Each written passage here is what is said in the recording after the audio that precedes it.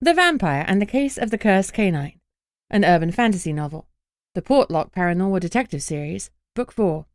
Written by Heather G. Harris and Gillian Dolbear. Narrated by Elise Gibbs. If you'd like to hear about Heather's latest gossip, new releases and bargains, please sign up to her VIP newsletter at heathergharris.com/subscribe. Chapter 1. I don't think I breathed all the way to the North Harbour. Naturally, Edgy had landed his plane, and my mum, on the bloody North Harbour.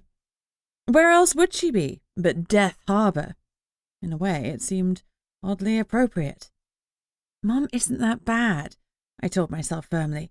She's particular, but not murderous.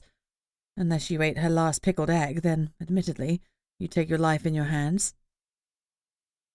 As we approached the Harbour of Death, I could already see the one-armed pilot. Next to him was another man. It wasn't my father pulling a surprise trip, as if. But nevertheless, I recognized him. My tummy roiled. It was John, the vampire who'd been instrumental in my escape to Alaska. I owed him everything, but as I looked at him, his shoulders bowed. I felt a measure of trepidation. John had helped me, but first he betrayed me. Which John was I getting today? Don't judge a man by his first action, but by his final one, I told myself, and stiffened my spine. John had betrayed me, but he'd saved me in the end, to his own detriment. He was controlled, owned, by my father's business partner, Octavius, the vampire king of Europe. Octavius had something over John that was so strong he couldn't do anything but work for that arsehole. The Vampire King was adept at all sorts of dark arts, including blackmail. No matter what John had done for me, he still marched to the king's tune. I would greet him warmly and keep one eye on him at all times. He and Edgy were unloading a truly monstrous amount of luggage off the pint-sized plane. I turned to Connor, eyes wide. We'd have to make at least 3 trips in his sports car to get that lot to my house. Connor had reached the same conclusion, and he pulled out his phone. Got the Suburbans to the North Harbour. Stat. He hung up. I looked around nervously for my mother. I doubted she'd be in a good mood after a ride on a small, worn-out plane. I couldn't see past Edgy, John, and the tower of luggage, but then I heard her voice over the crash of the surf. A tone both imperious and saccharine sweet. Hearing her overly dulcet tones made me wince. I looked around, weighing up how mad she'd be if I ran away. Or maybe I could push her into the harbour and hope the water dragon ate her. Everything in me screamed to get her far away from here. Portlock was my new home and I loved it. She was going to criticize everything, look down her sharp, pointed nose at all the rough edges of the life I'd built there. Easy, Connor murmured, his hand rubbing slow circles on my back. I took a deep breath and let it out slowly. You got this, he continued, letting his hand fall away. No, I hadn't. I was so far from having this. Mr. Pilot, you've forgotten to retrieve my darling. Now that you've seen him to your plane, you must fetch my Arabella. Go along now. Her tone when she said plane made it very clear that she thought the small aircraft barely qualified for the moniker. Edgy rolled his eyes, but did as she bade him, and hurried back to retrieve the dog. I finally saw my mother. She was wearing a silk dress, kitten heels, a full face of makeup, and carrying a garish handbag over her arm. She was standing with pinched lips, glaring into the plane. I could already hear her little beast yapping. I've met many a lovely Pomeranian, but Arabella was not one of them. Where others in her breed were soft, fluffy, and cute, she was the spawn of the devil. She sensed that I was her rival for Mum's affection, and she loved to piss all over me. Literally. Maybe I could convince Fluffy to eat her. I smiled. That'd work. Heck, Arabella was so small that Shadow could probably eat her. Cats were less picky. Shadow could definitely get the job done. What is that look on your face for? Whatever it is, I like it. Connor laced his fingers through mine, and my anxiety levels dropped instantly. Something about him was so reassuring. I smiled up at him and answered honestly, I'm plotting her dog's death. He laughed. I didn't expect that answer. You're a dog person. I am, but Arabella isn't a dog. She's the spawn of Satan. Ah, that explains it. He smiled indulgently. Connor Mackenzie was the only thing in my life that my mum would approve of. He was handsome, accomplished, and kind, not to mention the son of a vampire king. That thought soured my mood. Mum would approve of Connor. Ugh, made me want to dump him on the spot. Luckily, he chose that moment to give me my favourite smile, and the madness faded. I'd walked out on Connor once before, and I wasn't making the same mistake again. Even if Mum did like him, Connor and I were a team. I rolled the tension out of my shoulders. Edgy had let Arabella out. The little beast piddled on the dock. Better than on me. And Mum praised her lavishly. Yeah, praise her for breathing, but praise me? Never. I tried not to let the bitterness show on my face, and pushed it deep down into the little box where it lived. Mum picked up the fluff ball, tucked it under her arm, and headed towards me. I blew out a breath. Here we go. She minced down the dock to where we were waiting by her gargantuan pile of luggage. Oh, darling, I've missed you. She air-kissed me on both cheeks, using Arabella as an excuse not to get close enough to touch me. I looked at the dog. Mum had painted its nails a horrific shade of fuchsia. She took a step back and looked me up and down. Elizabeth, darling. Her lips twisted in a moue of distaste. What on earth are you wearing? Oh, my God. Hi, Mum, I mumbled. I was wearing my best extra tough black boots, folded down to show their blue, white, and red seascape lining. I'd left my uglier brown work boots at home. I had on a cheery bright blue rain jacket over my best jeans, and a nice top even she'd approve of, if she could see it. I was wearing what I was comfortable in, and she could take a long walk off a short pier. I tightened my hold on Connor's hand. Right, Connor, introductions. I had to remember my manners. I chuckled wickedly to myself and turned to him. Connor, I'd like you to meet my mother, Victoria Barrington.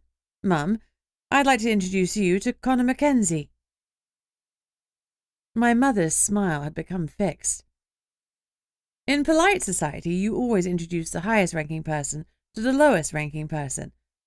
But I had introduced Connor to my mother, not the other way around. Her pursed lips told me she understood the slur. Connor is the local vampire leader and my... I thought about it. In reality, we were mates. Fated mates. But even though Mum knew about the existence of magic, she was as paired as they come. Boyfriend, I finished lamely. Connor didn't bat an eyelid. Pleased to meet you, Mrs. Barrington, he said graciously, and held out his hand. Mum tapped a finger on her cheek and snubbed his offer to shake. Probably because I'd pissed her off with my introduction thing. Whoops. She frowned. Mackenzie? That name sounds awfully familiar. Do you have relatives in England? She smiled, too politely. Connor dropped his hand. Scotland, he replied. He didn't bring up his father, so neither did I. I'll help with the luggage, he offered.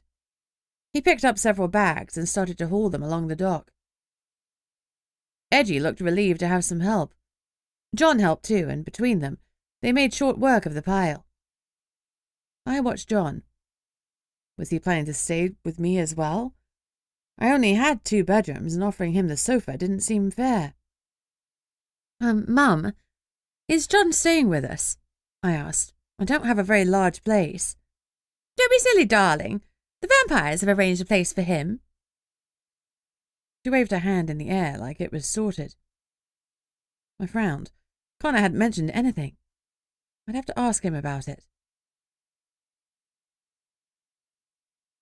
Connor will give us a ride home, and then I guess he or his men will come back for the rest of your luggage. No doubt Lee Margrave would show up with that big SUV that Connor had summoned and collect the remaining bags. Anyone would think my mother was moving in, not coming for a month. She must have packed the kitchen sink. She was going to be very disappointed with the limited space she'd have at mine. Maybe I should give the house to Mum and John and stay with Connor. The idea made me brighten. Then I looked at my mother and sighed. She'd make my life miserable if I did that. More than miserable. Mum's small, practical heels weren't practical enough for the climb. The tide was out, and the incline, which wasn't much when the tide was high, was pretty damn steep. I offered her my arm, but naturally she refused it. She was too proud to admit that my ugly boots were the better choice. To add insult to injury, the heavens burst, and it started pouring with rain. I flipped my hood over my head, but I didn't have an umbrella to offer her. Mother powered onto the car through the deluge, and I felt her disapproval of everything around her, like a flame burning next to me. Well, so what? She could take her disapproval and shove it where the sun didn't shine. Chapter 2. John placed the last bag that would fit in the boot of Connor's car, then turned. Our eyes met, and for some reason, mine filled with tears. I never got the chance to thank you, I choked out. I threw my arms around him and hugged him. He stayed still for a beat before returning the embrace. I'm so glad you made it here safely, he murmured. And under Connor Mackenzie's protection, no less. I'm impressed. I gave him one last squeeze and let him go. And now you're here with me. I drew back and smiled. Are you going to stay in Alaska? His smile faded, and the darkness returned. I can't. Whatever he was being blackmailed with, it hadn't changed in the few months I'd been gone. Poor man. I'm sorry, John. I touched his arm lightly. Oh, you've met the help, Mum remarked. An edge to her voice. What a bitch. I gritted my teeth. John helped me escape from London. I managed not to add, unlike you, but it was a struggle. I climbed in the back seat with John so Mum could have the front seat. She hastily repaired her makeup. She was wet and bedraggled after the heavy downpour, but that didn't stop her putting her best foot forward. Thankfully, the painfully silent drive wasn't too long. I sensed Mum's disappointment when we pulled up to my council-supplied bungalow. Where I saw quaint charm, she saw a small home that was far beneath her social station. Better than your old flat, I suppose, she muttered under her breath. As we were all vampires, we heard her bitchy comment, as clearly as if she'd shouted it. Both men politely pretended not to hear, while I ground my teeth. Mum waited in the car for someone to open her door for her. Ever the gentleman, Connor quickly offered a hand to help her out. She smiled brightly, and this time she took it. I climbed out of the cramped back seat and rushed to the front door, opening it as quickly as I could, so that Mum could get in the house without getting any wetter. I winced as I stepped inside. I hadn't had time to clean since I'd come in the day before with a muddy Connor and a very muddy dog. I cleaned the bathroom, but the floors in the rest of the house needed a serious mopping. Seeing it with my mum's eyes made me cringe. Luckily, Fluffy arrived to distract me. He barreled forward, wagged his tail, and greeted me with enthusiasm and happiness, as if I'd been gone for several days rather than half an hour. I rubbed his head and told him he was a good boy. Mum came in with Arabella in her arms, not even trying to hide her disapproval as she looked around. Fluffy took one look at the pair of them and let out a low, rumbling growl. He didn't like her expression any more than I did. Oh, shush, I ordered him, half-heartedly. My mother reached out, swiped a finger along a windowsill and inspected her finger. Her frown deepened when she saw the dust that now coated it. I haven't had much time to clean, I said stiffly. I didn't owe her an explanation. Then I gritted my teeth. I was going to have to be the bigger person. Mum and I would be living together. If I didn't make some sort of effort, the next few weeks would be hellacious. I relented long enough to apologize for Fluffy's growl. Sorry about my dog, I managed. He's usually quite friendly. She glanced at Fluffy, then did a double take. Her mouth dropped open for a second before she closed it and blinked rapidly. My goodness, she said faintly, clutching a hand to her chest, like I had a pet werewolf. Where on earth did you get such a large dog? I expected a small one like my precious Arabella. I brought him with me from London. Some monster had locked him in the commercial bin outside my flat. I rescued him. Mum stared at me, judging me until I grew uncomfortable. Not only was my dog inappropriately large, he wasn't papered and pampered. Arabella had pink nails, for Pete's sake. She said finally. Your room is this way, I said hastily, to distract her from making more complaints about Fluffy. The spare bedroom had a bed, a dresser, and a walk-in wardrobe. It was rather plain, but luckily it was clean and prepared with fresh bedding. Oh, my, Mum said faintly. It is rather basic. Did she expect the Ritz? I bit my cheek and cleared my throat. Well, it's not much, but it's mine. And her comment in the car had been right.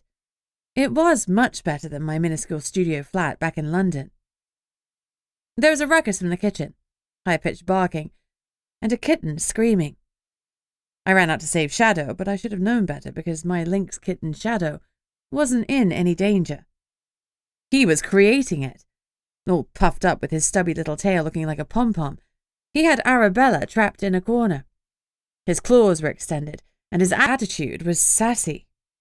Psst. Shadow could definitely eat Arabella if he wanted to. I hastily scooped him up before Mum could see him threatening her darling. No doubt Arabella had done something to provoke the fight because Shadow was a chilled-out lynx. Unless he were the beast beyond the barrier, and then he was a warrior of epic proportions. I deposited him with Fluffy.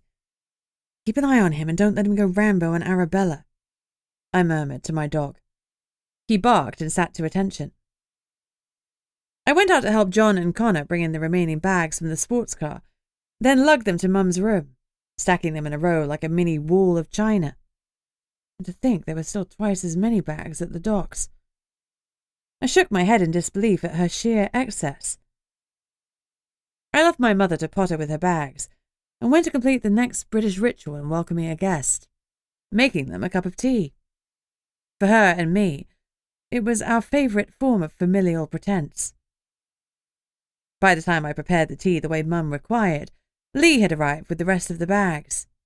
A quick glance outside showed the monstrous size of the vehicle that had been necessary. I caught Connor's eye and mouthed a quick thank you. He smiled warmly, melting me with his icy blue eyes. After we'd unloaded, I snagged him and tugged him into my bedroom.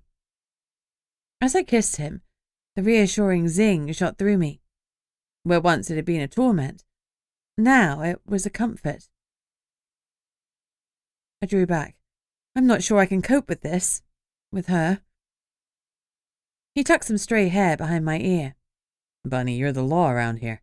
You're strong, fiercely independent, totally contrary, incredibly clever, and kind to boot. I'm grateful to your mother for birthing you, but say the word, and I'll run her out of town quicker than you can say, screw off, in your cute British accent. I grinned. I can say it pretty fast. I know. I blew out a breath. It felt like that was all I'd done since Mum had arrived. Deep breathing and sighing. He was right. She was getting under my skin and making me forget all I'd done. All I'd become. I was a new bunny. And she didn't know this one. She wasn't going to stomp all over me like she'd done my whole life. I was going to be polite, respectful, and firm. I kissed Connor again. You're the best. Do you know whether Mum has found a place for John to stay? He shook his head. Not with me, but we have facilities. I'll run him out to Camlock and set him up in the barracks before dawn. I didn't see a daylight charm on him. Thanks. You're the best boyfriend ever. He looked amused. I'm not sure the boyfriend label fits me. You'll eventually have to tell her that we're more than that. I know, but she's Ped. It'll take a bit of explaining. Plenty of Peds believe in soulmates, he pointed out. True. Although I agreed, I was pretty certain that Mum wasn't one of them. I couldn't recall seeing my parents ever kiss. Heck, they barely touched. But everyone's relationships were different. What you saw on the surface might be very different from what went on behind closed doors. I found myself hoping that Mum and Dad were affectionate to each other when they were alone. As if they weren't. I shook my head. To go through life with such coldness was no way to live. I'll grab John after a cup of tea, Connor offered. I kissed him more firmly and mentioned out loud what I thought earlier. How about we leave John and Mum here and Fluffy, Shadow and I come and live with you? His eyes heated up. Oh, don't tease me, he growled. I'd love that, but we both know you can't. I sighed. I know, but it was worth a shot. We should go back out there. Connor was still looking at me like I was lunch. But first, a quick lesson in not teasing me. His lips touched mine, and this time the zing was so hard I gasped. Could he control its force? My head swam, and the kiss left me heated and panting. He drew back and assessed the state of me with a satisfied smirk. Tea time. For the first time in my life, I didn't want tea at all. Chapter 3. After a brew, Connor took John to Camlock. I felt my lover's absence like the loss of a limb. I was alone with my mother now, and her judgment was heavy in the air. The silence drew out, and the longer it went on, the tenser it felt.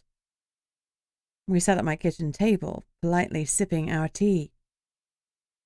Try as I might, I couldn't think of a single thing to say to her. When she finally spoke, I was relieved that one of us had broken the uncomfortable silence.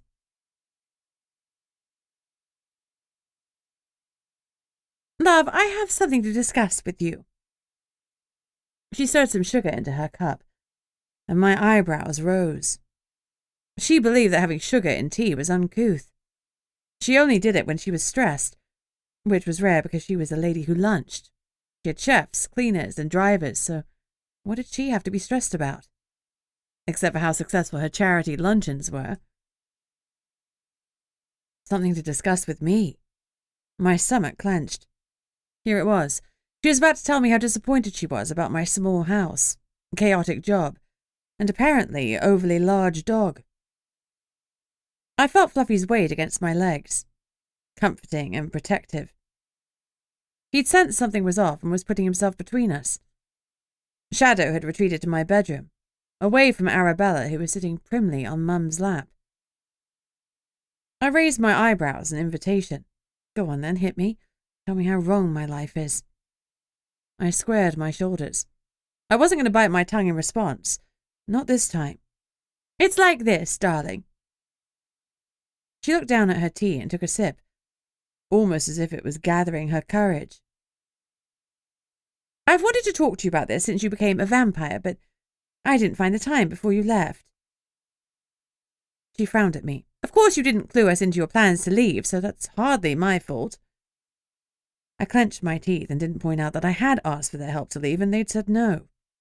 Mum, get to the point. What are you talking about? How did me becoming a vampire change anything besides my diet and my vulnerability to the sun? Well, Elizabeth, it's like this. Supernats aren't supposed to reveal themselves to the pedestrian world.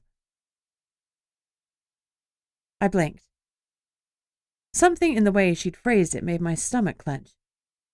Suddenly, I was sure that she wasn't lecturing me because I'd once blurted out to her that I was a vampire. Pedestrian world. She'd phrase it like she wasn't pedestrian. Mum. She raised a hand to stop me. Listen, this is difficult enough as it is. I closed my mouth and clenched my jaw, my slow heart hammering as I waited. She drew herself up stiffly into her normal, imperious posture. You see, Elizabeth, I'm a witch, darling. I stared at her. All this time she'd been a supernat. My mouth hung open, and for once, I had nothing to say. Mum trilled an awkward laugh. An elemental fire witch. As if to prove it, she summoned a small flame to her fingertip. I always have been. Unlike you, I manifested my powers at a proper age. I was 3 when I summoned my first flame by accident. Gods, even while she was telling me something so important, she couldn't help getting in a dig. My mum might be a witch, but she was also a total bitch. Nope. The word flew from my lips, and I shook my head like I had when I was a child. Hair flying, eyes wide in disbelief. I'd seen and accepted plenty of things since I'd arrived in Portlock. Dead banshee spirits, fine. Red-eyed werewolves, I got it. Smoky, murderous beasts, sure. But my mother a witch? Nope. No, all the no's, because if she was, that could mean my Nana was one too. The thought of her keeping that from me was crippling. Mum always let me down. That was her modus operandi. But Nana... My mother nodded primly. Deny it all you like, Elizabeth, but I assure you I am a fire witch. See? She waved her flaming finger at me. That's a tiny flame, I said inanely. I could throw huge fireballs. Maybe I was even more powerful than my mother. Fire came to me easily, and now I realized that I'd inherited that ability from her. My mum was a fire witch. No matter how many times I repeated it, my brain couldn't accept it. I was in shock. It is tiny, isn't it? She said smugly. At my less than impressed look, she elaborated. Any old idiot can throw a huge fireball, but it takes years of study to perfect the control required to produce such a small flame. Right. I was any old idiot. That's why there aren't that many fire witches, she continued sagely. Too many accidentally kill themselves before they learn control. Yikes. I added learn control to my to-do list. She doused the flame and took another sip of her sweetened tea. I stared at her as my brain started whirring again. The shock faded and gave way to anger. My mum was a witch, and John had told me a witch had arranged for me to be turned. How did an enemy of my mother arrange for me to be killed? Was my vampirism nothing more than a screw you to my mum? I pushed the thought aside for later. I needed to focus on the issue at hand, namely that Mum was a freaking fire witch, and she'd never, ever told me about it. Fluffy must have sensed my distress, because he stiffened and growled again, more a low, quiet rumble that I felt against my legs than a sound Mum would hear. She was taking calm, leisurely sips of tea while she shattered the foundations of my entire being. Anger and hurt warred inside me, both wrestling to be the dominant emotion in my broken heart. They writhed like poisonous snakes, slithering through my shocked body. How'd she kept something like that from me for my entire life? Instead of jumping up and slapping her, or running to Connor to cry, I asked, Does Dad know? Mum gave a very unladylike snort before she hastily held a tissue to her nose, as if that could suppress her uncouth noise. Excuse me, she murmured, dabbing her nose. She cleared her throat. Of course he knows, Elizabeth. He's a fire witch as well. That's how we met. That was too much. Both of them had kept this from me, a joined effort to keep their poor ped daughter ignorant. No wonder I'd always been forbidden to enter my dad's office. No doubt it was full of grimoires and crystals and other witchy things. I tried to hold it together, but the shock forced tears to spill. I bet you loved making a fool of me, didn't you? I spat, then burst into uncontrollable sobs that were not even slightly pretty. Mum looked shocked for a second, then grimaced. "Oh dear," she murmured. "This hasn't gone well." She looked flustered as she put down her tea and popped Arabella on the floor. She came over and rubbed my back, awkwardly. "We weren't being malicious, darling. We didn't keep it from you to mock you. We couldn't tell you because you weren't supernatural, and it's the law. To you I was your awful pet daughter, a constant source of disappointment." I sobbed bitterly. "At least now I understand why I disappointed you so damned much." "That's not true, Elizabeth. We've always been proud of your various achievements." Even as she said it, her tone was dubious, as if she couldn't quite remember what they were. My heart was aching, and I felt so raw that every instinct told me to flee from the person who'd caused me so much pain. I scrubbed the tears from my face. "Elizabeth," my mother started. "Don't," I snapped, holding up a hand. I wasn't sure what I was going to say next, but before I could work it out, the phone rang.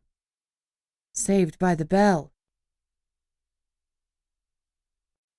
Chapter 4. It was Gunnar. I dug deep to find Portlock Bunny. Work Bunny. Professional Bunny. I wiped my eyes again and cleared my throat. "I have to take this, it's work," I said firmly.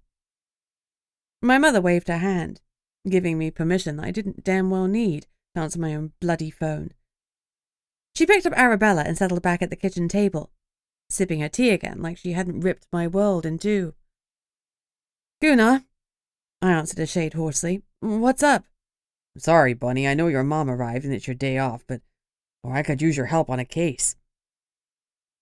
His voice dropped an octave. "Plus, Connor kind of suggested you'd be more than happy to be summoned." Despite everything, that made me smile. Even though he wasn't by my side, Connor was still trying to ride to my rescue. In this case, the monster I was being rescued from was my own mother, but he'd been right. I was more than happy to be rescued. It said something about my psyche that a part of me was hoping Gunnar had a juicy murder case that would keep me out of my house for days on end. "I'll be in ASAP," I promised. "Give me a few." We hung up. I turned to face she that had birthed me. "I have to go into work," I said bluntly. "But I just arrived," she protested. "I wanted to talk." "I think you've said enough, don't you?" My voice was brittle. I hoped my broken heart wasn't on my sleeve for everyone to see. I gritted my teeth and cast around for something to say that was a little more polite than the F off that wanted to leap out. "Why don't you get cleaned up and grab some rest?" I offered lamely. My mother looked subdued, and her eyes were downcast. I felt a stab of guilt. She'd come all of this way to see me, flown thousands of miles to be with her daughter, and come clean about a huge secret that must have weighed on her for years. Was I being unfair? I tried to think about it objectively, but I was in too deep to see anything clearly. Later, when I had some time alone, I'd drown in my childhood memories and see everything in a new light. But for now, I tried to set it aside. I had work to do. Mum gave me a tremulous smile. "All right, darling. I'm a bit tired. Rest sounds good." I managed my own tight smile. "Maybe we can grab some food together later." I offered the olive branch stiffly. Before she could reply, I grabbed Fluffy's lead, stuffed Shadow in his pram, and stalked out. I had a 5-minute walk to clear my head. To be honest, even a 5-mile hike wouldn't have cleared the detritus in my mind, but I had to try. The fresh air would help. Yeah, and pigs would fly. I stalked to work, trying to quell my tumultuous emotions, push the feelings down, lock them in a box and focus on work. What a relief work was. God, I hoped someone was dead. I opened the door of the Nomo's office to find April Arctos seated at my desk. I'd forgotten that she was due to start today, and seeing someone usurping my seat gave me another wobble I didn't need. Suddenly I felt utterly replaceable, though I had enough self-awareness to know that that was nothing to do with April Arctos. I pasted on my best smile again and stepped forward. At least Mum's social soirees had been good for something. "Hello, April, I'm so happy to see you. Welcome." I was thrilled to see her, just not at my desk. We badly needed help in the office, and April was a force to be reckoned with. "Thank you, Bunny." She gave me a genuine smile, that faltered a little as she looked at me. "Is everything okay?" April was an observant woman, so no doubt she'd spotted the red eyes and splotchy skin that signalled a crying Jack. I pinched the bridge of my nose. "My mum is visiting," I admitted. "And you don't get on?" "Like dragons and knights," I said flatly. "Oh, well, maybe this is an opportunity for you to mend fences." "I think our fences are destroyed," I huffed. April winked. "Good thing you're dating the local lumberjack, then." Her humour surprised a laugh out of me. "Yeah, that's true." I felt a little lighter and realised that had been her intention. I touched her shoulder. "Thanks, April. I really am glad to have you here." Screw it. She could have my desk. I let Shadow out of his carrier to join Fluffy on their matching beds. "He in?" I asked, thumbing towards Gunnar's office. She gave an exasperated sigh. "Is he ever out?" I grinned. She already had her finger on the pulse. She'd fit in fine. I went to Gunnar's office and tapped at the door. "What's up, boss?" Gunnar looked up. "The mayor called to say we have a developing situation down at the North Harbor." I'd been there less than an hour ago. What could possibly have cropped up in that amount of time? What kind of problem? "The kind where tempers are fraying. Mafu's keeping his distance. He said it looks like it's about to get ugly. Ready to rock and roll?" "You bet, but why is it always the North Harbor?" I complained. "It's cursed," Gunnar agreed.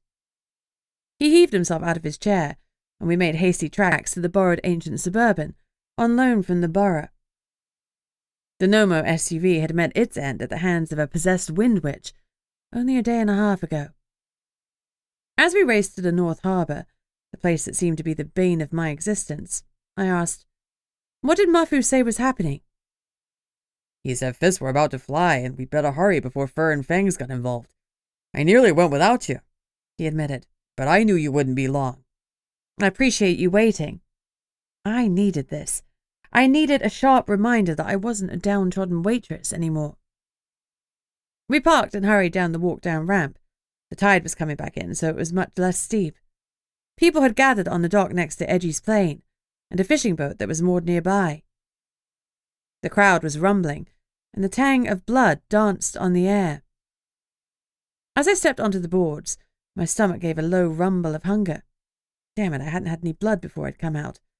It was a rookie error. I got hangry. Someone was bleeding from a stray punch, and suddenly I was feeling a whole lot of rage.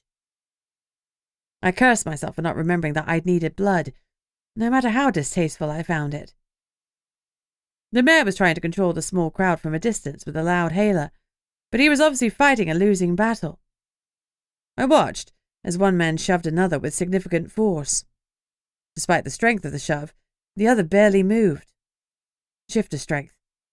He gave a taunting smile, and his aggressor stepped back and crouched low. I'd seen that stance before. He was going to shift. Mafu wasn't wrong about the fur and fangs. Luckily, I was the one with the fangs.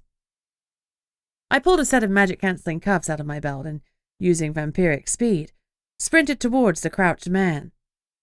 His shift stopped abruptly as I closed his new jewellery around his wrists, and his eyes cleared. "What?" he asked in confusion, still kneeling. He looked around. "Gary?" he said to the taunting man. "What's going on?" Gary pulled his hand back to shove his fist into the kneeling man's face, But before he could make contact, Gunnar had wrestled him to the ground. The minute the cuffs were on him, Gary looked around in confusion. Carl? He said to his friend. What the heck?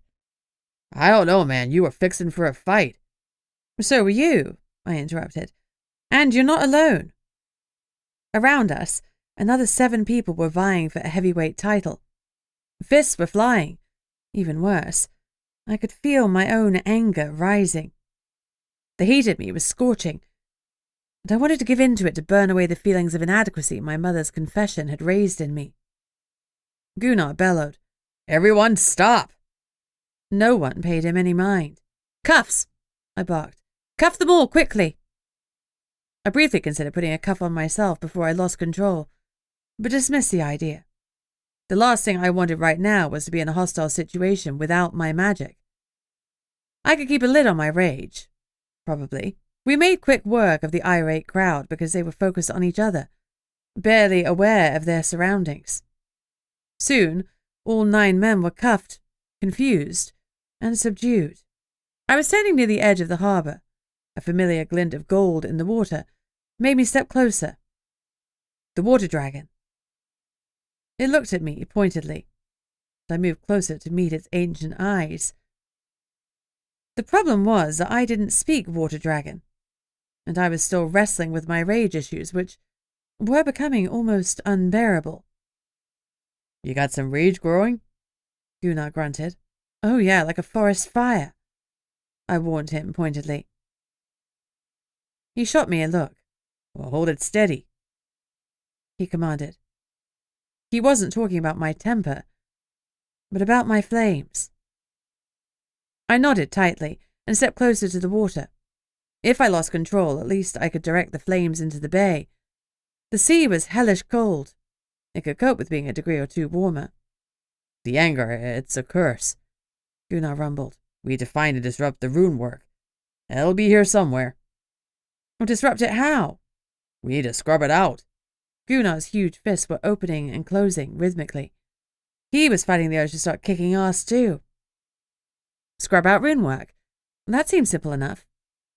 I was about to go back to the crowd when the water dragon flicked water over me with its tail. Hey! I objected. I hadn't taken care with my appearance, but at least I'd been clean. Now I was swampy. A bitch. My watery friend was trying to tell me something, but what? There'd been a time not long ago that the thought of being near an ancient water dragon would have been enough to make me piss my pants. So, in a way, it was a nice reminder that I had changed and grown. I was stronger now, and I wasn't going to let my mum unmake my progress. I moved closer to the water dragon.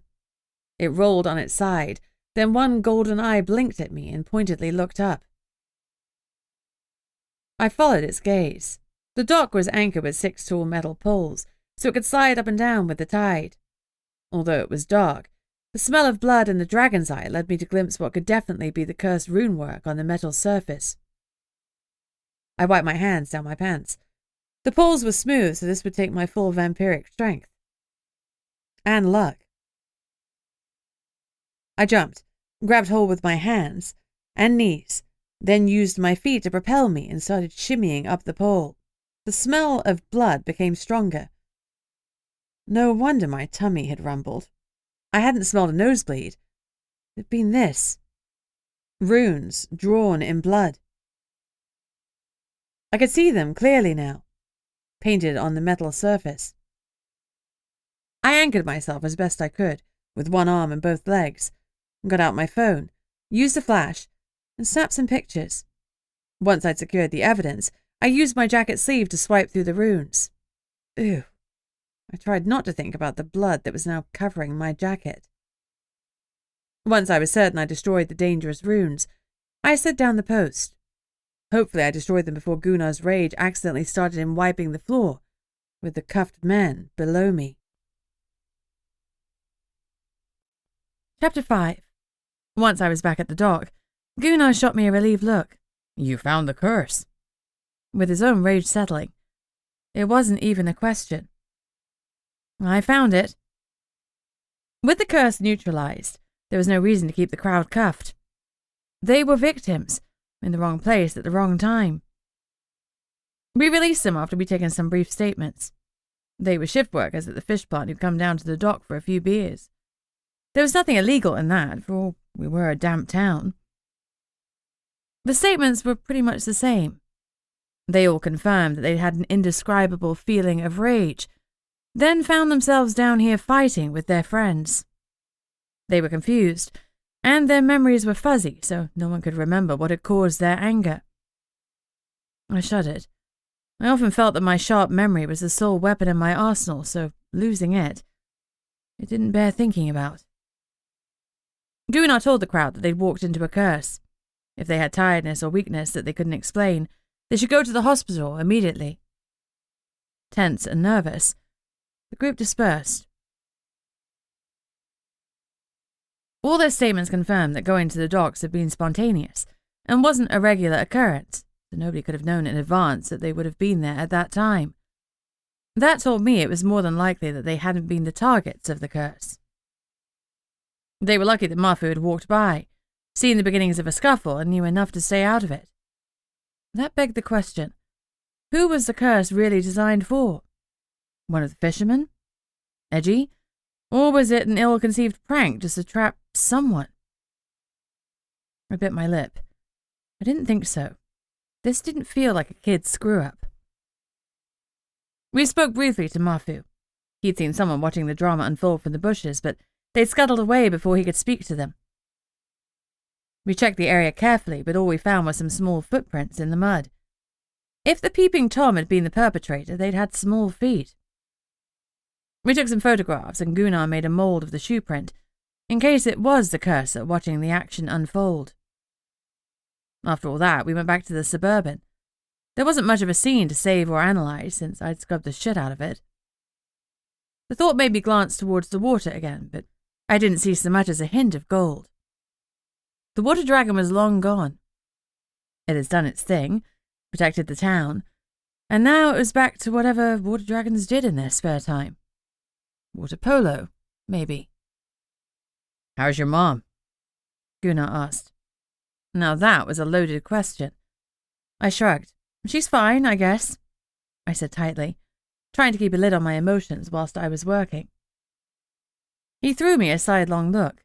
I'm sorry I'm keeping you from her, he said mildly. I'm not. Something about Gunnar often reminded me of a priest. His warm demeanour invited confession, and who was I to refuse? With a sigh, I told him, apparently she's a witch, a fire elemental like me. She never told me. Ever. His eyes were sympathetic. I'm sorry, Bunny. That's hard.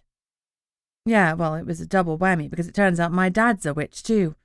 I feel like they were sniggering up their sleeves at me my whole life. Hey, he objected softly. Come on now. I bet it was hard for them. We're supposed to keep the supernat world hidden from ped folk. You're supposed to be on my side, I said, annoyed. He grinned. Oh, I am, always. They're absolute buggers. Scum of the earth. He paused. Is that better? I laughed. Yes, actually it is. I sobered. I do get that. I was ped, and now I'm not. The rules, the laws have changed. So, okay, she kept it from me for most of my life, but she could have told me after I was turned. I bit my thumb as I thought. Maybe me getting turned into a vampire was nothing to do with me. Maybe it was one of their enemies. I sighed. Why did she wait so long to tell me the truth? He was silent for a beat. Well, I can't answer that, but you know who can. I puffed out a sharp breath. My mum. You got it. I looked out of the window. I hated that he was right when I wanted him to be wrong. We were pulling into the No-Mo car park. How about you bring your mama over for supper with me and Sieg tomorrow? You know how Sieg feels about you. She'd love to meet your mom. My knee-jerk reaction was to refuse because my mother would judge everything about their gorgeous home. I liked Gunnar and Sieg too much to subject them to any ridicule from her. But at the same time, they could definitely handle it. Handle her. And if both sides of my life had to meet, Far better to control the situation. Sure. Gunnar beamed. Oh, great. Sig'll be thrilled. She won't be once she's met my mum, I thought darkly, but I kept the thought to myself. Fluffy had no such compunction. He growled, then barked a worried sound. You're invited too, Gunnar said, winking at my dog. Fluffy's head lowered. He wasn't happy. He didn't like my mum, and he was a good judge of character. We went into the office, and I checked in with April. The night had been slow. Go on, Gunnar said. Get yourself home. Your shift will come soon enough. He wasn't wrong. Portlock didn't believe in being dull, and there was rarely a quiet moment. I needed to seize this one. I collected my animal friends and set off home. Since I doubted I'd have any privacy once I got there, I called Connor as I was walking. Hey, Doe. How's it going with your mom? He asked. Great, I said, though brightly. She's been lying to me my entire life. She's a fire witch. There was silence. When he spoke, I heard concern and thinly veiled anger in his tone. Anger on my behalf. He really was the best. Do you want me to come over? He asked tightly. I'll hold your bag while you kick her ass. Now that was the reaction I'd wanted from Gunnar. I grinned, and my heart lifted a little. I can't tell you how much I appreciate that offer. And I do want you here, more than anything. But I better have it out with her.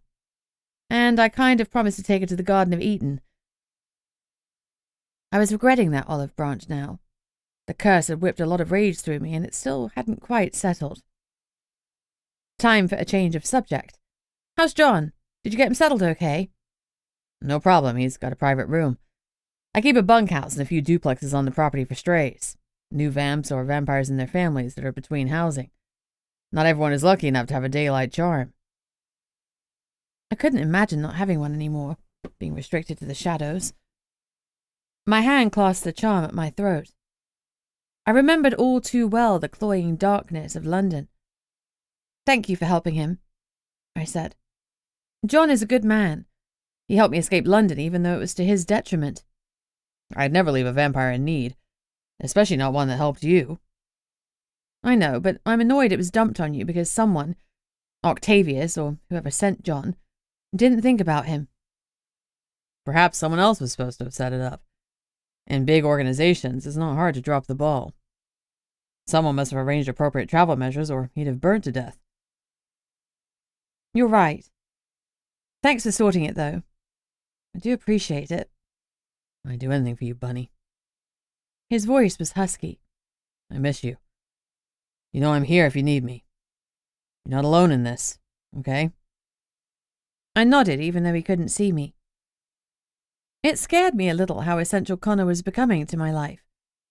But I thanked every deity I could think of that I had him by my side, so we could face the coming storm together. I was confident it was going to be a raging one. Chapter 6. I walked into a wall of silence. My home was never that quiet when I was here. Usually Shadow was snoring or Fluffy was chasing cats in his sleep. I guess Mum was asleep and maybe Arabella was too. I felt bad at the surge of hope that we could maybe forget going out for dinner. I slunk into the kitchen to feed us. I fed Shadow and Fluffy first because I'm a good fur mother, and while they were eating I boiled the kettle and microwaved a cup of blood. My stomach was rumbling, and I suddenly realized that I could hear my mum's heart beating. Worse, it was close. I whirled around just as there was a spate of obnoxious yapping. "Is that you, darling?" Mum called from the living room. I bit back the snarky response. Who else were you expecting? And managed a civil, "Yes, Mum," instead. I downed my warm blood, for once savouring its taste. I needed it too much. I needed to be more careful. My awareness of Mum's heartbeat settled to a steady thrum, background noise that I could disregard. These days I could easily pick out Shadow's racing heart and the constant comforting beat of Fluffy's. They sounded like home to me. Since Mum was awake, I prepared a pot of tea. She preferred it to come in a pot. She walked in, her hair wrapped in a silk scarf and wearing her dressing gown and bright pink fluffy-heeled slippers. Who wore heels to relax? A psychopath, that's who. She was carrying Arabella. "I'm sorry if we woke you," I offered.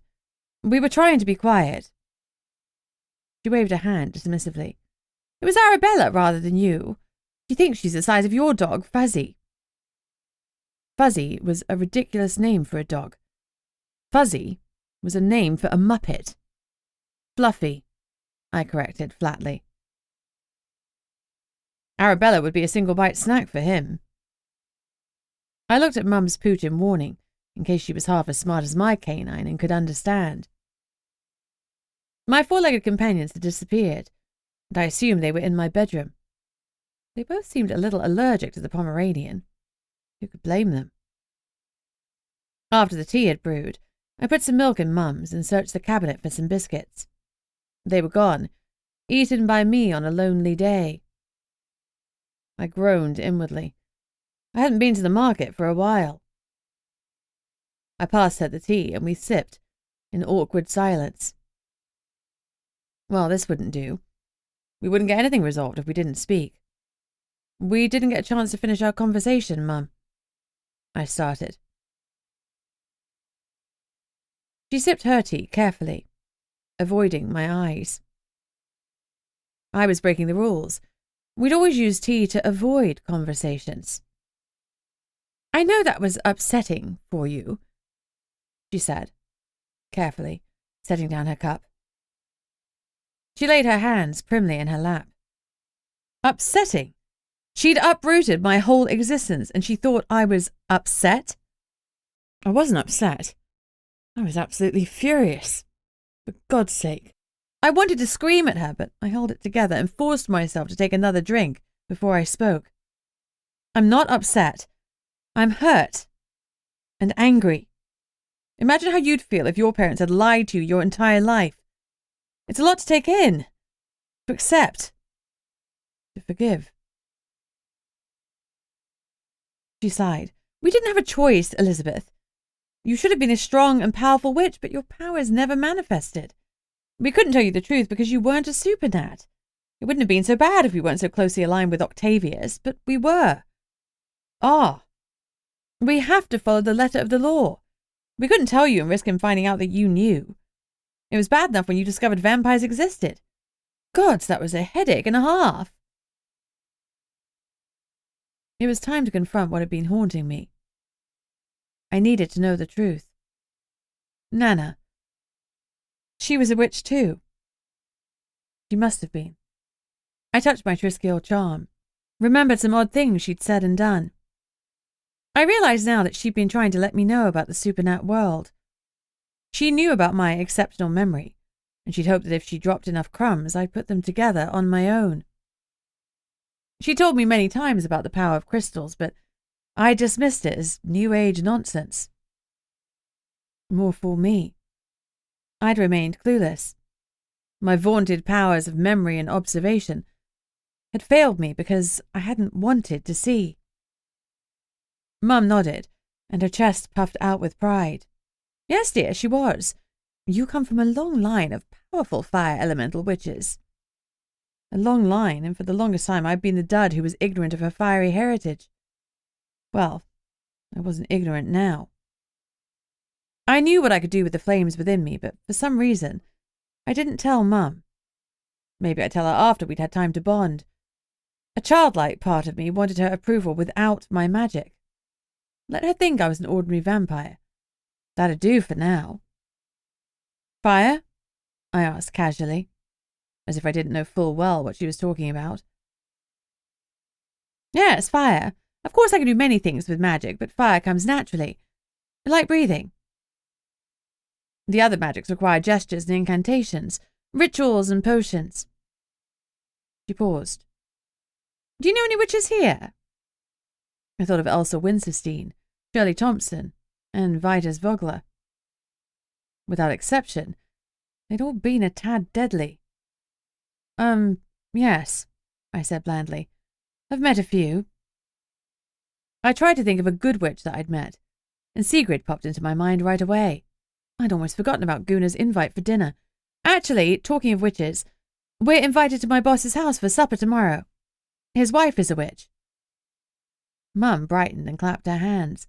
Oh, how delightful! Do you know what manner of witch she is? She's a hearth witch, at least. That's what Gunnar calls her. I've never asked her directly. I waited for my mother's face to screw into a moue of distaste at something so lowly. But her smile broadened. Wonderful, I love a good hearth witch. They have such beautiful homes and cook such delicious food. She hesitated, then added, Hilda is a hearth witch. I blinked. Hilda? Our cook? Yes, dear. I stored that piece of information in my memory, then groaned as I recalled telling Hilda on more than one occasion her cooking was magic. She'd always grimaced, and I thought that she had a problem accepting compliments, like many women do.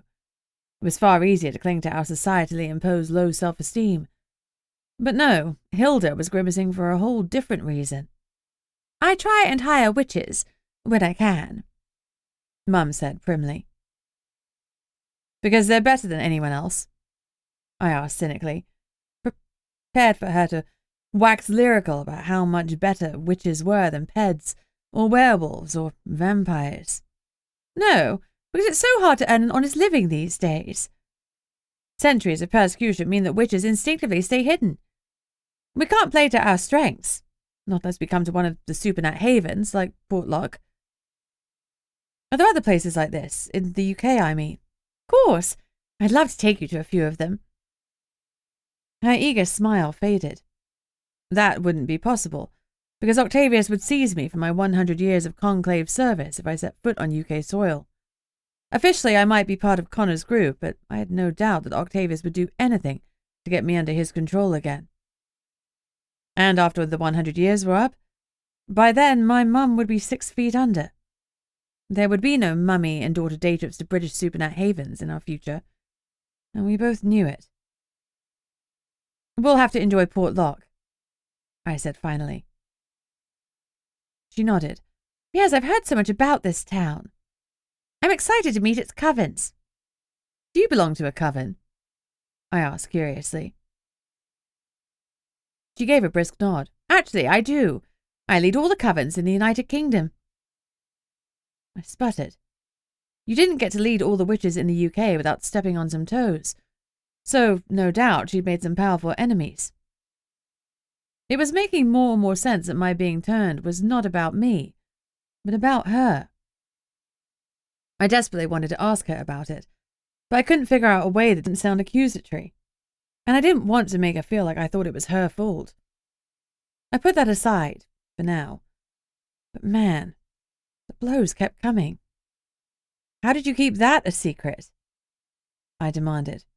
You thought I did a lot of charity work, and I do, but it's all related to my duties as High Priestess.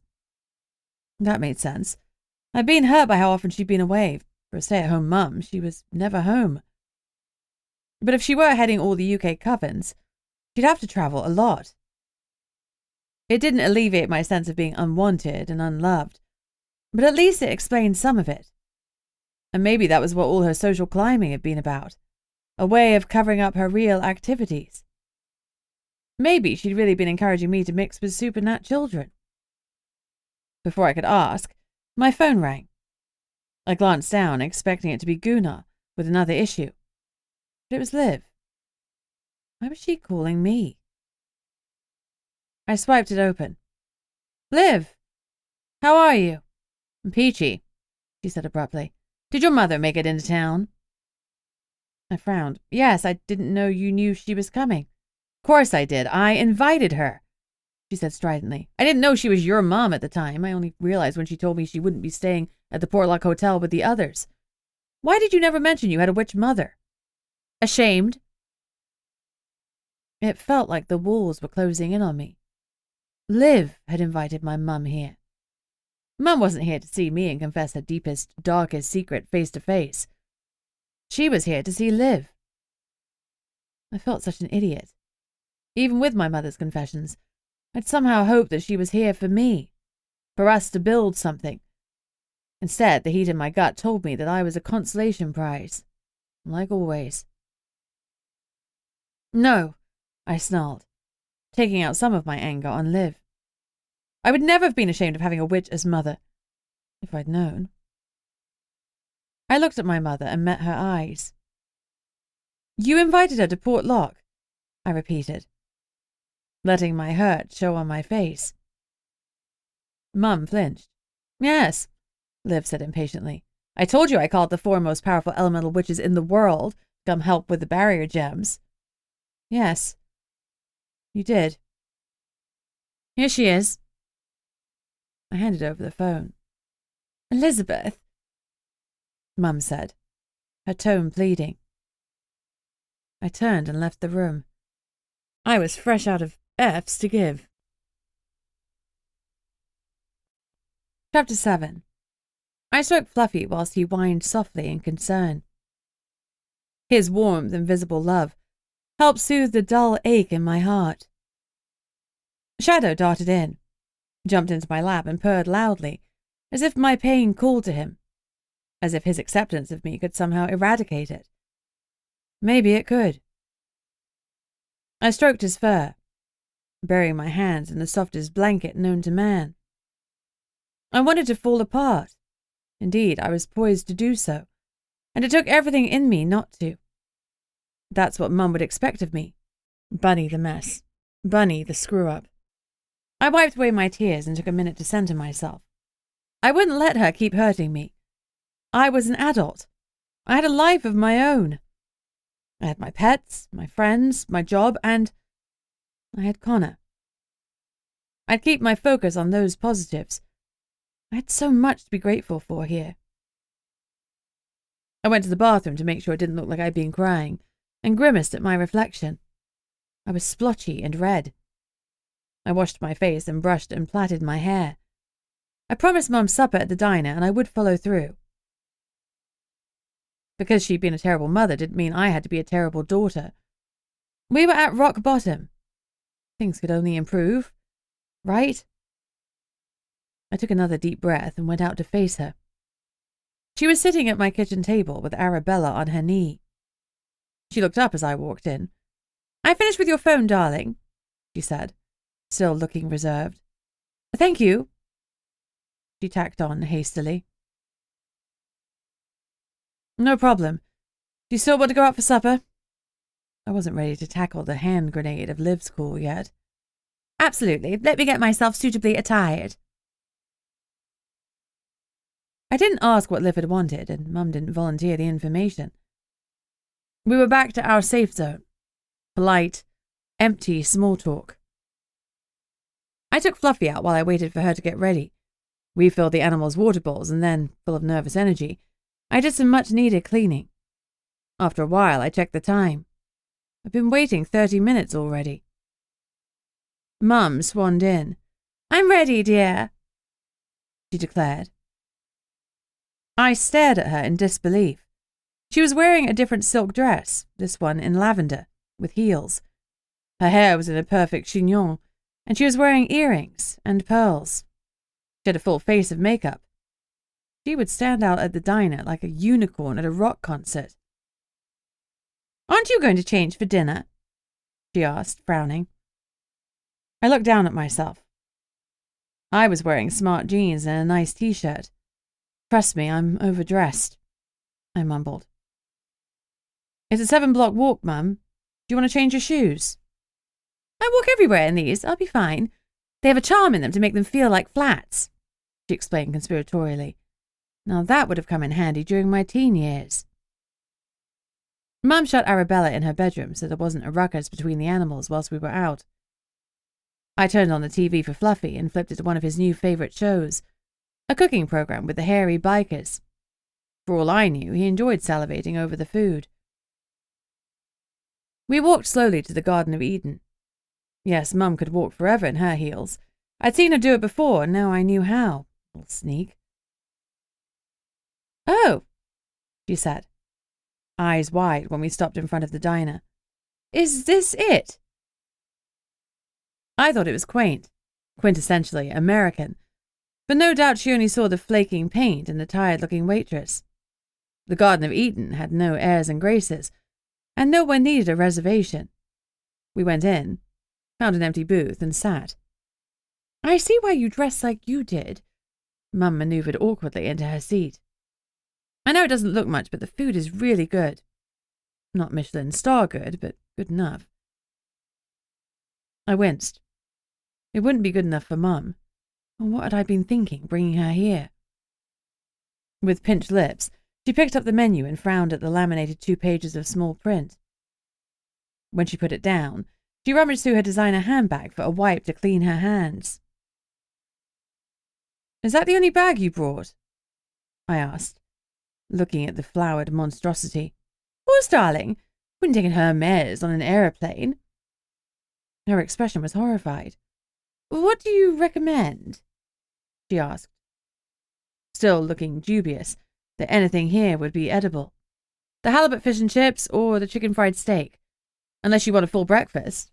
"What's a chicken fried steak?" she asked. "Beefsteak beaten until it's flat and tender, breaded and deep fried. They serve it with mashed potatoes and cover the whole thing in gravy." Mum stared at me aghast. "Why on earth would you call beefsteak chicken?" I shrugged. "It beats me." "And that counts as cuisine?" "It was very tasty." "Even so," she said faintly, "I believe I'll have the fish and chips." To be perverse, I ordered the chicken fried steak. When the waitress left, I braced myself and broached the subject of Liv. So, what did Liv have to say? She was talking about the general game plan. It was hilarious to hear my posh mother say something like game plan.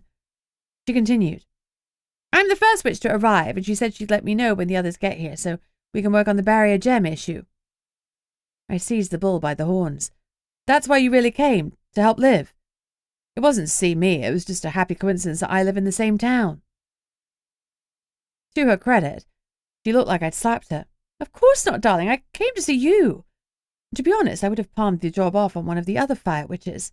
I'm not a fan of air travel, as you know. But seeing you gave me the impetus to conquer my fears." She looked like she was expecting me to give her a standing ovation. "I couldn't believe that I was being asked to come to the same town in America where you lived. It was like Providence herself was smiling upon me." She beamed at me. I wanted desperately to believe her, and I found myself nodding. "And Dad?" She hesitated. "Well, he wanted to come. Of course he did. But work obligations got in the way. Next time, I'm sure." She was lying, but what was new? Dad had no plans to visit me now or ever. That made my eyes prickle. So I hastily looked away and took a long drink of Coke until I could pretend that the ache in my throat was from the bubbles. For all Mum's fault, she was good at reading a room. She reached out and patted my hand awkwardly. "Tell me about your young man, Connor. He's a feast for the eyes, that's for sure." "Mum," I gasped, scandalized. She chuckled. "I'm allowed to window shop, darling." She frowned. "A vampire called Mackenzie. Why is that name so familiar?" I sighed. I might as well tell her because she'd find out one way or another. Connor is the son of the vampire king of America. I braced myself. That would get her going. Her eyes widened. "Why didn't you tell me so when you introduced us? Good Lord, I had him carrying my luggage like a common bellhop." Her hand fluttered to her forehead. "I feel faint." "No, you don't," I snorted. "And Connor isn't like that. This is Alaska. He chops down trees for a living. Besides, he and his father aren't on the best of terms." "That doesn't matter. Oh my gosh, you must think I'm awful." She was literally clutching at her pearl necklace. I needed her to calm down before people started looking at us. "I wouldn't worry. He probably wanted to make a good impression on you," I soothed. That made perfect sense to her because in her world, everyone wanted to make a good impression on her. Her expression cleared. "Even so, I'll have to make it up to him. There has to be a better eating establishment in town. Let's invite him to dinner. My treat. It was gratifying that she knew me well enough not to suggest that I cook. There's a Pizza Kodiak kitchen, but to be honest, it's much the same as this place. You might want to consider coming back here. Connor does love a good chicken fried steak. She looked horrified, and I smiled inwardly. Rural Alaska was going to be a rude awakening for her, and I was looking forward to it. The waitress arrived with our food. Thank you so much, Mum said calmly. She waited until we were alone again, then hissed, Why is there so much of it? She was used to the minuscule portions of posh London cuisine. Everything's big in America. Wait until you see the trucks around here. And your young man, I bet. She muttered salaciously under her breath. I wished I could unhear that. Sometimes vampire hearing was the worst. Chapter 8. Thankfully, Mum liked the halibut. She was still dubious about the establishment as a whole. She set out the list of failures as we walked home, but I flagged the evening under the not a total disaster column and moved on. When we got in, she excused herself and went to bed, exhausted from her trip. The sun was only an hour away from rising, so I took Fluffy out for a toilet break and then crawled into bed too. As I was snuggling in, Shadow curled up on my chest. He'd grown again. He purred loudly, and moments later, his brilliant golden eyes slid closed. Mine soon followed. I woke to a loud, panicked yip, flung off the covers, and ran out of my room. In the lounge, Shadow had Arabella pinned to the floor with one large paw. Arabella's eyes were wide, and she was panting with fear. Whoops, I'd left the bedroom door ajar so Shadow could get to his litter box in the night. My bad. I picked up Shadow, who yowled in protest at being deprived of his naughty little game. Bad, Shadow, I murmured. Be nice to the annoying dog. If I had to be, then so did he. I carried him into my bedroom and closed the door firmly this time, then went to the kitchen. This called for a brew. Cohabitating was exhausting at the best of times. Add in territorial pets, and it was a recipe for disaster. That is not a normal cat, Mum glowered as she joined me. She picked up Arabella and fussed over her. No, he's a lynx kitten. A lynx, as in an actual wild animal? Eyes wide, she clutched at her throat where her pearls usually rested. He might be a wild animal, but he fitted in fine with me and Fluffy. What did that say about us? That we were feral? I was strangely okay with that. He was pretty gentle most of the time, I said reassuringly. He's a baby and he's still finding his way. The vet thinks he's only a few months old. He's bigger than Arabella. Arabella weighs 1.5 kilos. Most normal house cats are larger than her, I pointed out. That menace is going to kill my darling, Mum squawked. He's playing. He'll be fine. She wasn't buying it. I'll take him and Fluffy with me to work. Give them time to cool off. Don't forget we're invited to dinner at my boss's tonight. We usually go at midnight, which is around my lunchtime. I'll pick you up. All right, she said tightly, still unhappy about Shadow. It'll take me a while to get used to a night regime. I keep largely to daylight hours in London, except when I'm dealing with other supernads, of course. Of course, I said flatly. I knew nothing of her secret meetings with other supernads, and that chafed. The atmosphere was still a little frosty, and I'd never been happier to go in early to work. Sydney looked up at me in surprise when I arrived, then at the clock, then back at me. Yep, I was 2 hours early. Did something happen? She asked. Yes, my mother happened. She's been here one full day and I'm ready to move out. It's your house, she pointed out. Desperate times and all that. I pushed Shadow's pram into its spot and lifted him out. He gave his kitten squeak and marched over to rub against Sydney's legs. I'd never had a cat before and I wasn't sure if he was behaving like a normal one. Kitten or not, he was some kind of cool superhero creature that could drive back the beast beyond the barrier. I pictured him with a cape, then laughed. He'd probably tear it to shreds to play with. I made some tea and coffee and took them to Sydney's desk. "Guess what?" I started. "What?" she replied dutifully. "My mum didn't come all this way to see me." Sydney frowned. "Well, why did she come then?" "Well, that's the real kicker. She's a witch." "What?" "A fire witch," I continued, satisfied with the way I'd shocked her. "She's a high priestess, a powerful fire elemental, and Liv invited her here to help with the barrier issues. Mum dropped that bomb on me right after she arrived. Can you believe it?" Sydney stared at me for a long minute with her mouth open, until she realized and closed it with a clack. "Oh my gosh, I'm so sorry, Bunny. That's a lot to take in, and I know from what you've said before that she was never an award-winning mom." "She wasn't an anything mum," I admitted. "I had a host of nannies, and she was never there. Well, now I know why. She was working her way up the coven ladder.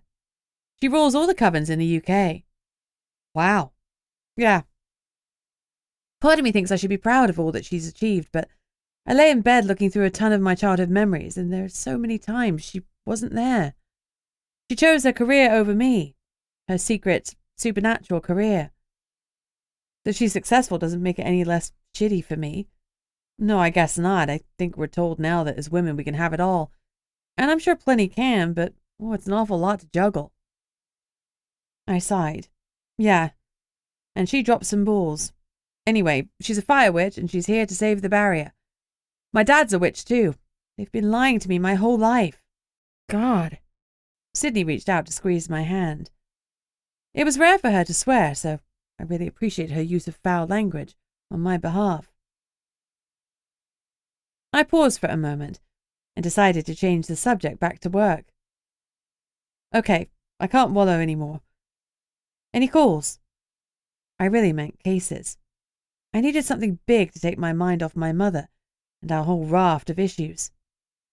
"I picked up a kid for shoplifting a candy bar and a box of condoms at the grocery store," Sydney said proudly. "Nice one. How old was the kid?"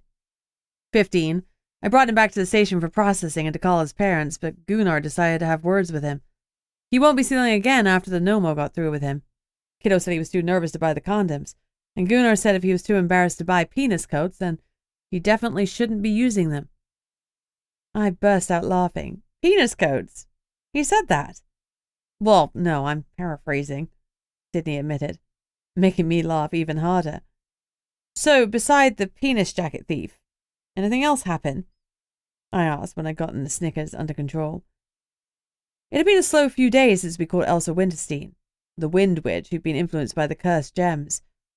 She was safely in an institute being rehabilitated. I'd been relieved when the council hadn't simply sent her to jail. Yes, she'd done horrific things, but they hadn't really been her fault, any more than being briefly possessed by the fire gem had been my fault. "Oh, you made the paper again?" Sydney pulled out a copy of the Supernat Sentinel. Sure enough, there was a grainy photograph of me, cuffing one of the cursed lads from the docks. The headline said, "Fierce-fanged Flopsy foments fear." I let out a groan. I regretted ever speaking to Lisa, the sole reporter at the Sentinel. The article was actually pretty accurate and informative, because she'd spoken to some of the cursed lads after Gunnar and I had let them go. It cautioned everyone about the power of curses, and ended with a warning to the perpetrator that the fanged Flopsy was on the case. "Bloody marvellous," I groused. I guess that explained who our peeping Tom had been. Lisa was 5'0", and the shoe prints would undoubtedly match her delicate feet. Damn it. That meant we were back to square one with the cursor. I made a mental note to call Lisa and shout at her for running off like that. No doubt she'd been concerned, rightly, that we would confiscate her photos. Sydney grinned. "Apart from that, it's been a really boring shift." "Anything from the hotline?" I wondered if Chris, Sydney's drug-dealing ex-boyfriend, had tried to contact her again. No, the only call was from Gertrude, another complaint about Remy. I visited him and told him to quit taunting her. And he agreed. Sydney shrugged. "For this week, at least." "He's going to get himself killed," I predicted darkly. She laughed. "I doubt it. I think Gertrude has a thing for him." My jaw dropped. No way. Way. She needs flirting lessons, I said dryly. You think Remy fancies her back? She waggled her eyebrows. There's a reason he's always on her land. I shook my head and chugged my tea. This chat has blown my mind. Sometimes you have to look at things from a different perspective, she advised quietly. From her suddenly serious tone, she was thinking about Chris. But it was also good advice. I could apply it to the shit with my mum. Maybe I should try looking at things from her point of view. Then again, maybe not. Chapter 9. Gunnar bellowed for me shortly after Sydney left for the night. You rang, boss? I said drolly as I strolled into his office. Funny, he said flatly. We've got a call to go to the black market. He said the last two words in a deep, spooky voice, wiggling his fingers at me. But he was grinning and he looked excited. We have a black market? That sounded intriguing. I wonder what you could buy there. Then I remembered that our poison-wielding, fireball-throwing witch, Shirley Thompson, had been selling her wares on the dark web. It was probably things like that. It's the worst-kept secret around, Gunnar admitted. But I've never been able to find it, let alone have an invitation. It moves around the supernat towns, never staying anywhere long enough to bother the local law enforcement. But they sell things that MIB would definitely take issue with. Obviously, they don't advertise their presence, but word gets out. I usually find out about their arrival right about the time they're moving on. This time we've got them early. And they've actually invited us there. He sounded very enthusiastic. Are we arresting them? I asked, confused. Well, they've asked for us to come, so I'm betting there's been some foul play. We'll get the lay of the land and then play it by ear. Take plenty of magic-canceling cuffs. I patted my hip where a number of them were resting on my belt. I always had them on me when I was on duty. In a magical town, they were one of the best weapons in our arsenal. We left the animals at the office. I could still remember the covetous gleam in Liv's eyes after she learned Shadow could fight the beast beyond the barrier. So I wasn't about to tote him into an illegal market which sold who knows what. What's the deal with the market? I asked as we drove. It sells illegal stuff. Undoubtedly so, but mostly it's about avoiding paying tax and leaving no trace. Everything in cash. No transactions to chase down. It was hard to get excited about tax evasion. Tax was essential for our civilization's infrastructure, but give me a juicy murder over a dull, white-collar crime any day. I was surprised when we pulled up to the Chatham Bay funeral home, and I looked questioningly at Gunnar. He shrugged. Well, apparently it's here, in the basement. He hesitated a moment. Liv owns it, he said unhappily. Of course she did. She was a necromancer. Owning a funeral home made a sick sort of sense. Who would let her have their dead? I asked incredulously. Well, a lot of people. She gives you a steep discount if you let her use the death to her magical advantage. But what does she do to the bodies? She holds a funeral, everyone says goodbye. A closed casket is buried, but no one's quite sure what's inside. If anything at all. My jaw dropped. So she might have an army of undead servants we know nothing about. He grinned. I think we noticed some zombies shuffling around town. You've seen the puppets she uses. The creepy doll things. Yeah, she uses nails, skin, and hair to imbue them with the life force of the deceased. And she uses those to power her spells. I've never seen a zombie rattling about. I'm 90% sure she buries the dead after she's done with them. The remaining 10% was a worry. You think she knows she has an illegal market in her basement? I asked. Gunnar's jaw was working. Yes, I do. But she's a counselor. That she is, he said darkly. We'll be having words after this. I suddenly wondered if Liv's flirtation with Gunnar was nothing more than a smokescreen, a way of making him so uncomfortable that he wouldn't look at her business too closely. Liv was scary smart, so I wouldn't put it past her. I wouldn't have put anything past her. I looked at the building as we loitered in the car. I hadn't previously paid much attention to it. The facade was basic, inoffensively bland. Parking was around the back out of sight of the road. It was easy to stop there without drawing attention, and that suddenly didn't seem accidental. The car park was heaving. We stopped next to an ambulance that had parked at the curb. Uh-oh. Its presence seemed ominous. Maybe it was precautionary, but given our presence, probably not. I had to admit to being excited.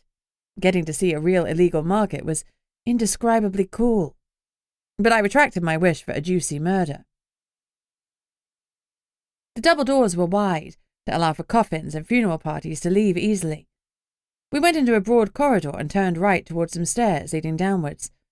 There was nothing to indicate that anything dodgy was going on, no big sign saying black market this way. I was quite disappointed. We went down a flight of stairs and faced another double metal door. Gunnar twisted the knob and voila! We were in the black market. A low roar greeted us. There must have been a silencing spell to keep the place secret, because it was packed with people and noisy. There were 5 rows of 10 tables, 50 stalls laden with books and with weapons, from knives and swords to maces and bows and arrows. There were also tables with crystals, tables with herbs, and some with what I assumed were potion ingredients. Then there were tables with the potions themselves. The room was lit by dozens of fairy lights. I looked up and saw fluorescent tubes on the ceiling, so clearly the dim lighting was a deliberate choice to create ambiance. All the people hawking their wares were wearing cloaks, with the hoods up, casting long shadows over their faces. Maybe they wanted to be anonymous, but it also added to the atmosphere. Part of the allure of the black market was its mystique. I felt a fizz of excitement. This was so cool. I wondered if there were tomes about fire elementals. I had some cash on me, on a scale of 1 to 10. How pissed off would Gunnar be if I went shopping? The room fell silent, as every eye turned to us. Then the whispering began. A figure walked hastily toward us. A woman I'd never seen before. Although I didn't know everyone in town, I didn't think she was from Portlock. She wasn't dressed in a robe or the town uniform of jeans, sweatshirt, and brown extra tufts. Instead, she was wearing a flowing, multicolored maxi dress and large hoop earrings. Her dark brown hair was a mass of wild curls. "Are you the Nomo?" she asked impatiently. That's me, Gunnar Johansson. This is my colleague, Bunny Barrington. You're the one who called me? Laura? Yeah, come with me. She turned, and we followed, weaving through the crowds and the stalls. She took us to a booth in the back corner that had been roped off. I looked at the display of books. I'd have bet my month's salary I was looking at magical grimoires, though the stall also had some more commercial items like stickers and mugs. A mug that said "I survived the black market" made me grin. It was like a booth at a fair, only with paranormal accoutrement. "Jeff collapsed," Laura said briskly. "We called the paramedics, but they won't approach him because apparently he's been cursed." The 2 paramedics were standing impatiently to one side. It's still active, one of them confirmed. If we approach, chances are we'll fall foul of it too. We walked around the U-shaped table arrangement. Sure enough, a man was lying behind it, his back arched, his eyes staring unseeing at the ceiling. His mouth was open in a silent scream. A chill ran down my spine. It's a living nightmare curse, but we haven't been able to find the source, the other paramedic said.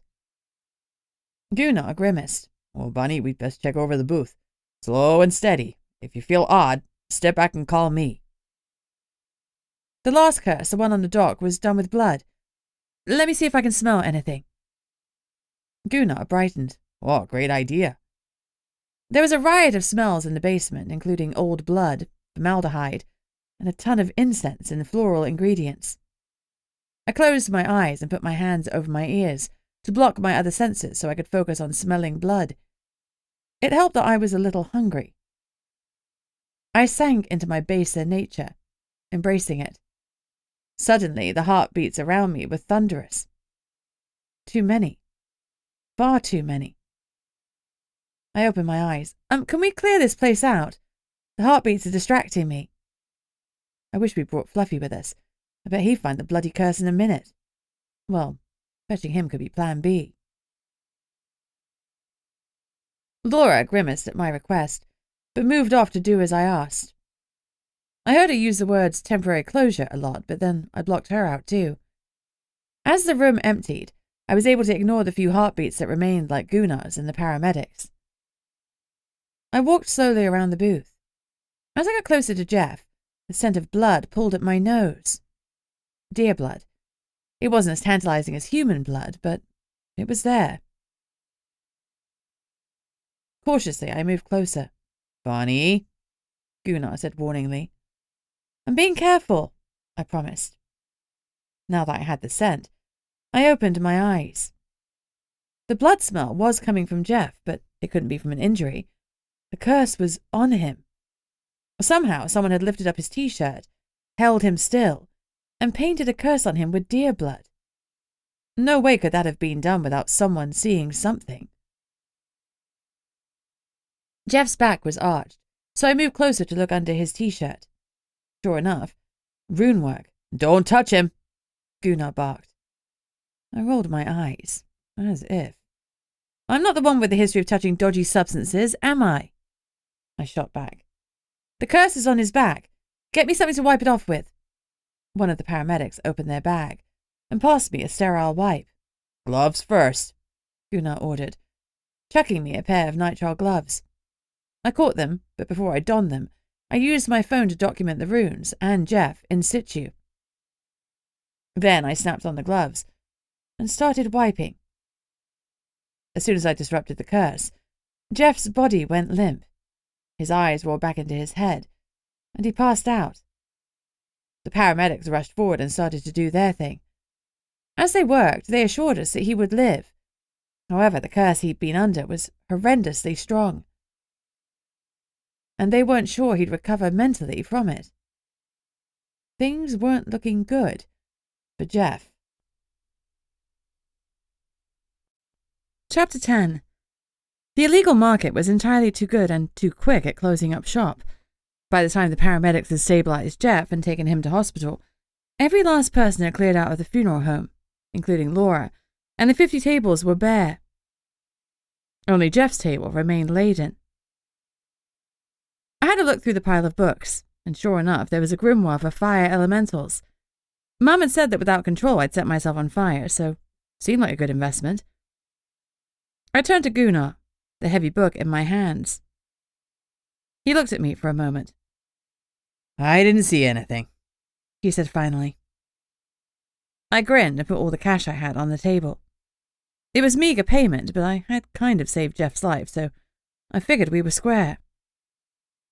Gunnar and I turned back to assess the empty basement. This blows, I muttered. I really wanted to have a snoop around. Some of the wares looked cool. Gunnar slid me a glance. Interview all the vendors as suspects, I added hastily. His lips twitched. Uh-huh. We better box this stuff up and take it into custody. We turned back to Jeff's table, but now it was completely bare. All that remained was that one mug that said, I survived the black market. Someone was a total wise-ass. How the heck did they do that? I demanded. Gunnar sighed and wiggled his fingers. Magic. At least I had the book, and apparently a new mug. Gunnar pulled on some gloves, picked it up, and bagged it. Hey, I wanted that, I protested. He grinned. Or you can have it back after I've had Seek check it for hexes or curses. Oh, good idea. He tapped his forehead. I do have 'em sometimes, he said dryly. Let's go. This place is a bust. We drove back to the office in silence. Fluffy was overjoyed to see us, giving us his finest barks and turning round in circles. Shadow lifted his head, looked at us, then closed his eyes, and settled down again. It was a hard life being a cat. Once we made a hot drink, we retreated to Gunnar's office to plot our next moves. Can I see the pictures you took? He asked. I unlocked my phone and passed it to him. He scrolled through the photos, looked at the runes on Jeff's back, then flicked to the runes on the docks. Same style, he grunted. What do you mean? Runes are runes, right? Yeah, but in the same way letters are letters, and we all have different handwriting. I bet good money that these two curses were done by the same person. So the incident at the dock wasn't a prank gone wrong? Not by half. At a guess, I'd say the curse on the docks was a practice run. Maybe they decided ruining rage onto Jeff wasn't punishment enough because the runes on him were stronger. Darker. We've got a stray evil witch. Again. He smiled wryly. Well, the witch population takes up a good portion of Portlock. There are plenty of good witches, and not just witches that use runes. Necromancers and shamans use them too. Wonderful. I sighed and crossed my arms. So our suspect pool is large. Huge, he agreed. But like handwriting, someone might be able to recognize the rune style.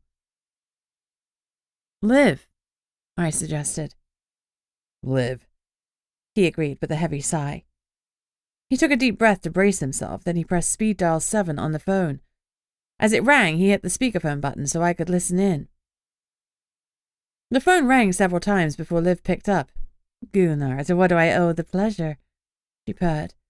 I hope it's not about the barrier, because only one of my elementals has arrived so far, though I'm pleased to report the new program is working out. For now, I've got all the gems secured.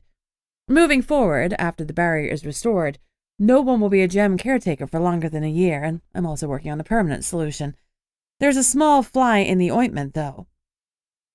Of course there is, Gunnar responded. Hit me. Well, the other witches will be here in the next couple of days. Once we've all gathered, I'll have to take the gems offline for a time to recalibrate them. Offline? The chills that raced down my spine made my knees weak. What did that mean? Offline sounded bad. Gunnar swallowed as he shared a nervous glance with me. Does that mean the barrier will be down? We don't know for sure, but possibly. I'm working on a temporary fix, but you need to put a plan in place just in case. Gunnar and I both had identical expressions of horror. He shook his head. Liv, there is no plan. If that barrier goes down, we're screwed. If we don't deal with the gems, the barrier will fail anyway, she pointed out. God damn it, Liv, what about a temporary barrier? Anything your magic users can do?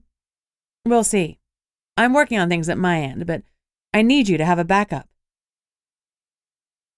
She was being weirdly insistent. All right, I'll look into an emergency procedure. To be honest, we should have one in place regardless. Anyway, that's not why I called.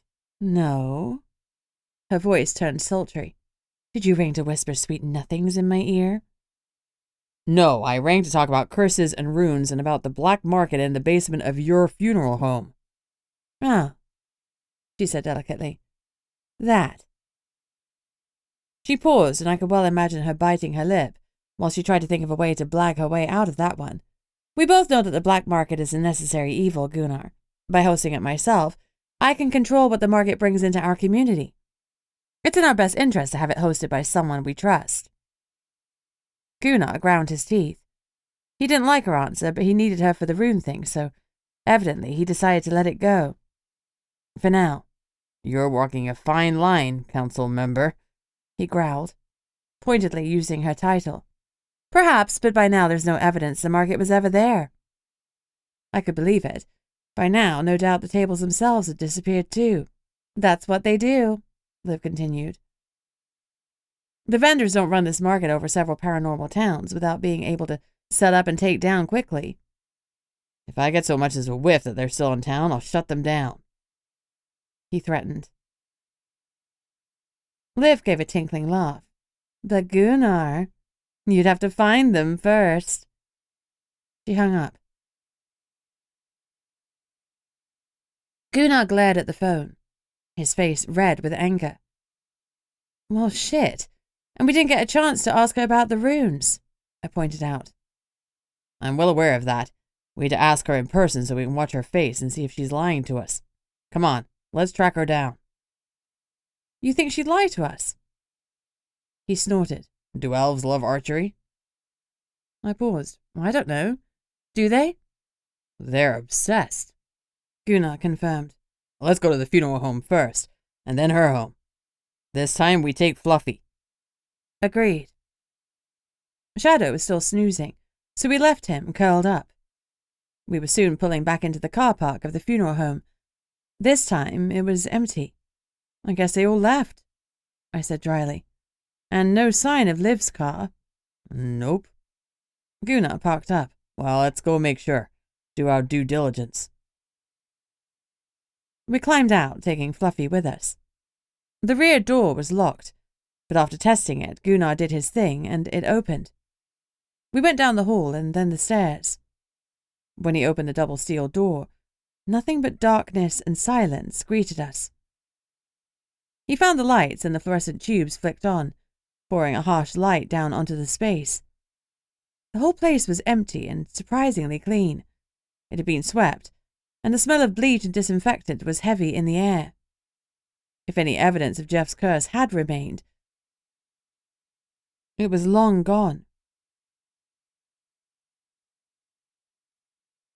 I turned to Fluffy.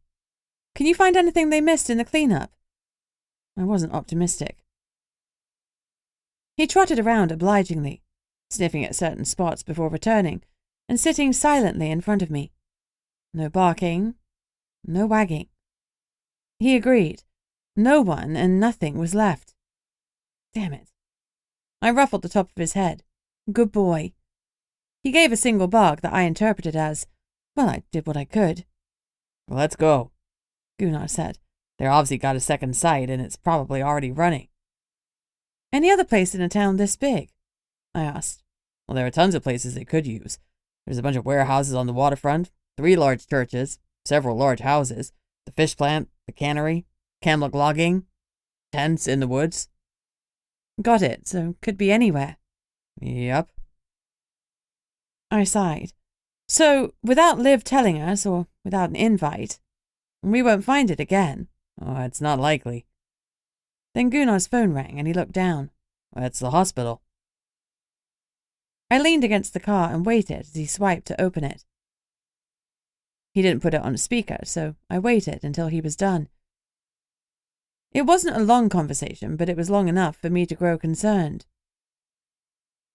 Finally, he hung up and looked at his mobile for a minute. That was about Jeff, he said finally. Apparently, removing the runes didn't end the curse like it did at the docks, though it stopped it ensnaring more people, so we did the right thing. He looked serious. This is dark magic. A curse isn't inherently dark, I asked incredulously. Well, like anything, it's a matter of degrees. The docs have put Jeff in stasis so they can try and find a cure without the curse progressing. Unfortunately, they can't keep him like that for too long. He is in real danger. If the curse remains on him, his mind will fail and his body will follow. And then, we'll be investigating a murder. Chapter 11. We were both grim as we drew up to Liv's house. It wasn't too far from Connor's, but was set back, gated, and didn't look so modern. The stone build had been deliberately designed to look old. Gunnar didn't press the intercom to alert Liv.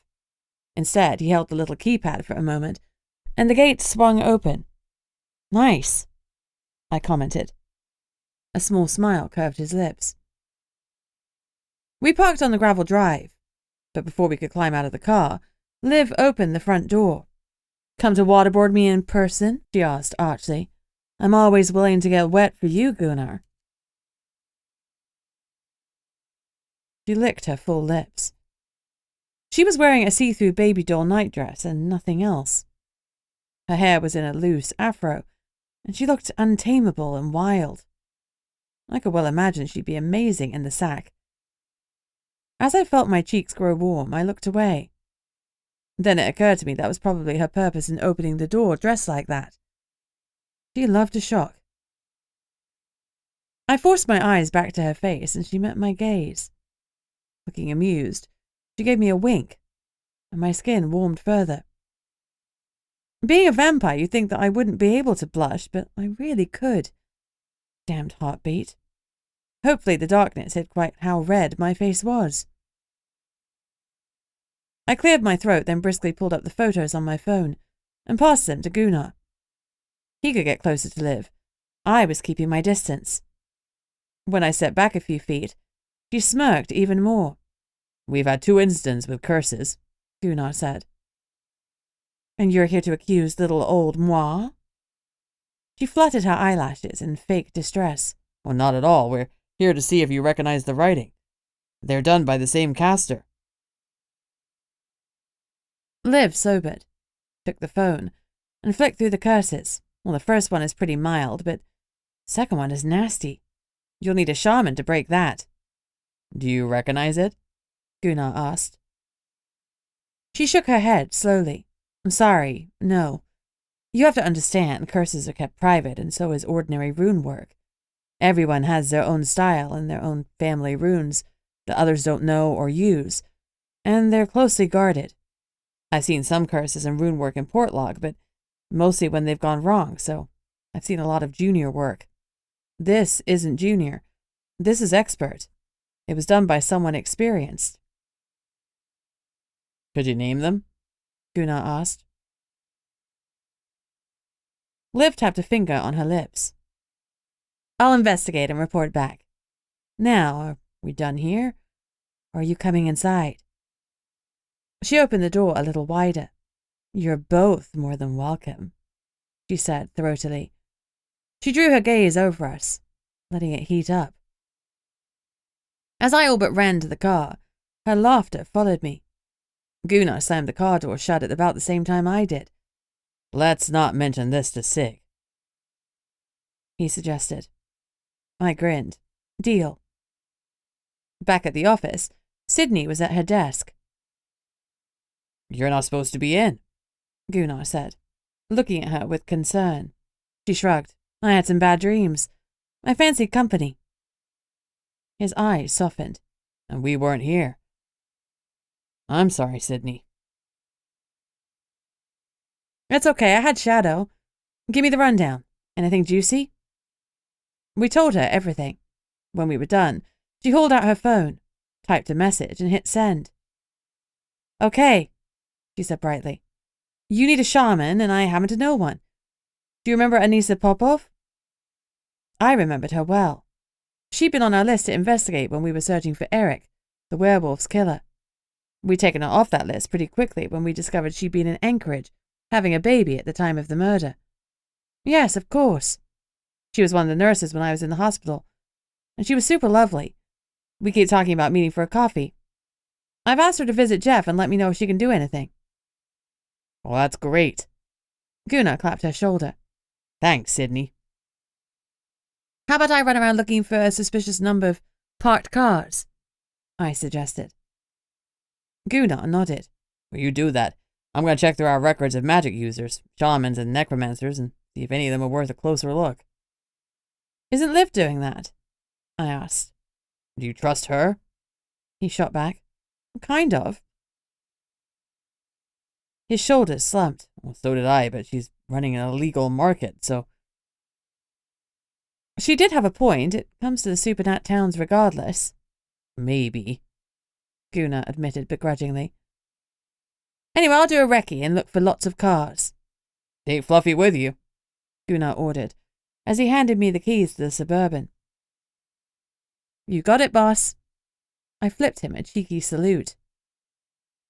I used to be respected, he muttered, as he went into his office. Sydney and I exchanged grins. Email me the photos from your phone, she said, and I'll start a draft of the paperwork. You're the best. I sent the photos and studied her. She looked tired. You sure you're okay? I'll be fine. Thanks. She gave me a quick hug. Go on now. Let me steal your cat while you fight crime. I have to find it first, I groused. Fluffy and I left together, determined to find the highly illegal, carefully hidden black market before someone else got cursed. Chapter 12. Portlock wasn't that large, so I decided to go down by the docks and look for extra cars around the warehouse district. I went to the South Harbour, my favourite of the harbours, and headed for the fish plant. There were plenty of cars parked out front, but probably no more than usual. Even so, I decided to check inside. If Liv would host a black market, there was every chance that Calliope would as well. I let myself in and walked around briskly, powering through the overwhelming stench of fish. I'd already covered most of the place before Soapy found me. "Hey!" I gave him a jaunty wave. His dark expression didn't waver. "She wants to see you. She doesn't take kindly to trespassers." No need to ask who he was referring to. I followed him dutifully to the office, knowing I was about to get a verbal spanking for snooping around uninvited. As usual, Calliope Galanis was sitting at her desk exuding the aura of a general. Today, her blue hair was piled on her head in a series of intricate braids. Her light blue eyes met mine, and they were calm like the waters she lived in. I reminded myself that still waters ran deep, and Calliope ate people who pissed her off. "Lovely to see you," I started. "Indeed. How nice of you to drop by so unexpectedly." Her glacial tone made it clear she didn't think it was nice of me at all. I'd already checked her fish plant, and there was no black market there, so I saw little reason in keeping the truth from her. "The black market is in town," I explained. "I'm looking for it." Her lips curled. "And you think I'm hosting it?" "Liv was." I shrugged. Her smile widened, showing her sharp teeth. "Yes, it's her turn. I did it last year." I blinked. "You take it in turns?" "Along with other concerned citizens. Sometimes we need more items than the proper channels allow." She studied me. "Are you going to report me?" I sighed.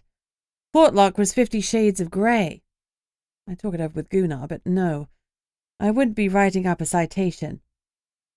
"I doubt it. I have so enjoyed having you join us here in Portlock. I do love some fresh blood. And I understand Connor enjoys your company." I grimaced. Our dating was bound to come out, but I'd hoped we could keep the whole fated mates thing to ourselves until we were a little more established as a couple. Everything between us was fresh, wonderful, and private. I wanted to keep it that way. "I'm delightful," I said flatly. "Everyone enjoys my company. Whilst I'm here, have you made any progress in finding out more about Chris and the General's organization?" Soapy spoke up. "We've sent 3 men in undercover to join the remaining splinter military group. Contact has to be sporadic, or we risk them." I sat up straighter. "Any sightings of Chris Eubotus?" Soapy nodded. "He's still hip-deep in the organization, but he's cautious about our men so far. It'll take some time to earn his trust." "But we'll do it," Calliope snarled. "And when he trusts them, we'll bite off the head of the beast that dared to attack us." She paused. "Figuratively speaking, of course." "Of course," I said faintly. We both knew she wasn't speaking figuratively at all. I stood. "Well, if you don't wish to divulge the current location of the black market, it has not been confirmed yet. And when it is?" She smiled. "Of course I'll let you know, Officer Barrington." She was lying. "Thank you for your time," I said politely. "I'll show you out," Soapy said. It wasn't an offer. I let him herd me out of the building. "Next time make an appointment, Barrington." He slammed the door shut behind me. After the fish plant, I moseyed around the warehouse district. I passed one empty warehouse, but it had no cars outside. The AML warehouse, where Chris Eubotus and his Black Ops crew had held my friends hostage, was also a no-go. It was busy, but the workers were offloading a barge. I was about to continue my search when my phone vibrated with a text from Sydney. "Anissa thinks she can break the curse with the right ingredients for a potion." Did she say what she needed? Maybe we can order them. She has to consult her elders. She said she'd get back to me. Well, that was promising. I continued to drive around. The next warehouse I came to had quite a few cars outside and was large enough to house the market easily. Fluffy and I got out for some more snooping, but it was another dead end. It looked like someone was renovating it, and the cars belonged to the construction personnel. I was getting discouraged. My phone buzzed. Bunny, get back here. Anissa came through. Sydney's text read. On my way, I replied. I looked down at Fluffy. Let's go, boy. We might have a cure for poor old Jeff. Fluffy wagged his tail and we hurried to the vehicle. I drove back as fast as I dared. Excitement buzzing. If we could cure Jeff, he could tell us who'd cursed him. He must have seen who painted runes on his skin. Well, this was going to be easy. We'd have this case cracked in no time at all. Chapter 13. When Fluffy and I strolled into the office, John was sitting on the hard plastic chairs on the civilian side of the counter, and Sydney was talking to Anissa. Anissa looked slightly more rested than the last time I'd met her, but not much. She was dressed in pink scrubs, her dark hair braided down her back. Hey, Anissa, I greeted her. How are you? I'm okay, thanks, Officer Barrington. Oh, please, call me Bunny. She smiled. Thank you, Bunny. How's your daughter? Anissa beamed, and it warmed her stern looks. Oh, she's wonderful. I smiled back. That's lovely to hear. I know those early months can be tricky. Can you excuse me a moment? I turned to John. Hi, John, how you doing? Everything all right at Cumlock? Yeah, everything's fine. Connor's been so welcoming. How can I help you? I need to talk to you about something. I looked back at Anissa. Is it urgent? He weighed up the question before slowly shaking his head. No, it's important, but it's not time sensitive. It can wait. I can see you're busy right now. I'll come out and talk to you tomorrow, or we can do dinner when you're in town, I offered. Either works. I'll be in touch.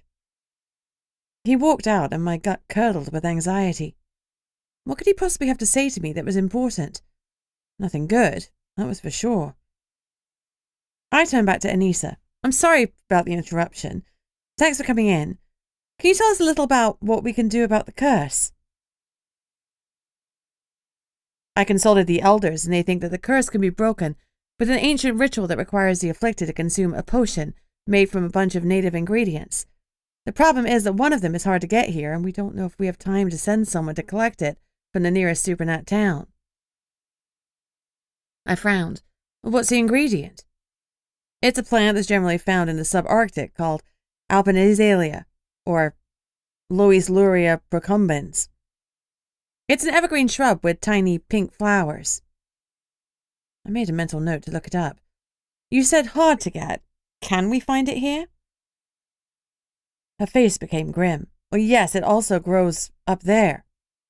She pointed at the mountains. At the top. We could only get it from there if we went beyond the barrier. The elders have contacted tribal members in the subarctic, but it'll be a few days, maybe a week before they can send some.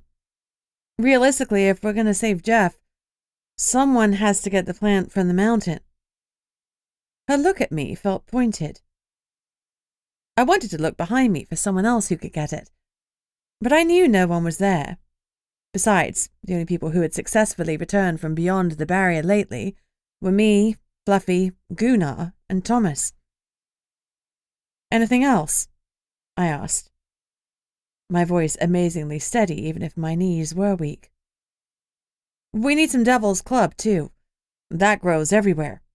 Although if someone is going up there, it'd be better if it were naturally grown with no plant food or pesticides. The potion will be a little more potent. Great. Devil's Club was covered in thorns and prickles. And, of course, we'd have to survive long enough to bring it and the alpinizalia back. Thanks, Anissa, I made myself say, even though I wanted to run away screaming. She looked at Fluffy and paused. How long have you had your dog? She asked, curiously. I got him right before I moved here. She frowned. There's something off about him. She stared at him and hummed a low tune in her throat. Fluffy's tongue lolled out. Then he looked at me and whined. I felt the little hairs on my arms lifting, like they were full of static. Was she using magic? She stopped humming and shot me a worried glance.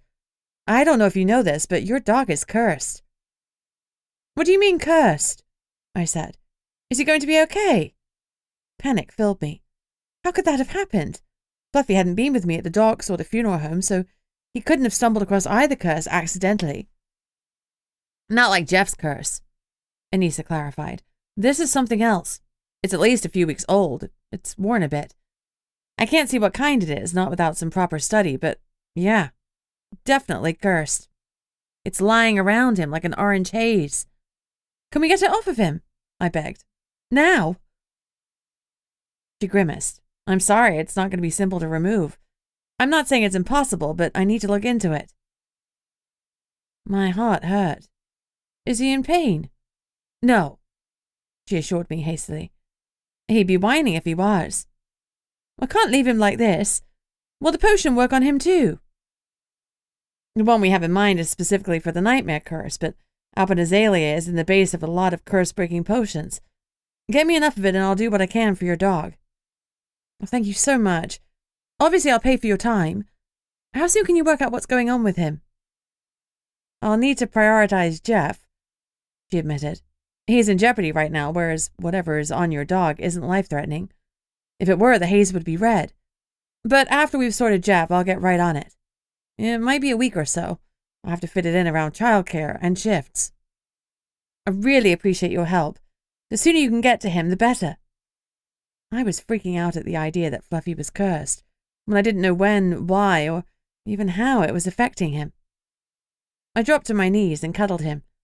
We'll fix you, I promised fiercely. He gave me a lick. I looked up at Anissa. If ever you need a favor, let me know. She gave a shy smile. Well, no worries. Helping you is the right thing to do. I'll start prepping things, but I can't do much without the last few ingredients. I nodded. I'm on it. And I was. Sure, I wanted to help Jeff, but would I hurry beyond the barrier for him? No. For my dog, though, I'd tear the world apart. As Anissa hugged Sydney goodbye, I felt a weird twinge of jealousy. I didn't realize you knew Anissa well, I said, after the door shut behind her. Yeah, she was my nurse after the incident. The incident she was referring to was when we'd rescued her from Black Ops drug dealers, her ex, and a terrifying Kushtaka. Oh yeah, you've mentioned that, but I didn't know you'd stayed in touch. We hit it off. She's really cool. And she doesn't have a lot of friends, like me. The door opened and April Arctos walked in. She frowned when she saw Sydney. Have I got my shifts wrong? I'm not supposed to be here, Sydney said, cheerfully. You're all workaholics, April muttered. You're young, you should be out having fun, not loitering here. We like loitering here, Sydney objected. There's free coffee. Good point. April nodded and sat at my desk. I'll check on things. She logged into the system. Oh, curses. They're always exciting. I remember once when my brother paid a witch to transform my other brother into a fish. She laughed. Mom was furious. My youngest sister kept trying to eat him whenever she was in bear form. It cost a pretty penny to uncurse him, which my brother had to pay back in full. He had to pull double shifts at Kodiak Kitchen for years. What did the fish brother do to get himself cursed? Sydney asked. Oh, he kissed my cursing brother's girlfriend. They're married now. The cursing brother, or the fish one? The fish one. It was true love. Cursing brother's over it. Turns out he was gay and very much in denial about it. He's happily married, too. Grant's perfect for him. Sydney was grinning. Your family sounds fun. April beamed. Oh, thank you. They sure are something. Talking of curses, Sydney said. Fluffy is cursed too. Oh no! April bustled round to Fluffy to check him over. Apparently he's not in pain, I assured her. Well, what's the curse doing to him? We have no idea, I admitted. But my head wasn't really in the conversation. It was on Fluffy, and going beyond the barrier. I was determined to go, but I was already pooping my pants at the prospect. Sydney shook her head. Fluffy is the absolute bestest boy. I can't imagine how he was cursed. Me neither, I said. Maybe someone on a case did it and we never noticed. But I'm worried. I don't want anything to happen to him. Thinking about losing him was making me sick to my stomach. I wanted to run home and shove him into a cocoon of blankets. I needed a distraction. Fast. I'm going to update Gunnar before we clock off, I said. Besides, we were due at 6 for dinner shortly. I went into his office with Fluffy on my heels. Gunnar was leaning back in his chair, his feet up on the desk, scrolling through his phone.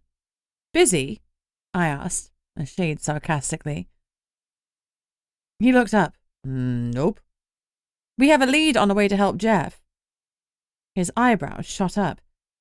He put his feet down and leaned forward. But?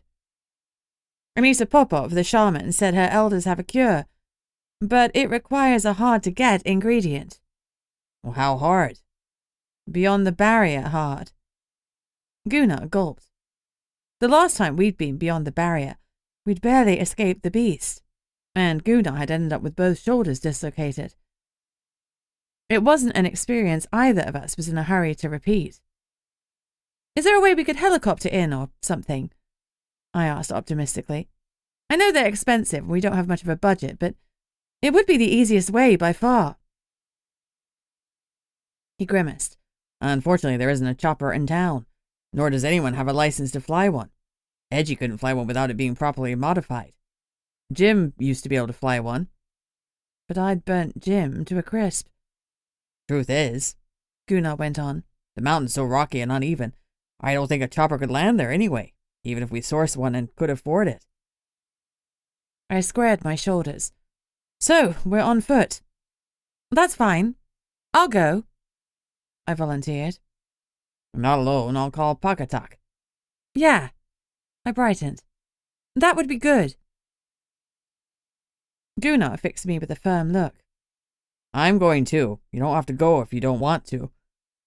I blew out a breath and explained about the Alpine azalea and Fluffy's curse. I'm sorry to hear about Fluffy being cursed. Whatever it is, we'll fix him. Gunnar reached over and touched my arm. If he's not been harmed by it so far, I'm sure he'll be okay a little while longer. Either way, Pakatak and I can go alone. I wanted to take him up on that. But what kind of officer would I be if I had others do my job? Thanks, Gunnar, but I'll go. Last time my fire had saved us. In fact, it had saved us more than once. Are you sure? Definitely. I was no shirker. He pressed the number 5 on his phone and hit the speaker button. Thomas Pakatak picked up after 3 rings. Gunnar, what can I do for the Nomo? He asked, his tone friendly. Oh, it's a big favor, Gunnar said heavily. We have an out-of-towner in the hospital because of a curse. We have a limited amount of time to save him, and we need to go fetch some weed from beyond the barrier. And Fluffy is cursed too. We were hoping for your assistance. The phone was quiet. Even Thomas Pakatak, the scariest human I knew, wasn't thrilled with the task. I'll help. For Bunny. Small problem, though. I'm in Homer. I'm not due back until tomorrow. Or we have a little time, Gunnar confirmed. But not much. We'll wait for you, but it would be great if you get back as quickly as you can. You got it. Thomas hung up. He wasn't great with hellos or goodbyes. Well, Bunny Rabbit, we have a day's reprieve. I sighed. Well, frankly, I'd rather get it over and done with. This way we can plan better. Make sure we have what we need to fight the beast, Gunnar said. Fight? Survive, more like. Sydney wandered in carrying Shadow draped around the back of her neck. Gunnar looked at her sharply. Maybe this time we should take your cat, he suggested. I considered it, but shook my head. He's too small, he's only a baby. Plus, he isn't fluffy and he's not trained to walk on a lead. I'd be devastated if something happened to him. I couldn't cope if I saved one pet, only to lose another. Well, true, I wouldn't want anything to happen to the little fella. Still, I saw what he did to the beast when it was trying to get through the rift. And that bit of action wiped him out for over a day, I argued. And that was a little smoke from the beast, not the whole creature itself. I wanted my dog and my cat safely at home. We didn't need Fluffy to find a body this time. It was a plant we were after, and we wouldn't know its scent any more than I did. The animals could stay home safe whilst we blundered headfirst into danger. Calm down, Bunny. I agree, but maybe when Shadow's full grown, we should think about training him. He could be the first ever police cat. Gunnar grinned. He was trying to ease my fears. Shadow was safe. Fluffy would be fine for now, and Anissa would fix him. I clung to that. First, I had to go beyond the barrier. I coughed out a small laugh, more from nerves than from humour. I had 24 hours before I set off, and I was already terrified. Chapter 14. The dinner at Sig's had grown from the four of us to include Stan and Sydney. Why don't you see if Connor wants to come? Gunnar asked indulgently. You know Secret will make enough food for a small army. I weighed it up. Stan and Connor could be a bit fractious, and I didn't want them bickering in front of my mum. But even more, I wanted to see Connor. Needed to see Connor. If you're sure it's okay. Oh, go ahead. Gunnar grinned. I excused myself to call Connor, and he answered straight away. Hey, Bunny. How's it going?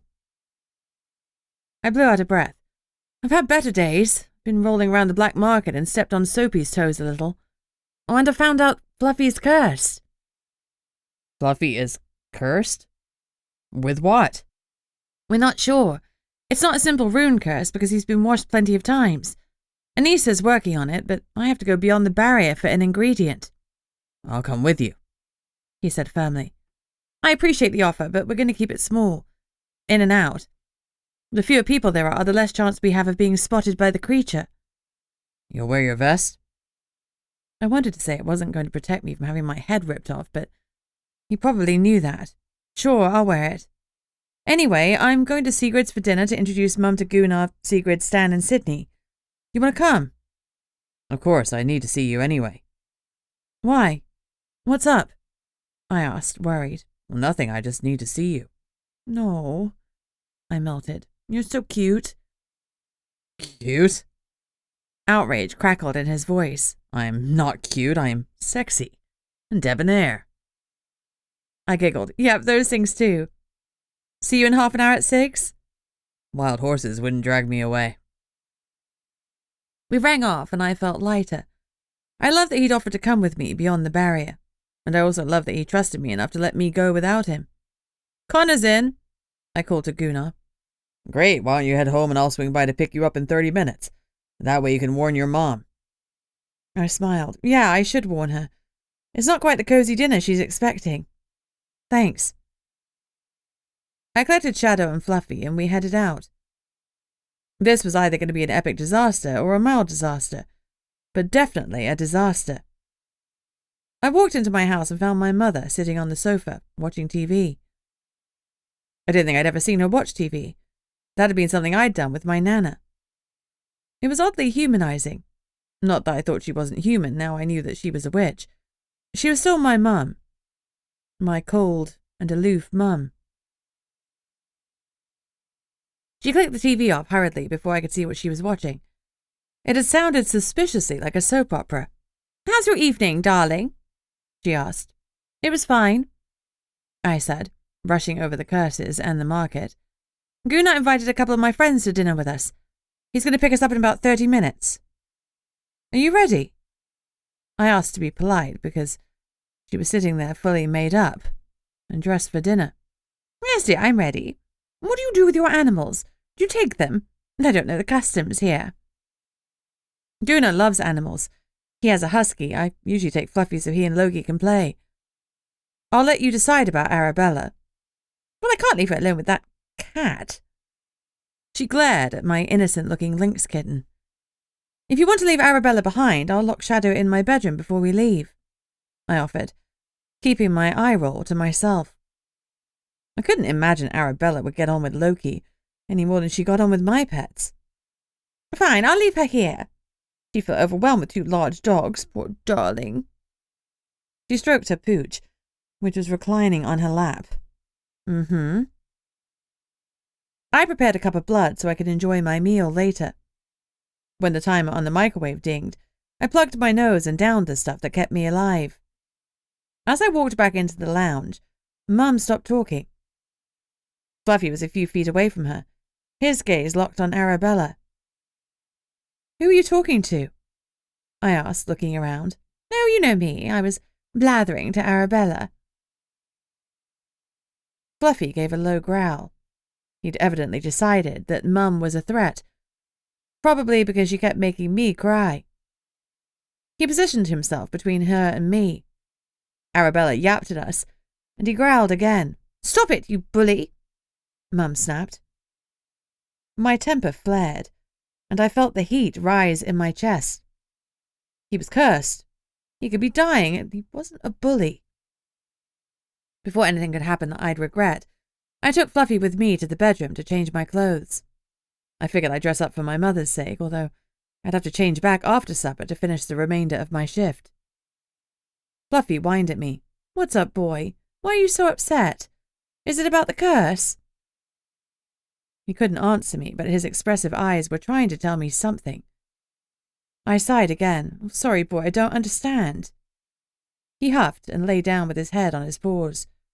Shadow came out from under the bed and jumped up on it, then gave one of his kitten squeaks. I scratched behind his ears. His fur was dense and soft, and his presence calmed me. I smushed his face and kissed him. "Okay, I'm sorry to say it, but you're staying home, little one. So be good. No taunting Arabella." His little golden eyes promised nothing. I went into the bathroom to brush my hair. I usually wore it in a long braid for work, but now I undid it and twisted it into a knot at the back of my head.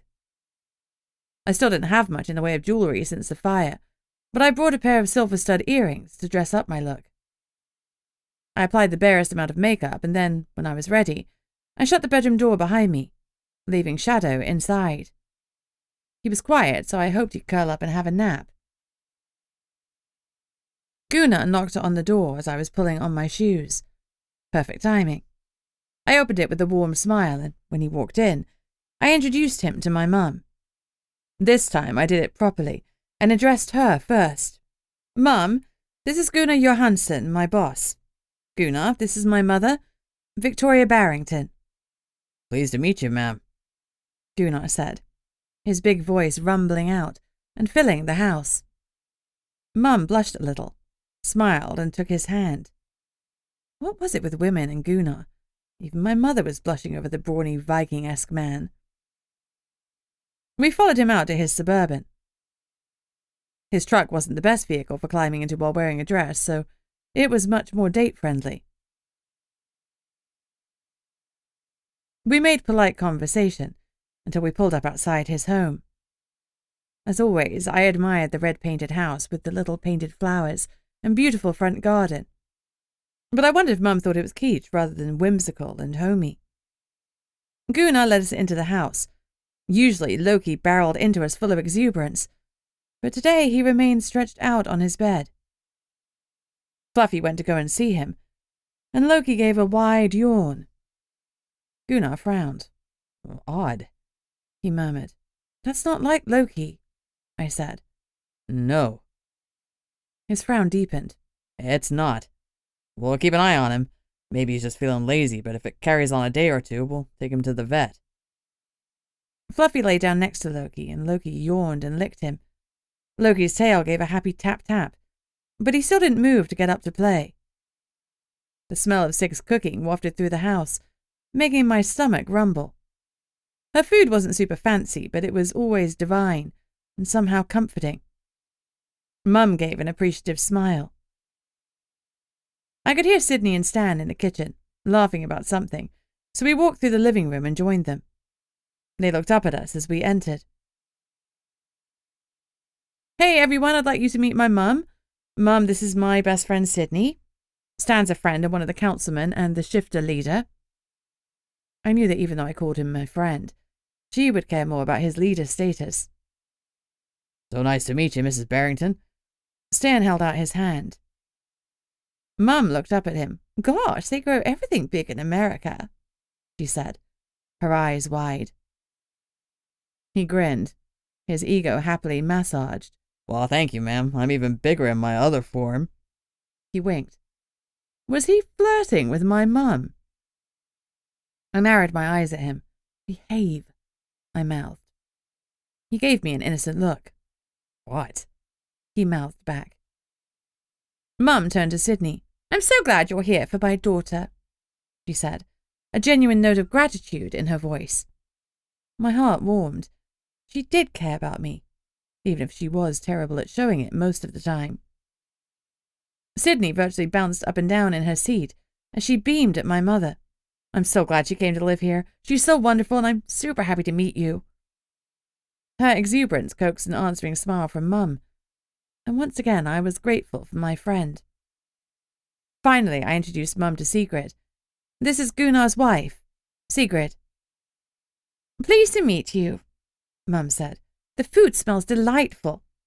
Elizabeth said you were a hearth witch, but I could tell that right away from your lovely home and garden. It's perfect. It was Sigrid's turn to blush. Well, thank you. Mum was making friends everywhere, and I was impressed. I'd underestimated her, and I didn't know why. If there was one thing my mum could do, it was socialize.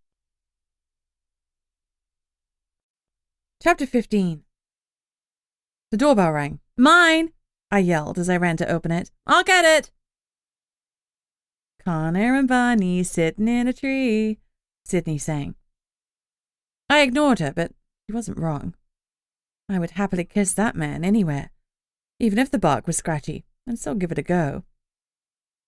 I flung open the door, and there he stood. He'd made an effort. For once, he'd forgone his usual flannel shirt, and I missed it, in favor of a pale blue one that matched his eyes. His black curls were perfect, and he was clean-shaven. I leapt into his arms, and he caught me, a crooked smile curling those gorgeous lips. Hey, he breathed. And then he kissed me. I melted into him, and everything in me breathed. Tension drained out of my shoulders as the delicious scent of him surrounded me. This, right here, pressed up against this divine man, was my happy place. Eventually I pulled away, but it took a supreme force of will. You want to have a quickie in a tree? I asked, when I had breath. He threw back his head and laughed. When his guffaws had settled to chuckles, he nodded. Sure, I'm game. But maybe not now. I'm supposed to be meeting your mother properly, remember? I huffed. Well, I'm the one that needs you. His eyes softened. I'm glad to hear it, Doe. I need you too. He pulled me in for a hug, and I nestled happily in his arms. Shall we run away? I said into his neck. His chest rumbled with suppressed laughter. One day, but for now, I can smell Sigrid's cooking, and I'm starving. Come on. We'll face them together. I sighed. Okay. Did I tell you Stan's here? Can you be on your best behavior? Amusement danced in his eyes. I'll play nice if he plays nice. That was probably the best I could hope for. I drew back from him to shut the door and spotted Lee Margrave camped out front in Connor's car. Does Lee want to come in? Probably, Connor said lightly. But he's on bodyguard duty. Shouldn't he, guard your body? I figured you'd do close detail and he could do the distance thing. Oh, I could definitely do close detail. I gave him another soft brush of my lips. Promises, promises, he murmured. He laced our fingers, and we walked into the dining room where everyone had gathered. Mum was chatting with Gunnar and Stan, and Sydney shot me a knowing grin. Oh, good. Sigrid smiled. Connor's here. I'll grab the food. Everyone, seat yourselves. She went out to the kitchen moments later. She returned with a platter holding a huge fish, a large bowl of rice, and some mixed vegetables from her garden. Good, basic food, but my mouth was already watering. This is Chinook, also known as king salmon, she said as she laid it down. I love how you cook fish. Stan's eyes were already glued to it, waiting to dig in. You have some drool here. I pointed to the corner of his mouth. Ha ha. Sigrid served my mother first, as she was the honoured guest. Then it was a free-for-all. Mum kept shooting Connor covert glances that she thought I didn't see, but she was as obvious as a brick in the face. Now she knew he was royalty, she wanted a chance to apologise for thinking he was her bellboy. Stan told good-natured bunny jokes, and I only had to kick him once under the table. Conversation flowed easily, and we soon made short work of the food. Finally, Sigrid brought in a tray of hot drinks and plied us with tea and coffee. She handed my I Survived the Black Market mug to Stan, who took it with a chuckle. I guess she checked and determined it was curse-free. That was truly wonderful, Mum enthused. An absolute delight. Thank you so much, Sigrid. Oh, you're very welcome, Mrs. Barrington. Please, do call me Victoria. Stan took a big sip of his coffee and had a small coughing fit, which progressed to a bigger coughing fit. Okay, I asked. Oh, I went down the wrong pipe. He smiled and took another sip. But then his eyes widened, and he stared into the corner of the room. Good gods!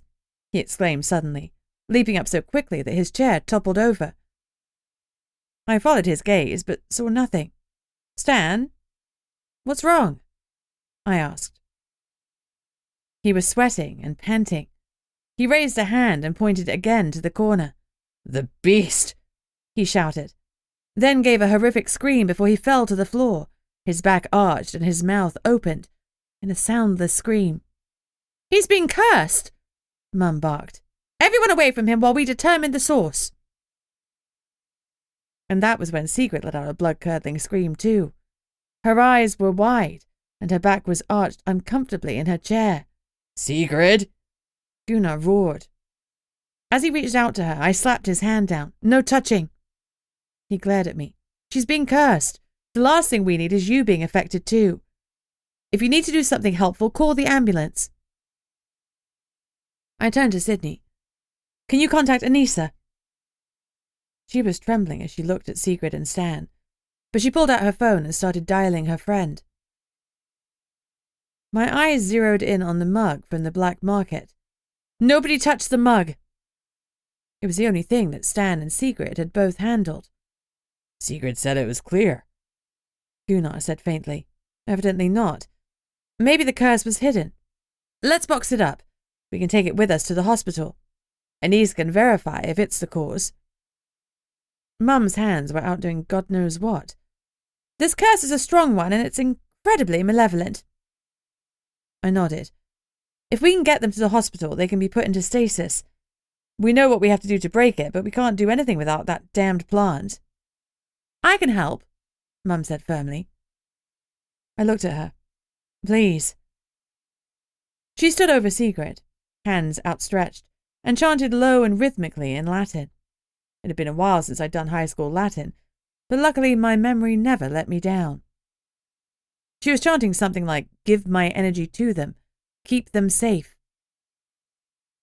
As she put a protective, energizing ward around Sigrid, my skin started to itch. She went to Stan and did the same. When she was done, she looked wrung out and ready to collapse. Connor carried a chair over to her, and she sank gratefully into it. I gave them some extra energy to help them fight the curse a little longer. She sat back in the chair. I'm not a curse breaker or maker, but it's something. Thanks, Mum, I said, meaning it with all my heart. While they're warded, they're safe to touch, Mum promised. Gunnar ran to Sigrid, picked her up, and cradled her in his arms. I'm here, baby. He kissed her forehead. Sydney knelt beside Stan and wrapped an arm around his waist. You'll be okay, she whispered. Come on, big bro, fight this shit. Outside, the screaming wail from the sirens told me the ambulances were here. Just in the nick of time. We followed the ambulances to the hospital. Anissa was waiting when we arrived, and she hurried over. She looked at both victims, her eyes glassy as her magic thrummed around us. Then she nodded. It is the same curse. Gunnar swore loudly. The nightmare curse? They're both stuck in their nightmares? Anissa nodded. I'm sorry. Yes. There's no runes painted on them. She grimaced. Then the curse is even more potent. Hurry, let's get them settled and in proper stasis. She touched my mother's arm. I don't know you, but I can see your magic around them. You've really helped. Thank you. Mum smiled tightly. You're quite welcome, I'm sure. I'm going to find the ingredients tomorrow, I said firmly to Gunnar. You stay here with Sieg and Stan. I don't know what to do. Gunnar's eyes were locked on Sigrid, as she was hooked up to all manner of tubes. Trust me to get it done. He turned to me. I do. Then be with Sig. As soon as Thomas is here, we'll head out. Gunnar bundled me into his arms, gave me a quick kiss on the forehead, then released me and hustled after his wife. Anissa spoke up. The elders are ready to use the ingredients, as soon as you can get them. The sooner, the better. I'll get them ASAP. Thanks for doing this and for taking care of them. She smiled warmly, then went after Sigrid and Stan. Are you staying, Sydney? I asked. She squared her shoulders. No, I'm going with you. Okay, I'll drop you home. I mean to get the potion ingredients. It's outside the barrier, I said incredulously. Sydney had only recently decided she liked real police work, and she'd been a bit timid about doing anything too wild. Nothing was wilder than going beyond the barrier. I know, but it's Sigrid and Stan. They're my only family, Bunny. I have to go. I understood exactly how she felt. Okay, well, let's go home and get some rest, because tomorrow we're going to go find the plants and save them all, I vowed. Connor had asked Lee to follow us to the hospital, so we all climbed into his car. Lee dropped Sydney home, then drove us back to my house.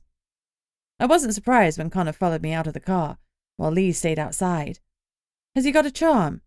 I asked. Yeah, he has wands. A small flash of grief passed across Connor's eyes. I'll be heading to bed. Mum was still swaying a little. I need some rest. Connor offered her his elbow and walked her to her room. It was a mark of how tired she was that she simply patted his hand in thanks, and didn't try to curtsy and call him Your Majesty or something embarrassing like that. I rang April and updated her. She promised to hold the fort in our absence, and I trusted her to do exactly that. I had a hot shower to wash away the nightmare events of the evening, and then I started to cry at the thought of Stan and Sigrid trapped in their nightmares. Connor pulled back the shower curtain and pulled the sobbing mess that was me into his arms. Your shirt, I hiccuped between sobs. Oh, you're getting it wet. I couldn't give less of a screw, he said pleasantly. Come here. He held me whilst I wept, and after I was done, I felt better, calmer. He helped dry me, then he undressed, and slid into bed, naked. What if there's a fire and you need to run out? I asked. We can't have my mum seeing the goods. He grinned. I'm happy to have them so named, but I promise. She's already seen similar goods.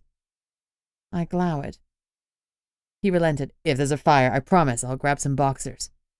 Okay. Good. I settled down against him.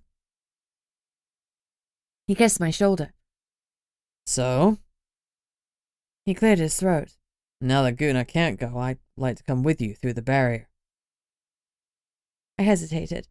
I didn't want him in danger's way, but I also knew that he'd be an asset, not a liability. And this wasn't about me. It was about Sigrid, Stan, and Fluffy. And, yeah, Jeff. Okay, I agreed. Thanks. Now, can you do me a favor? Anything. Distract me? Your wish is my command, he promised. Chapter 16. I slept fitfully with bad dreams full of the beast and the kushtaka. When my phone alarm finally sounded, I was relieved to get up. I need to actually do something to save my nearest and dearest. Connor and I got up and dressed. When I checked my phone, I saw I'd missed a call and a text from John, so I hurriedly texted that I'd call him back when I got back from a case. I felt bad for forcing him off, but I really needed to focus. I also had a message from Thomas Parkatuk, who said he'd meet us in an hour at the spot where we'd exited the barrier last time, up past the Grimes brothers' house.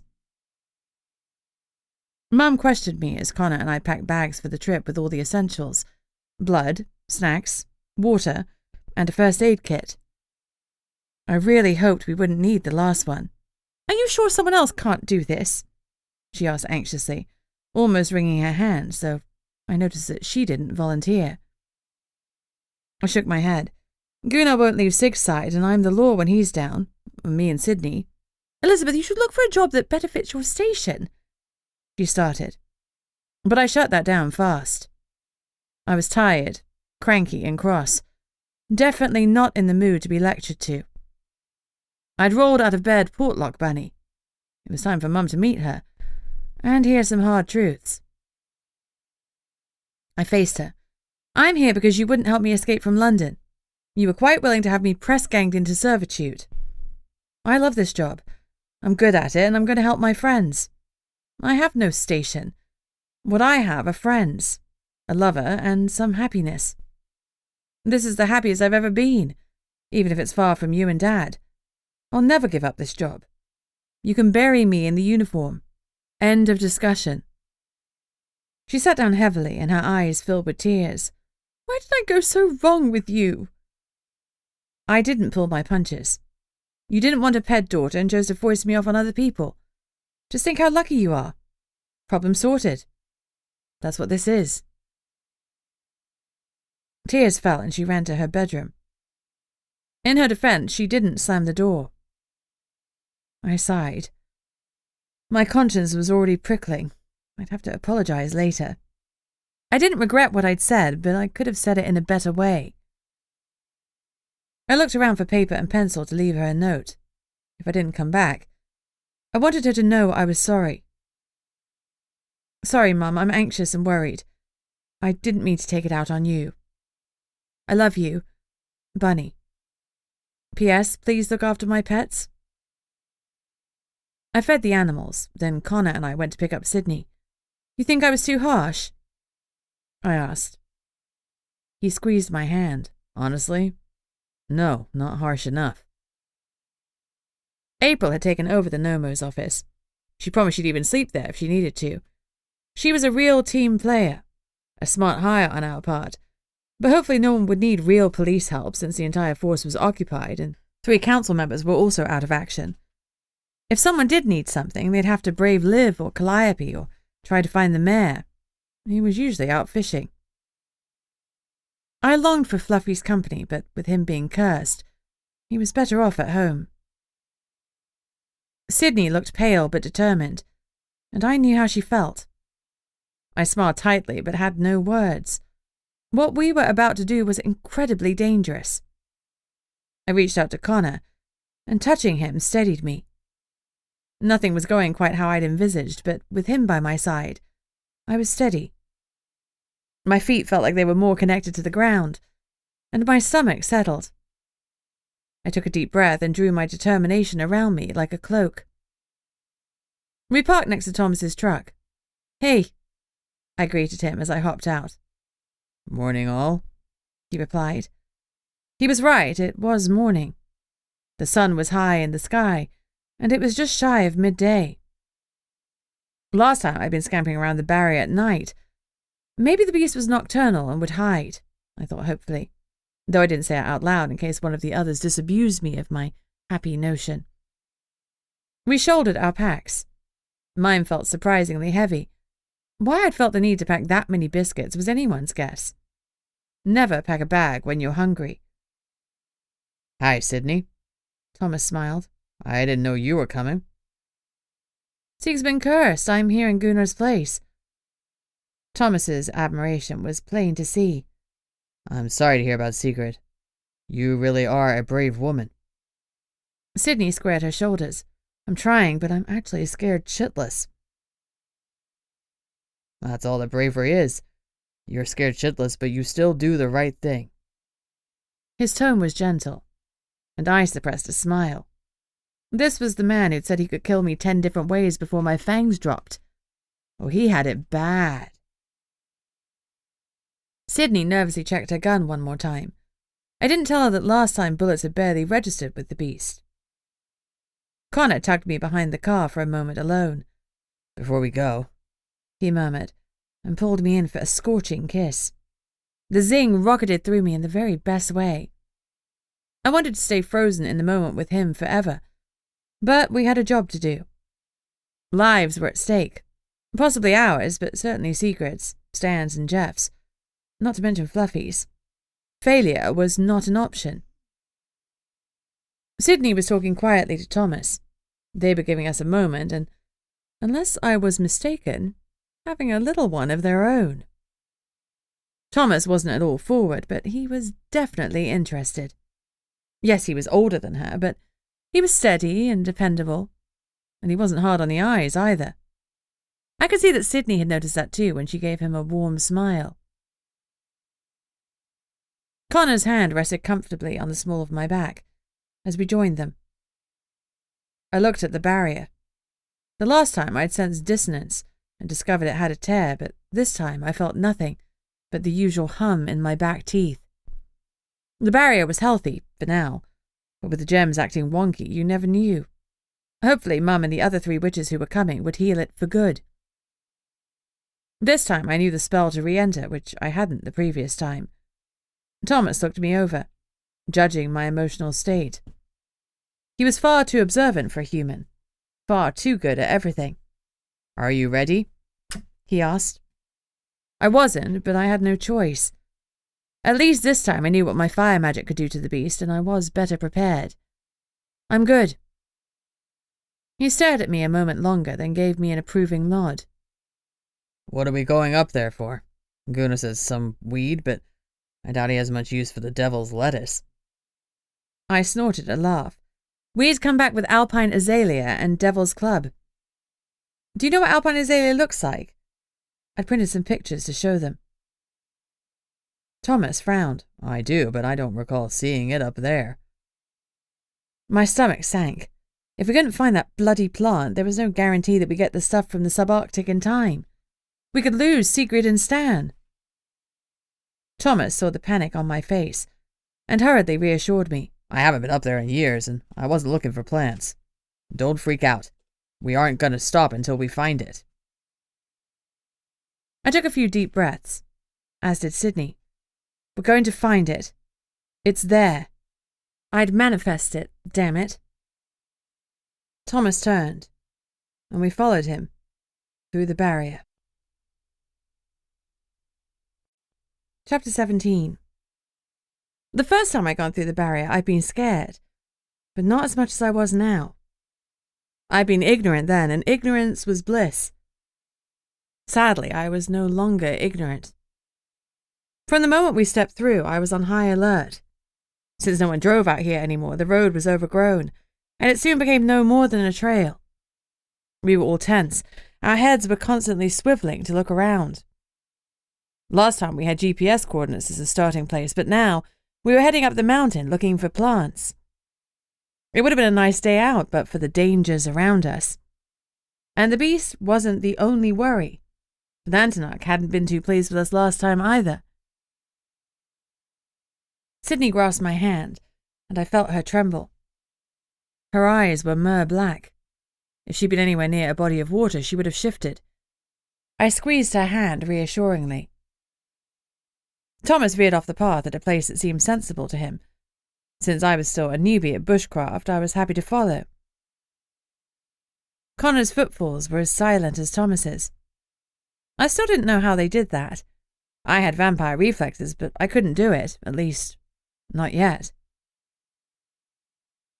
The sunlight was coming through the conifers, and I could see where to step. It was much easier than stumbling around at night, but I still crashed about. At least Sydney was just as noisy. I'd have been reassured by that, except that we were trying to be quiet and not attract the beast. I prayed it was sleeping somewhere far, far away.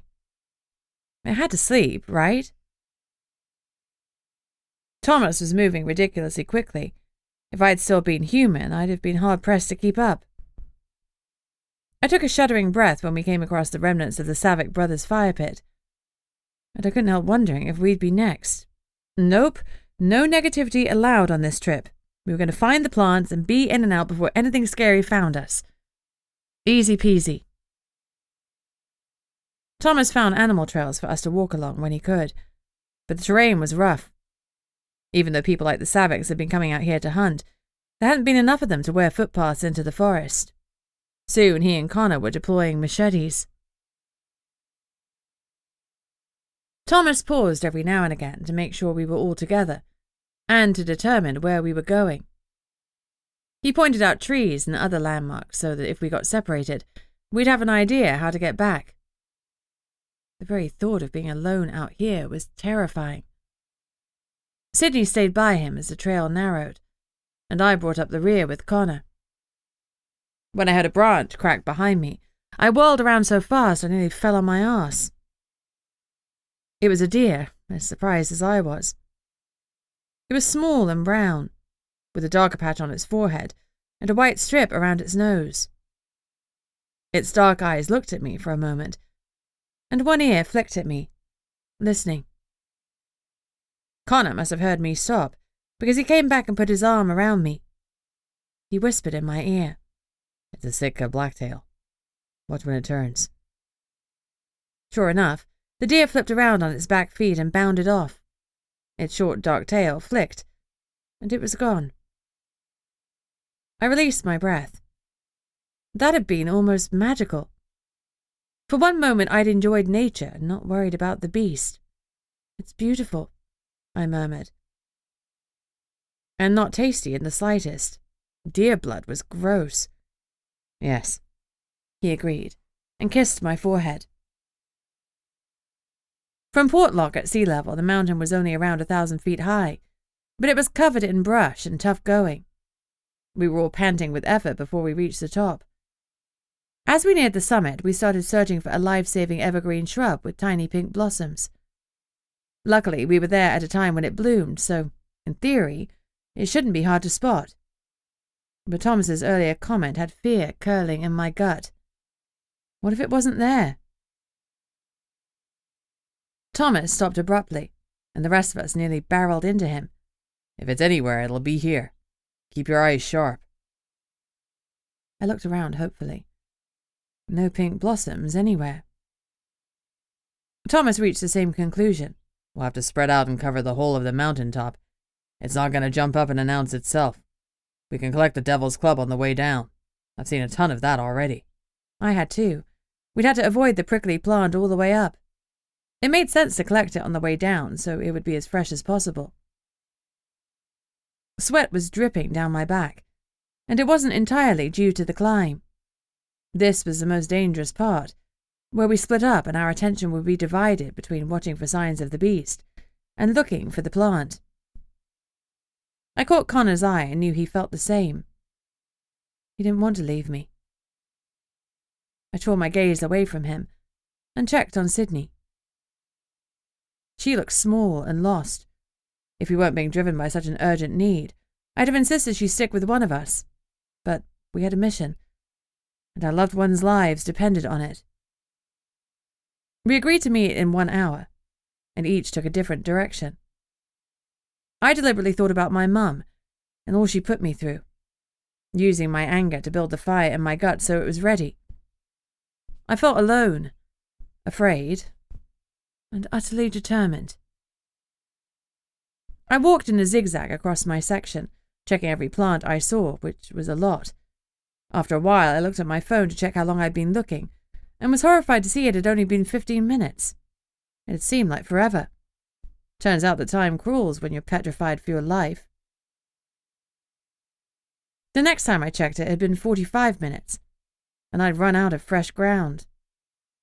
That was when I heard it. An eerie howl. My floppy heart gave 2 quick beats, and a chill ran down my spine. I knew that sound, because it haunted my dreams. Our time was up. The beast was awake, abroad, and we were about to be hunted. I rushed back to our starting point. The others must have heard the howl too, because they all returned within moments of me. "It knows we're here," Thomas said grimly. Fear threatened to overwhelm me, but I pushed it down. We were here for the plant, and we weren't leaving without it, no matter how much the beast yodeled at us. "Anyone find it?" I asked, even though I could see from their empty hands that they had not. Another eerie howl came, and it sounded closer. It was coming our way, and fast. "Time's up," Thomas said. "We have to go." I didn't know what to do. We had to find that plant, but we also had to survive long enough to take it back. Sydney grasped my hand again. "We can't leave," she pleaded with Thomas. "This is our only chance. I can't lose them. I won't." She was right. "You go. I'll stay and look," I said. "I have my fire." "Screw that," Connor growled. "I'm not leaving you." In the end, it didn't matter, because the beast decided for us. Chapter 18. Sydney's eyes were fixed on something behind me, wide with fear. I turned to see what had made her turn sheet white, although I already knew. Black smoke was writhing through the trees behind us. "God save us," she whimpered. Thomas grabbed her arm. "Run." We took off over the top of the mountain and down the other side. It was foolish to run so fast.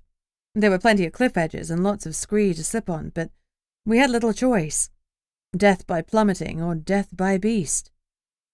I felt a shade hysterical. I didn't want death at all. I'd already done the death thing once, and it hadn't agreed with me. Thomas took the lead, dragging Sydney with him. Connor and I stuck together a few steps behind them. Thomas stopped at the edge of a steep precipice and indicated that we should veer to the left. As I teetered on the edge, I saw something on a ledge about 20 feet down. Alpine azalea. The little flowers were dying and dropping off, but the pink caught my eye. "Oh my God! It's there!" I cried. That caught everyone's attention, and I suddenly realized that they probably thought I meant the beast. "The plant," I clarified. "It's down there." "We've got to go," Thomas reminded us. "It's right behind us. Move." I ignored him. I was already climbing down, and Connor was right with me. "Come on, the beast can't fit down here," I said confidently, even though I had no idea what its capabilities were. The ledge was barely 15 inches wide, and it would be hard for any of us to stand on it for long, let alone a giant marauding beast. I hoped my friends were good rock climbers, because we'd either have to go up and brave the beast, or go down about 50 more feet to a less steep part of the mountain. I had no climbing experience, but I trusted my athletic body and my vampire strength. I could absolutely do this. Probably. I clung to a small protruding rock and brush, and slowly made it down to the ledge. Connor was behind me, so I stood as far to the side as I could on the narrow ledge. He looked as if he knew what he was doing, because the second I was out of the way, he descended at twice the rate of my trembling progress. I looked up to see Sydney start down, miss a handhold, and slide down about 5 feet. My breath caught and my heart beat an extra thud in my chest. She grabbed a branch and steadied herself. Connor was standing below her in case she fell, hands outstretched ready to catch her, and he only stepped away when she joined us on the ledge. Thomas, of course, was smarter, and came down on a rope. Damn it, I didn't know we had a rope. The beast howled its rage from the summit, its smoke and red eyes peering over the edge at us. Then it started down head first like Dracula. I shut my eyes and opened them again. It was over the cliff edge and heading for us. "Cut the plant!" I yelled. "We have to get off this ledge! It's coming!" Thomas whacked half of the plant with his machete. I grabbed it, opened my bag to put it inside, and gasped. 2 golden eyes winked out at me. No wonder my bag had felt so heavy. I had a stowaway. The weight wasn't biscuits. It was Shadow. The kitten spotted the smoky beast over my shoulder, leapt out of my rucksack and bounded towards it. His own shadow magic lifted from him, and his tendrils of smoke went to confront the beasts. "Shadow!" I yelled. "You get back here right this instant!" "He's saving us," Connor barked. "Don't waste his efforts. He knows the way to the barrier. Move." He shoved the azalea into my rucksack, closed it, and shouldered it. My heart rate was almost at human speed.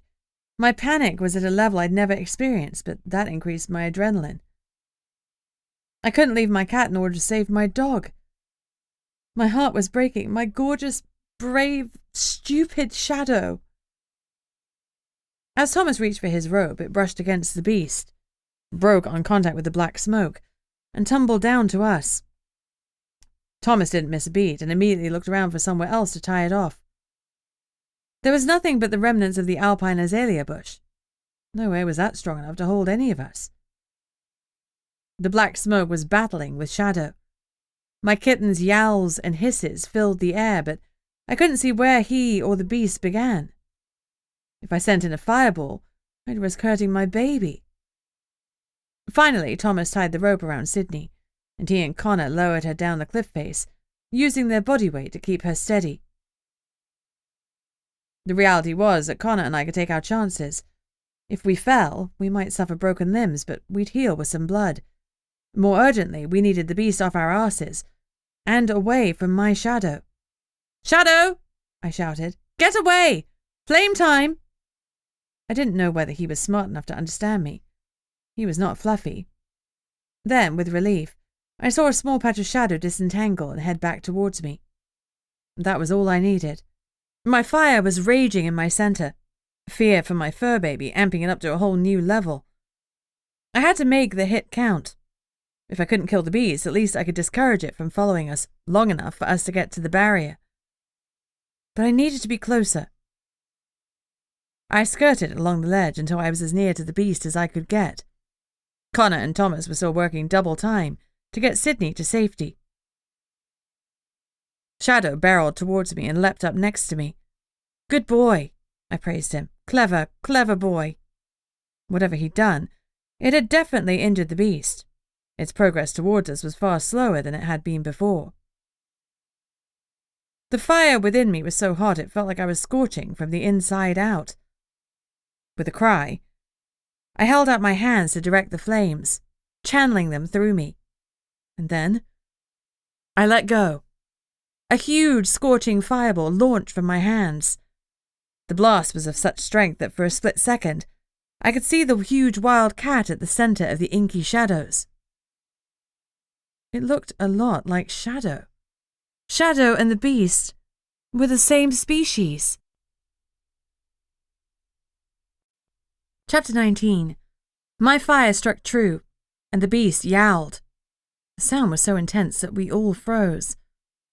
The men couldn't cover their ears or they'd risk dropping Sydney, but I had no such problem. I clamped my hands over my ears, but even so my eardrums burst. Blood dripped out through my fingers and everything went quiet. Discombobulated, I picked up Shadow. A few seconds passed and then, with a tiny snick, I could hear once again. I guess the injury wasn't severe enough to need blood to kickstart the healing process. Thomas's ears were still trickling blood, but I assumed Connor was also good as new. The yowling quietened as the beast scrambled back up the cliff face as easy as it had come down. It was retreating. I had no idea how badly we'd hurt it, but hopefully it was enough for us to escape. Sydney had reached the bottom. Connor made Thomas wrap the rope around himself, and we lowered him down next. Once he was safe, Connor pulled up the rope. "You go next. I'll lower you down." I shook my head. "I can go down on my own. I'll lower you." "Don't be ridiculous. I'm a full vampire, and we don't know what you are. If I fall, I'll heal. If you fall, you could die. I'll be fine after I drink some blood. Are you going to drink from Thomas or Sydney? I blinked. I brought some with me. And you brought at least 2 bags because when you were shot, you drank more than 1. That stopped me. He knew I didn't have 2, and no way could I drink from my friends. Oh, fine, damn it. I took the rope and grudgingly tied it around my waist. My rucksack was full of the plants, so I couldn't tuck Shadow in there. However, he jumped out of my arms and started down the cliff face like he was a mountain goat. I grasped the rope and walked backwards off the cliff, trying to help Connor bear the weight of me by finding hand and footholds. It felt like it took forever to get to the bottom. Thomas was holding Sydney, who was visibly pale and shaking. She was scared, and who could blame her? But I was weirdly all out of fear. I guess there comes a time when fear isn't of use, so your body gets rid of it. It was unbelievable. I'd seen the beast, and it was the hugest big cat I'd ever seen. Its malevolent red eyes were unlike Shadow's golden ones, but I knew there was some sort of connection between them. My kitten was curling around Sydney's ankles, purring loudly and trying to reassure her. He was as far from evil as you could get. I could only spare a cursory glance for my companions because my heart was in my throat as I watched Connor descend. He coiled the rope over his shoulder and free climbed down. Even though I'd seen every inch of the rock surface on my way down, I had no idea what he was clinging on to. When he was about 10 feet from the ground, he leapt free and landed gracefully. An explosive breath burst out of me and I fell into his arms. That was terrifying. Never do that again. Thank God you're safe. He chuckled into my neck. That was fun. Forgotten how much I enjoy climbing. Let's move, Thomas said, still with one arm around Sydney. He was right, we weren't out of the woods yet, literally or figuratively. Thomas consulted his phone's map. I had no idea which way to go, and that was disconcerting. With my eidetic memory, I'd never had much opportunity to be lost before, but after running blindly and going over a cliff, I honestly didn't know where I was. Thomas chose a direction, and we followed. Sydney stayed close to him, and he kept a careful eye on her, though he relinquished his hold so he could navigate. He set a bruising pace, wanting to get off the mountain and back within the safety of the barrier as much as I did. He only paused once to hack some devil's club to add to our plant collection. Soon we were on our way down the trail and onto the road. Thank all that was holy, there was no sign of the beast or the Nantinuk. I crouched down to speak to Shadow. Is it your mum or dad? Because if you want to stay with it... Shadow climbed onto my lap. Okay then. Last time I'd gone through the barrier, it had been damaged, and it had refused us entry, so I was a little nervous. Holding my kitten, I muttered the spell, and this time it worked like a charm. Once I made it to the safe side, I almost collapsed in relief. I smirked a little when I noticed that Thomas was holding Sydney's hand as they came through.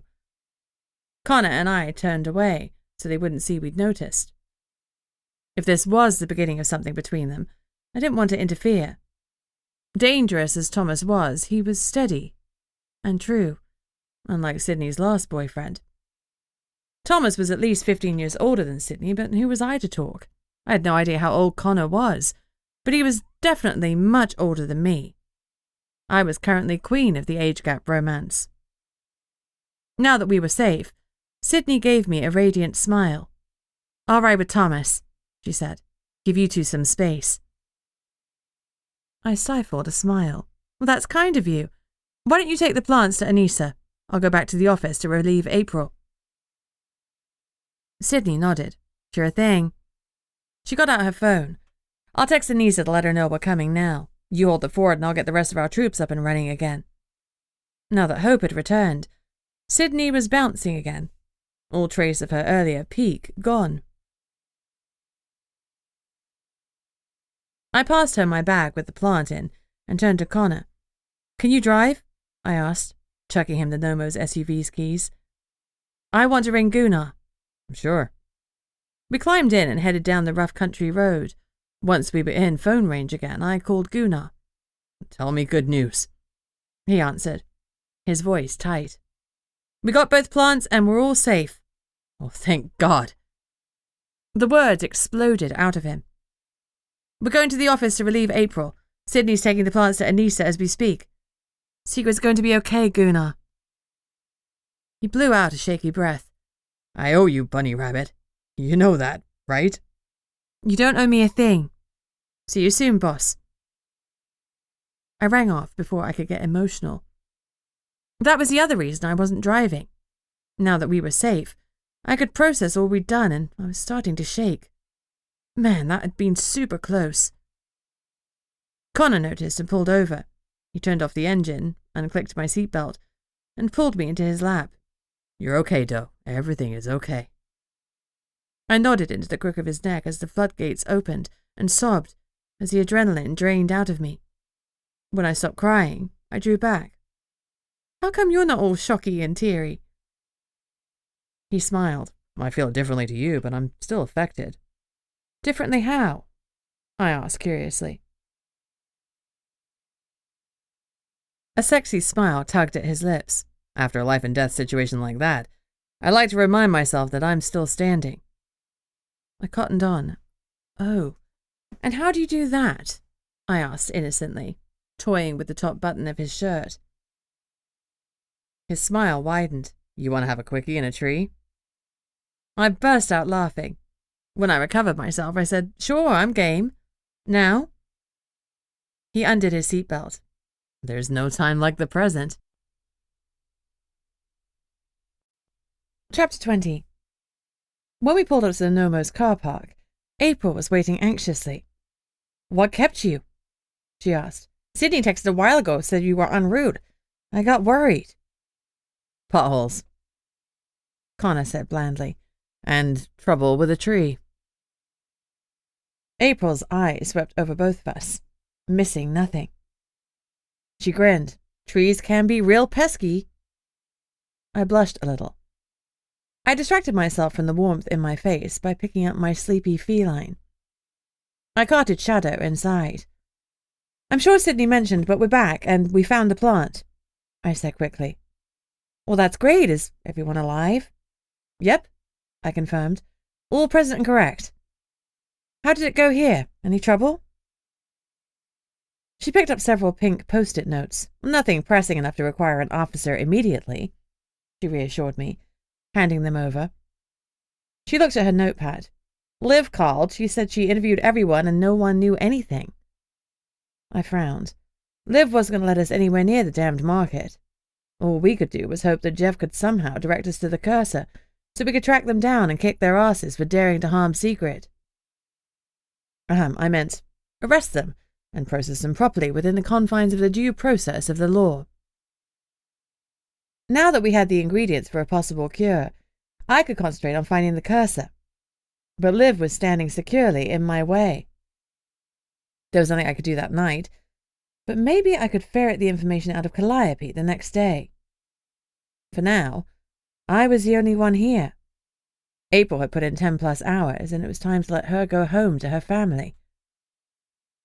Thanks, April. I appreciate all your hard work today. I'm on shift now, so you get yourself home. Connor settled Shadow on his bed, where my kitten promptly curled up for a sleep. I was eager to get him home and fed, but I'd deal with the calls first. Thanks, Bunny. April shot me a grateful look. Mads made dinner today, and apparently there was more carbon than a meal. I snorted. Takeout.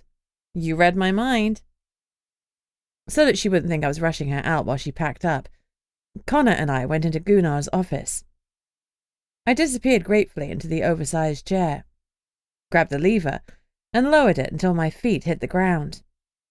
I huffed. Now the desk was too tall. Connor laughed. Gunnar's a giant. That chair's never going to fit you, Doe. I know, but I need a spot to work. I found the collection of pink slips. These aren't going to answer themselves. I made a show of examining them. Hey, look. Half of these have your name on them.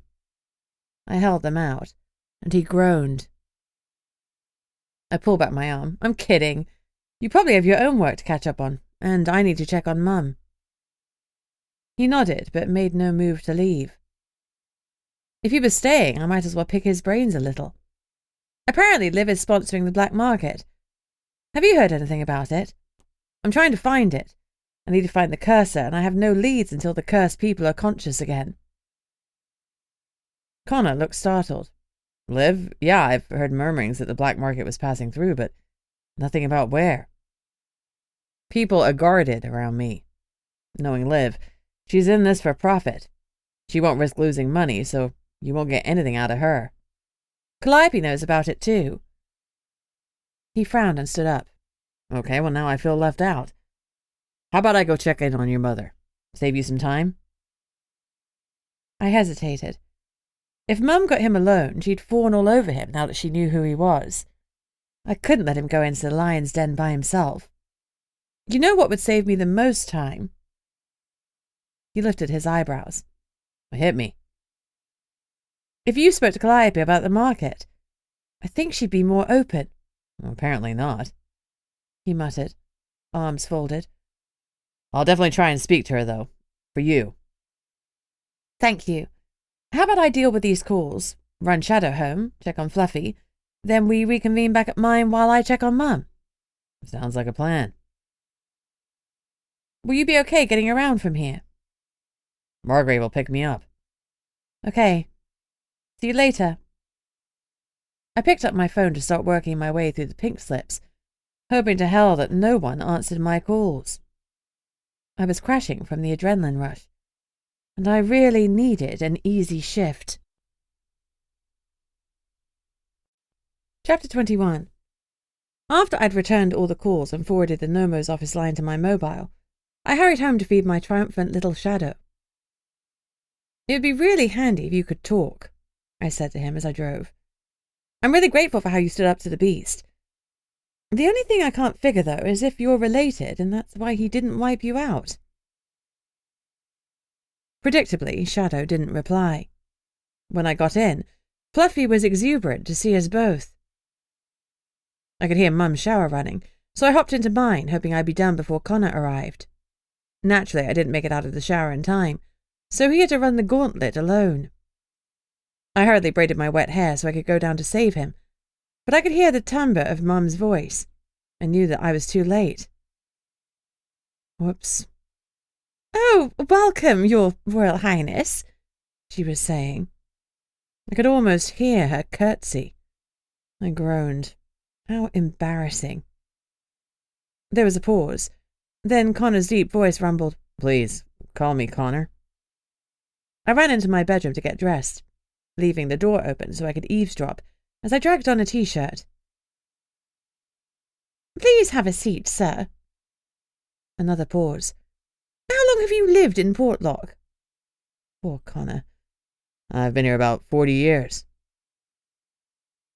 Oh, how delightful! The false tone of Mum's voice was audible, and I practically ran to the living room. Fluffy met me halfway, and I gave him a head rub. Who's the best boy? He wagged. He was, and he knew it. He gave me a quiet bark and leaned against my legs, as I looked into the room to figure out the situation. Connor was sitting on the sofa, and Mum was on a hard kitchen chair that she must have dragged over. I was sure she wouldn't want to impose on the vampire prince by sitting next to him, but it was making him very uncomfortable. He was stiff and straight-backed as he held Shadow and gave him a belly rub. The cat was purring and looked ecstatic. I didn't blame him. I'd do the same in his place. Can I get you anything, Your Highness? Connor winced. Please, Mrs. Barrington, I'm Connor. Mum looked horrified. I could never call a prince by his name. Her hand reached up to her throat. He raised one perfect eyebrow. Well, should I call you High Priestess then? Gosh, no, of course not. Victoria, please. She looked at him pleadingly. I walked in. Elizabeth, darling, Mum said, wringing her hands. I'm glad to see you. I confess that I misplaced your cat for a time, but it's turned up again. Shadow had misplaced himself into my rucksack. I smiled. No worries. Connor, do you want some tea? I was just about to switch on the kettle. Sure, well, let me help. He set Shadow carefully on the couch and leapt up. The kitten curled into a ball and went straight back to sleep. "Oh no, that won't do," Mum said in panic as she also jumped up. "I can't let royalty serve me." It was like watching a tennis match in the stands at Wimbledon. Connor gave his most charming smile and guided her back to the sofa with his hand on her elbow. That was a practiced move. I gave him my impressed look and earned one of his blinding smiles. "You sit there, Mrs. Barrington. Victoria, let Bunny and me take care of you." He winked, and she blushed. Ugh. Apparently being princely came with some serious court manners, because Connor had won her over. I wasn't sure how he did it, but somehow, 5 minutes later, he deposited a perfect cup of tea in her hands. Even Mum looked shocked to see it there. I grinned at him as I sipped from my own cup. "Do you already have supper prepared, Elizabeth? If not, I'd love to take Connor out for some food." Mum fluttered her eyelashes and looked coyly at him. "No, I haven't actually." "Well, we don't have a lot of restaurant choices, but the food's good, and I can tell the company will be delightful," Connor said smoothly. Ugh. I rolled my eyes at him while Mum wasn't looking. She beamed. "I would love that, Your Highness." "Fantastic. One small caveat. I can only take you if you call me Connor. I keep a low profile in Portlock." He winked again, like she was in on a secret. She was delighted. "Of course, Connor." She stumbled a bit, but she was eating up the attention. He threw me a glance, and it was my turn to be on the receiving end of one of his winks. "Something in your eye?" I murmured quietly. "I assume you're trying to blink it out with all that winking." He gave me a flat look, and I stifled a laugh. I shouldn't have worried about leaving him alone with her. He was very good at this. "Well, you two kids have fun," I said. "I'm heading back to work." I picked up Shadow, who squeaked at having his nap interrupted, and plonked him in his pram, then grabbed Fluffy's lead and left them to it. "Please excuse me 1 moment," Connor said to Mum, and followed me out to the porch. He lifted Shadow's pram down the 2 steps for me, then swept me up in a passionate kiss. "You charmer, you," I said once he put me down. "I came here to save you, but you have hidden depths." "I can't let you know all my secrets.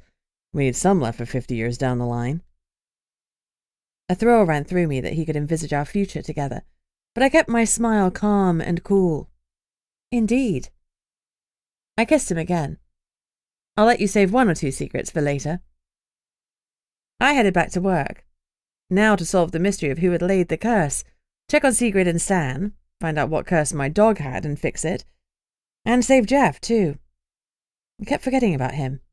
I could do all that, no problem. I just needed 1 lead. Determination poured through me. I'd find it in no time. Chapter 22. I turned into the Nomos building only to see that the front door was gone. Not open, but completely gone. The hinges had been torn off too. What the heck had happened here? I definitely locked up, but it looked like someone had been unwilling to wait. Fluffy growled, and I looked around nervously. The door was missing because it was 6 feet inside the building, and the frame was bowed. Something had hit it with a lot of force. Cool, rageful and strong. Just how I liked my intruders. Fluffy led the way inside, growling ominously. I followed him in because A, I didn't want my dog getting hurt, and B, confronting monsters was kind of my job now. I wished I had one of Thomas's machetes handy, but I didn't even have my gun on me. Luckily, fear had snapped my fangs down, and that same fear had heat curling in my body. I was never without weapons, and that was kind of reassuring. As I learned through my excursion into the mountains, I wasn't the best at sneaking around, so I embraced my failings and crunched through the wreckage. Fluffy got the message that we weren't trying to be subtle and started barking his equivalent of come out, wherever you are." I looked around the remains of the office in disbelief. It was like a bulldozer had been through it. Everything, and I mean everything, had been destroyed. My desk, Sydney's desk, our computers. Everything. Even Fluffy and Shadow's beds hadn't survived. I scented blood in the air, too. Whoever, whatever, had done this had been full of rage. I rolled my shoulders. People with too much rage made mistakes, right? I needed to keep a cool head and everything would be totally fine.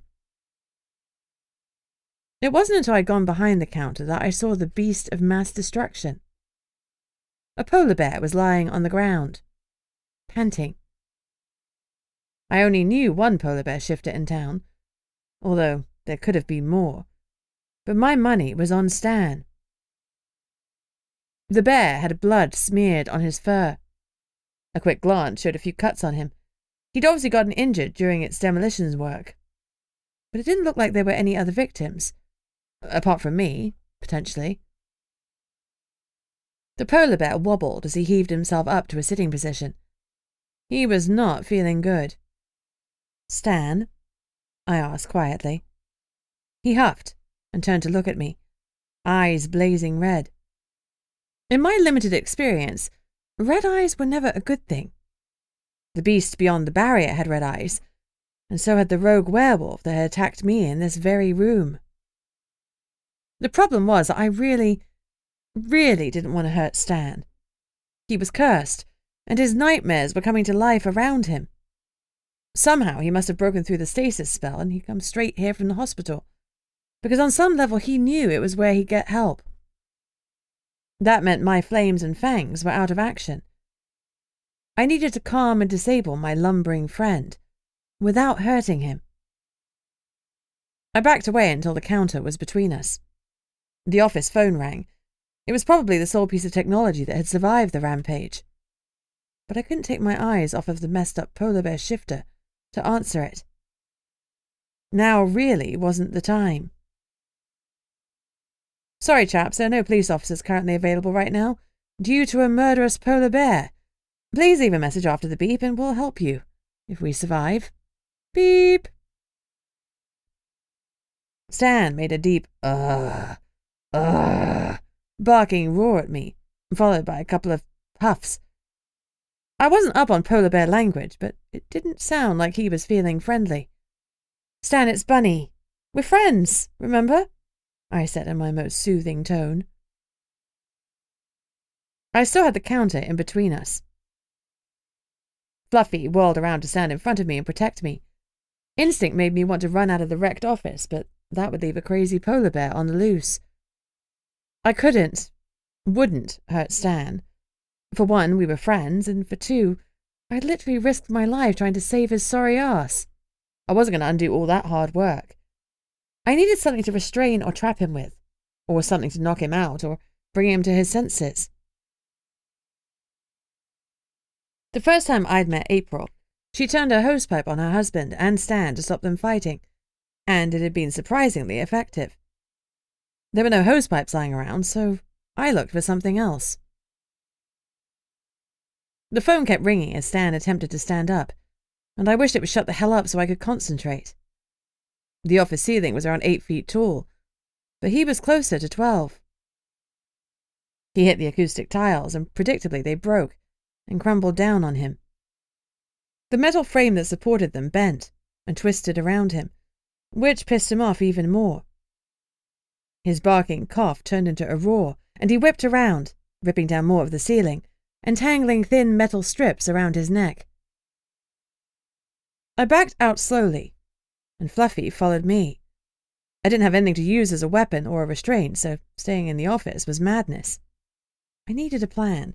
Why couldn't I think of a bleeding plan? Stan was in a blinding rage, so intent on battling the ceiling that he didn't give a shit that I was edging away. I went around the corner of the building and hurriedly pulled out my phone. It rang before I could look at it, or dial. It was Sydney. "Bunny, Stan's escaped. You gotta help us find him."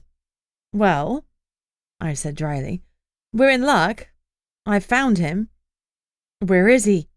"At the office, and he is pissed. He's tearing it to pieces." "Oh, shit. How do we contain him? He's a freaking polar bear. A rageful one." "Hang on."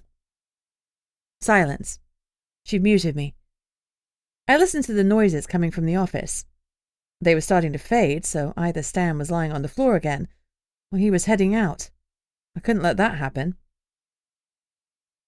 Sydney clicked back in. Anissa says she's coming.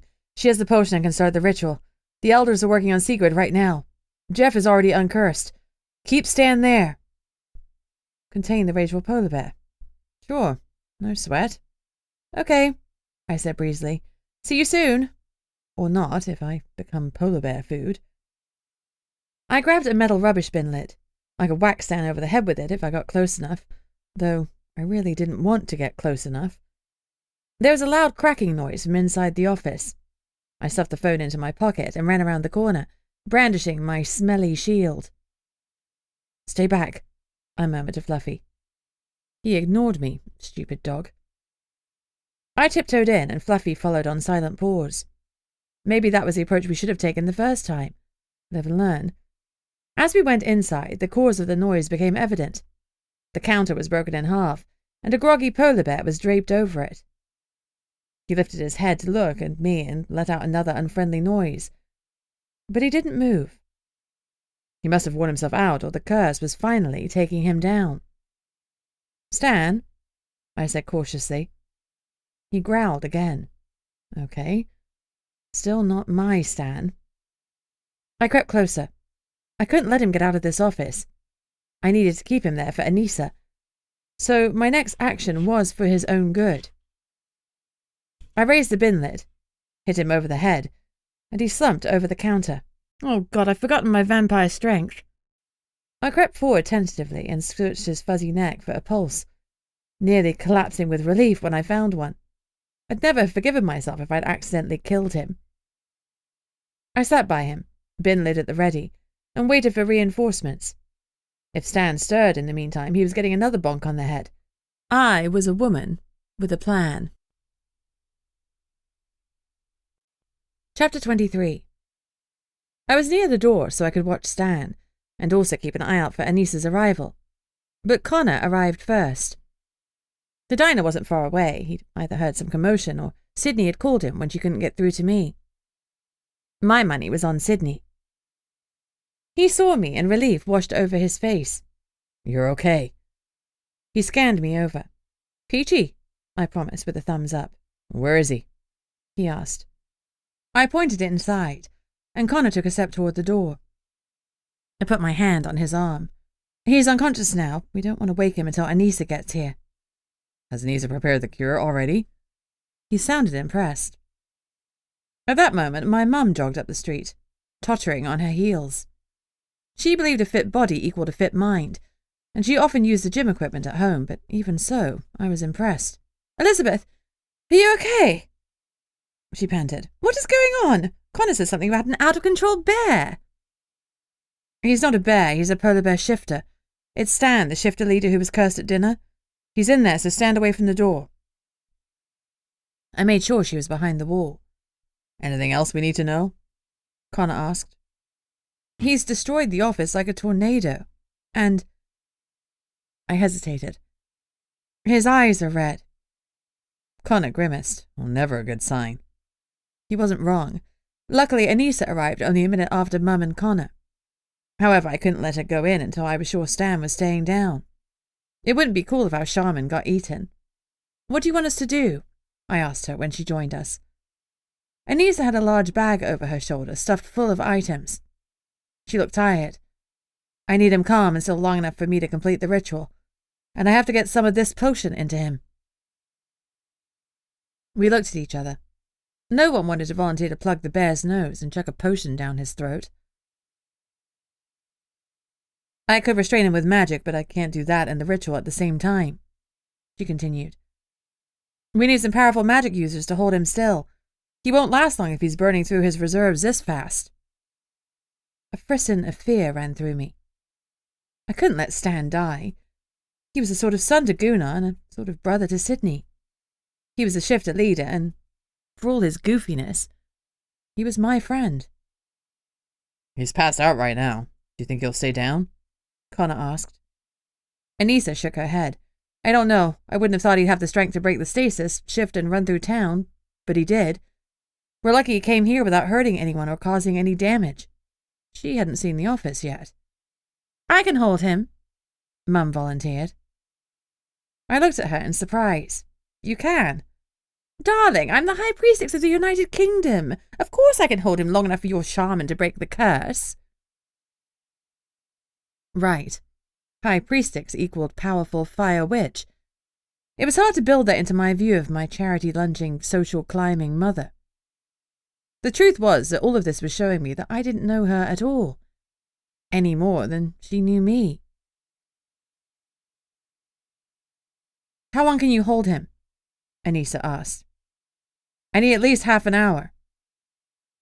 She didn't seem to doubt my mum's witchy powers, which settled my nerves a bit. Mum nodded briskly. I can do that. What if he wakes up and fights your bindings? Connor asked, frowning. I can handle it, she said calmly. Trust me. But let's get a move on. It'll be easier if we do it while he's unconscious. She was right. As we moved into the office, I stifled a curse. My trusty bin lid hadn't struck hard enough because the bear was awake. Chapter 24. Anissa handed me the potion bottle. Great. Somehow I'd been volunteered to give the conscious bear his meds. Lucky me. I hoped Mum wasn't over-exaggerating her skills. I'd been hoping for a few drops on his tongue, but no, it was full 16-ounce bottles worth. Fantastic. I'll help you, Connor promised as he waved Mum forward. Be careful and do it fast. He looked the tiniest bit nervous, obviously frightened he was going to get my mother killed. So was I. In her silk dress and heels, Mum looked as far from a witch as you could imagine. She took a deep breath, released it, and started waving her hands and quietly muttering what I assumed was a spell. It wasn't in English, but in German. The spell worked fast. Stan stopped making his peculiar barking polar bear grunts almost as soon as the chanting began, and Connor nodded for Anissa to move in. Stan was immobile except for his heaving chest and his blazing red eyes, which were rolling around crazily in his skull, trying but failing to focus on each of us. His limbs were locked down. He couldn't even turn his head, although I could see his muscles rippling under his fur as he tried. If Mum's spell failed, I had no doubt he'd rip us all to shreds. She kept up her chanting, and her hands continued to move in their hypnotic dance. My teeth rattled and my skin itched. My response to witch magic. Stan had slid off the broken counter and was lying on the floor on his side. The office was completely destroyed. We'd need new computers, new everything. Even the steel filing cabinets that lined one wall were severely dented. Most of the ceiling tiles were down, and the supports were wrecked and twisted. I'd never liked those soundproofing tiles. Maybe we could rip them out and look at the pipes and whatever else they were there to hide. A modern, commercial look. Connor sat down and lifted Stan's heavy head into his lap. The bear's tongue lolled out the second he was moved. Connor put his fingers in Stan's mouth to open it, and Stan's eyes rolled faster, his muscles nearly popping as he strained to move. Mum's chanting became louder. She was sweating now, despite her blasé attitude. This was clearly hard work. Connor positioned Stan's head so I could pour the potion into his mouth, and I unscrewed the bottle cap.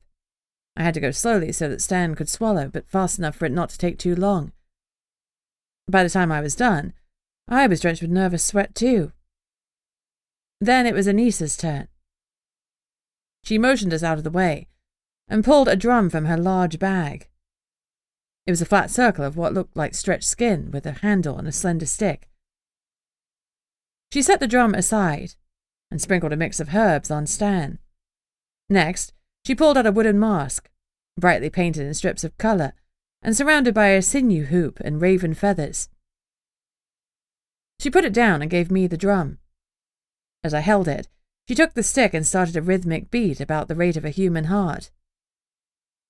She looked at me. Can you keep that beat for me? I nodded, took the stick and hit the drum. It had a resonant sound, like the thrumming of a bird's wings. Anissa corrected how I struck it. Waited to make sure I was keeping a steady beat, then sat at Stan's head for a few minutes. Once she was centered, she stood and picked up her mask. Holding it in her hands, she moved it around her as she danced and chanted. Sometimes she placed the mask over her face, sometimes she looked at it, and sometimes she held it up to the ceiling. Then she danced and chanted some more. Her magic wasn't like witch magic. I didn't itch, but I felt it as a pressure on my ears and a vibration in my bones. I switched between watching her and watching Stan. Mum kept up her spell, although her arms were shaking and she was slowing down. Whilst I continued rhythmically beating, I watched her intently. Could I learn to do something like that? I committed the German phrases she muttered over and over to the planes of my memory. I had no idea how long we worked, but Anissa's chant eventually rose to a crescendo, and I felt, a snap. As I stared at Stan, the red glow in his eyes faded away. Anissa stopped chanting.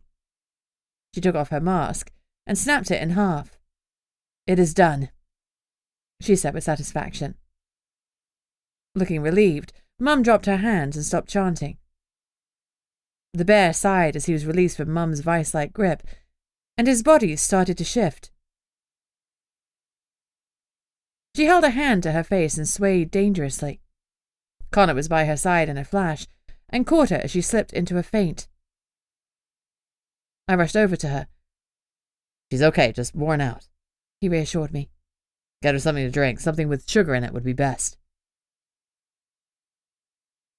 He laid her on the floor. I rushed to the break room fridge. Someone, probably Gunnar, had left a sports drink in there. I rushed it over to Connor as Mum's eyelids fluttered open. "Drink this, Victoria," Connor instructed. "You'll feel better for getting some sugar and electrolytes into your system." Mum grimaced, but drank it. Once she was done, Connor helped her stand up, and I righted my office chair for her to sit on. "I'm all right," she insisted. "I feel better already. It's a shame we hadn't managed to eat before all this kerfuffle." Only Mum could call a red-eyed, marauding bear a kerfuffle. Stan was unconscious on the floor, buck naked. I found a sweatshirt someone had left in the break room and laid it over his lap so we didn't have to gaze at little Stan. Stan looked less, somehow, like his usual bulk had wasted away. He was such a big man, but lying there he looked much smaller. "We need to get him back to the hospital for more treatment," Anissa said. "I'll call the paramedics to come get him." "How long will it be before they're all back to normal?" I asked. She shook her head. "I don't know. The curse was hard on their bodies, and the longer they were under its influence, the longer their recovery will be. The first guy, Jeff, is in really bad shape, and he'll need lots of care and potions. The doctors need to get a thorough look at Stan now he's in his human form again, but he looks like he's lost muscle mass. He's a shifter, though, so he's primed to have fantastic healing speeds. We'll have to see how it goes." Stan's skin was unnaturally pale, and he was visibly thinner. His cheeks were sunken, and I could count his ribs. "I'll call the ambulance." I pulled out my phone and dialed. With that sorted, I started moving the rubble so that the medical team could reach Stan a little more easily. It wouldn't be easy to get him out with all the detritus underfoot. "How's Sigrid?" I asked. "Is she like this?" I gestured to Stan. She didn't burn as much energy by shifting and going berserk, but honestly, she looks like she's laid low. They're all still very sick," Anissa said somberly. "And unlike Stan, she doesn't have any extra healing skills in her back pocket." I felt sick thinking about it. If we hadn't found that plant, would they have made it? We needed to find that damned cursor and stop them from doing this to anyone else. "How much of the plant did you use?" I asked. I didn't want to go beyond the barrier again any time soon. "Most of it," she admitted. "We probably have enough for 1 or 2 more doses." Connor and I exchanged glances. We were both thinking the same thing. If more than 2 more people were cursed, they would probably die. Chapter 25. Connor took Mum home and Anissa went with an unconscious Stan back to the hospital. I was left to pick up the pieces at the office. I looked around in despair before shoving the feeling down. Despair achieved nothing but atrophy. I'd feel better after I'd made inroads into this mess. I needed a shovel and a commercial bin, not a few flimsy rubbish bags, but they were all I had, so I started to work. Connor was smarter. After he'd settled Mum, he came back with several commercial waste bags and a shovel. I held the bags as he shoveled broken ceiling tiles and computer pieces into them. We filled 6 bags and stacked the rest of the rubble, the broken counter and desks, against a wall. There was only one office chair that wasn't broken, the one that Mum had sat in to recover. The only other thing that wasn't broken was the office phone. I stared at it. It should have been destroyed too, but it had survived against all odds. In honor of Tom Hanks' film Castaway, I dubbed it Wilson. When we were done, we were in an empty room with a line of dented file cabinets, 1 chair, and Wilson. Wouldn't Gunnar, Sydney, and April be surprised? The file cabinets, although they only looked a little dented, were actually totally buggered. The drawers had jammed and I had to use vampire strength to force them open. After that, I couldn't close them again. Excellent. Connor used one of Gunnar's many pre-cut pieces of wood to board up the front door, so at least the office was secure even if it was in tatters. Luckily the side rooms, interview rooms and the jail were all untouched, though Gunnar's office was now the only functioning office space. Regardless, I felt that we were lucky. Somewhere in Stan's affected brain he'd associated this place with safety, and had not gone somewhere public where people could have been hurt. This was all stuff. Although it would be expensive to replace, no one was hurt. We really had been lucky. Even with all our hard work, the main room looked shambolic. Connor pulled me down with him into the single remaining chair, and we sat in the moonlight. Stan had destroyed all the lighting. He kissed my neck. Don't worry. I've already informed the council and funds will be released to get this fixed. I've got Margrave ordering new furniture and computers. Anyway, it'll give us a chance to update the system. Some of my stress dropped away. He was a godsend. Thank you so much. You're welcome. The phone rang loudly. At least Wilson is okay, I said as I answered the call. It was someone complaining about a noise disturbance. I told them that we were short-staffed and to use earplugs. Policing at its finest. I hung up. Wilson? Connor asked curiously. You ever see that Tom Hanks film, Castaway? He grinned. You named the phone after his volleyball? Yep, it was a real survivor. His grin widened. Wilson dies in the end. Well, yeah, but Tom Hanks's character was named Chuck, and I think that would cause confusion if I yelled Chuck in the office. Sydney would start lobbing things at me. He burst out laughing. You've got to think these things through. I tapped my head. No grass growing here. I let my bout of whimsy fall away. We should check on Sig and Stan. I did want to see them, but I was bone tired. Yeah, but it's very late. Even for vampires. He was right. I need to check on my mum, too. She was taking a shower and going to bed. You'll disturb her if you bother her now. I chewed my lip. What about Fluffy and Shadow? Bed and also in bed. I melted against him. Thank you so much, Connor. You're welcome, Doe. I'm taking you home. You're exhausted, and to be honest, we both need a shower. I looked down. My shirt was torn, and I was covered in dust and sweat which had turned to mud in places. And I was tired, to my toes. Braving the beast beyond the barrier seemed like a lifetime ago, but it was only a matter of hours. It really had been a long-ass day. I hear you, I sighed, but I don't want to go home. I didn't want to wake up to Mum's judgment, though, admittedly, bar 1 or 2 off comments, she hadn't been as bad as I'd expected. My home, Connor offered softly. I looked at him. He smiled, and I wrapped my arms around his neck. Do I have to come back to this dump? I whined. Not for a good 8 hours, he promised. Sounds like heaven. I kissed him and felt his smile beneath my lips. Let's blow this joint. That's what you Yanks say, right? He swept me into his arms and stood up in one smooth motion. I squealed, even though Mum had taught me that a lady shouldn't squeal because it was unbecoming. I decided right then and there that it was a stupid rule that was definitely meant to be broken when sexy vampire men were involved. I looked at him, and his eyes darkened as he looked back. I wanted food, a bath, and Connor. In that order. He needed to move faster, now and later, because I wasn't in the mood for slow. Some of the heat in my stomach must have reached my eyes, because he hustled us out of the back door and into the car park. He set me in the passenger seat, belted me in, and turned on the heaters. The warmth, combined with the scent of him and the rocking of the truck, sent me straight to sleep. I'm a fabulous date. I woke up in Connor's glorious bed, alone. I reached over to make sure. No, he wasn't there.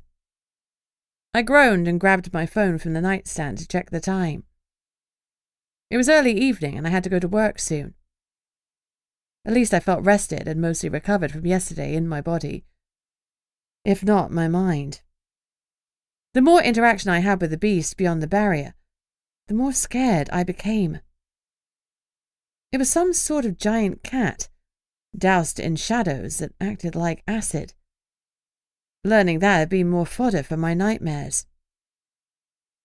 And how was I going to save Fluffy? He wasn't cursed in the same way, but would the leftover azalea be enough to save him?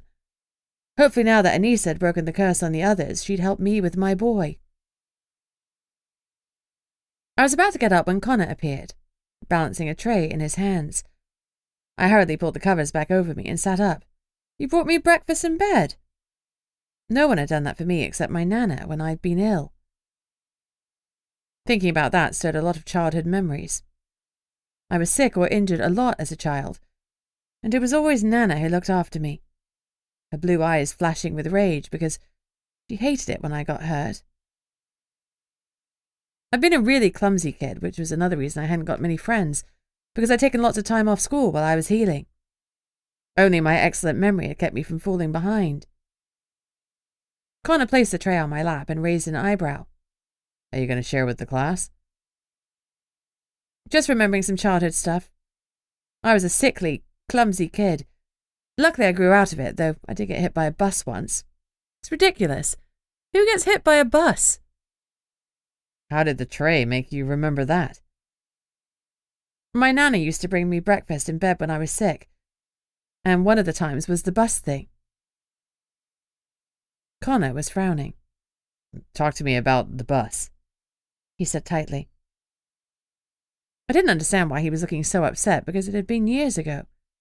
I grabbed a piece of perfectly crisp bacon and nibbled on it, but a lurch in my stomach reminded me I needed to have blood before food. I took the glass, plugged my nose, and downed it in a few swallows, then happily tucked into my bacon. American bacon is so much better, I said happily. You have streaky bacon, but in the UK we mainly eat back bacon. It's a lot meatier and not half as crispy. Connor's eyes were still intense. The bus, Bunny.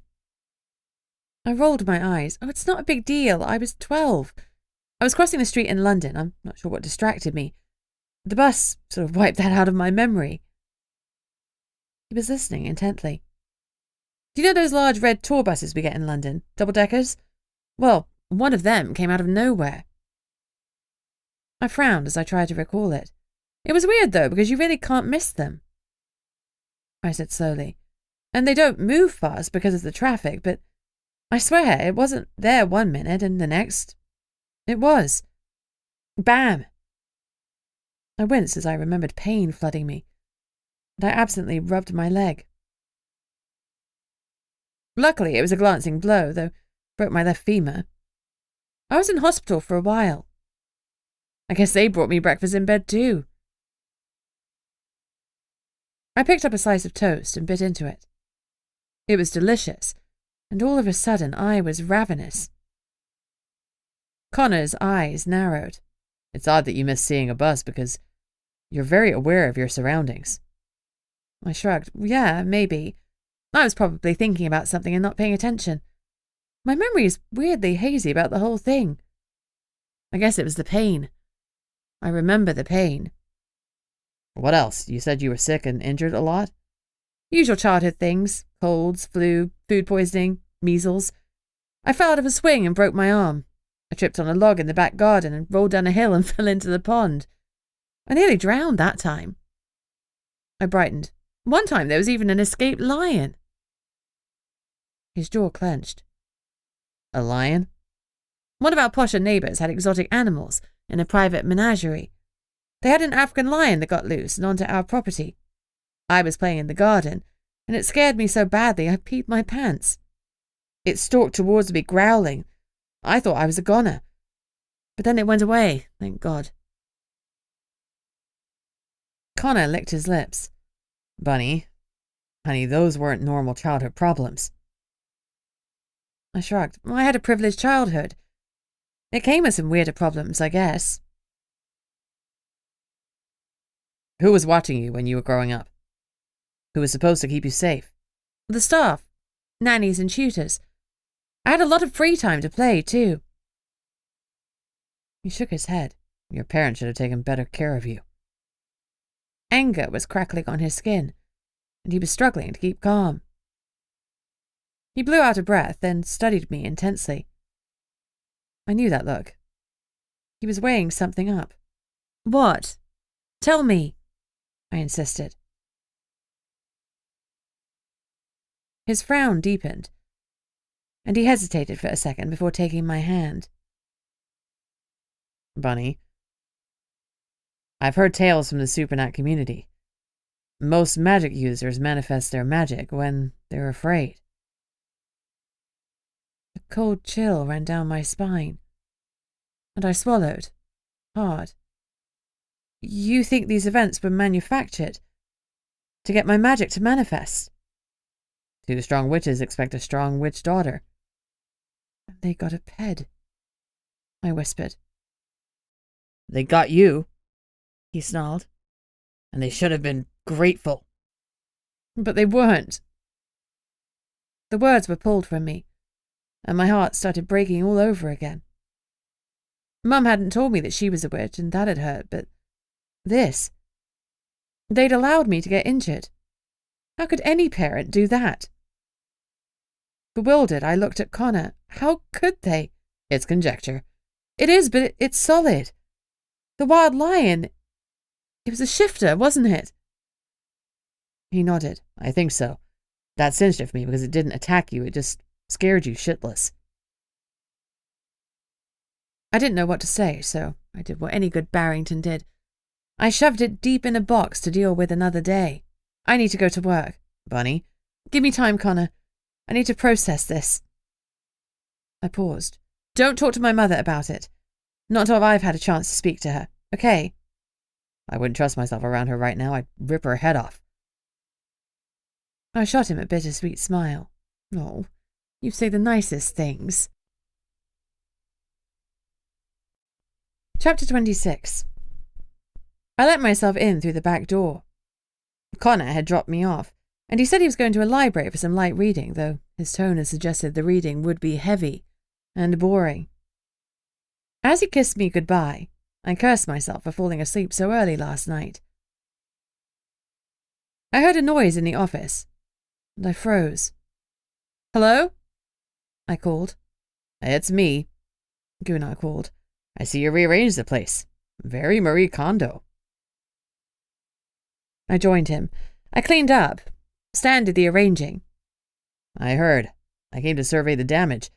The council has already released funds. I wanted to check on you. I'm fine, just tired. How are Sigrid and Stan? I should have added Jeff too, but I didn't know him.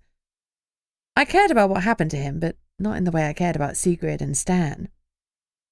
That's going to be a long road, but they're finally showing signs of recovery. I'm heading home to shower and change, plus Loki's lonely and sad that we're both gone. I should spend a little time with him. Yeah.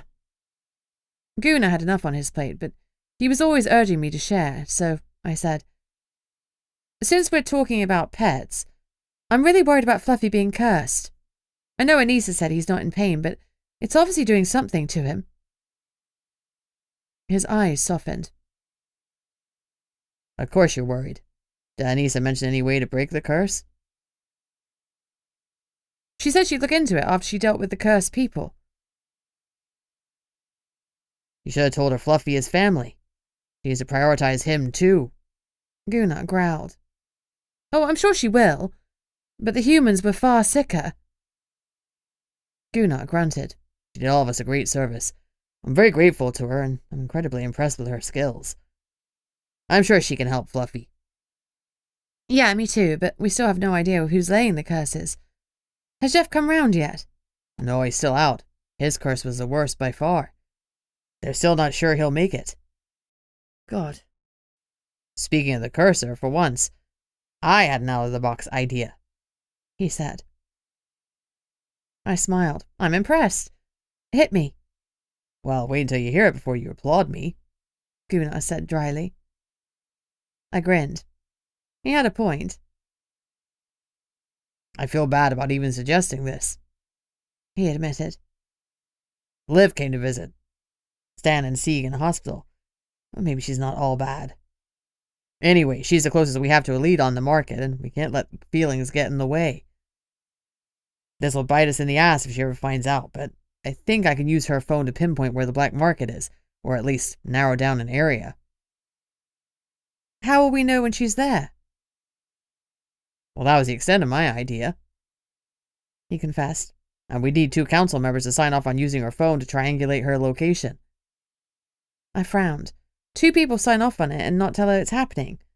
Calliope would do it, but I think she'd tell Liv. I leaned forward. The alternative is to follow her, I said dubiously.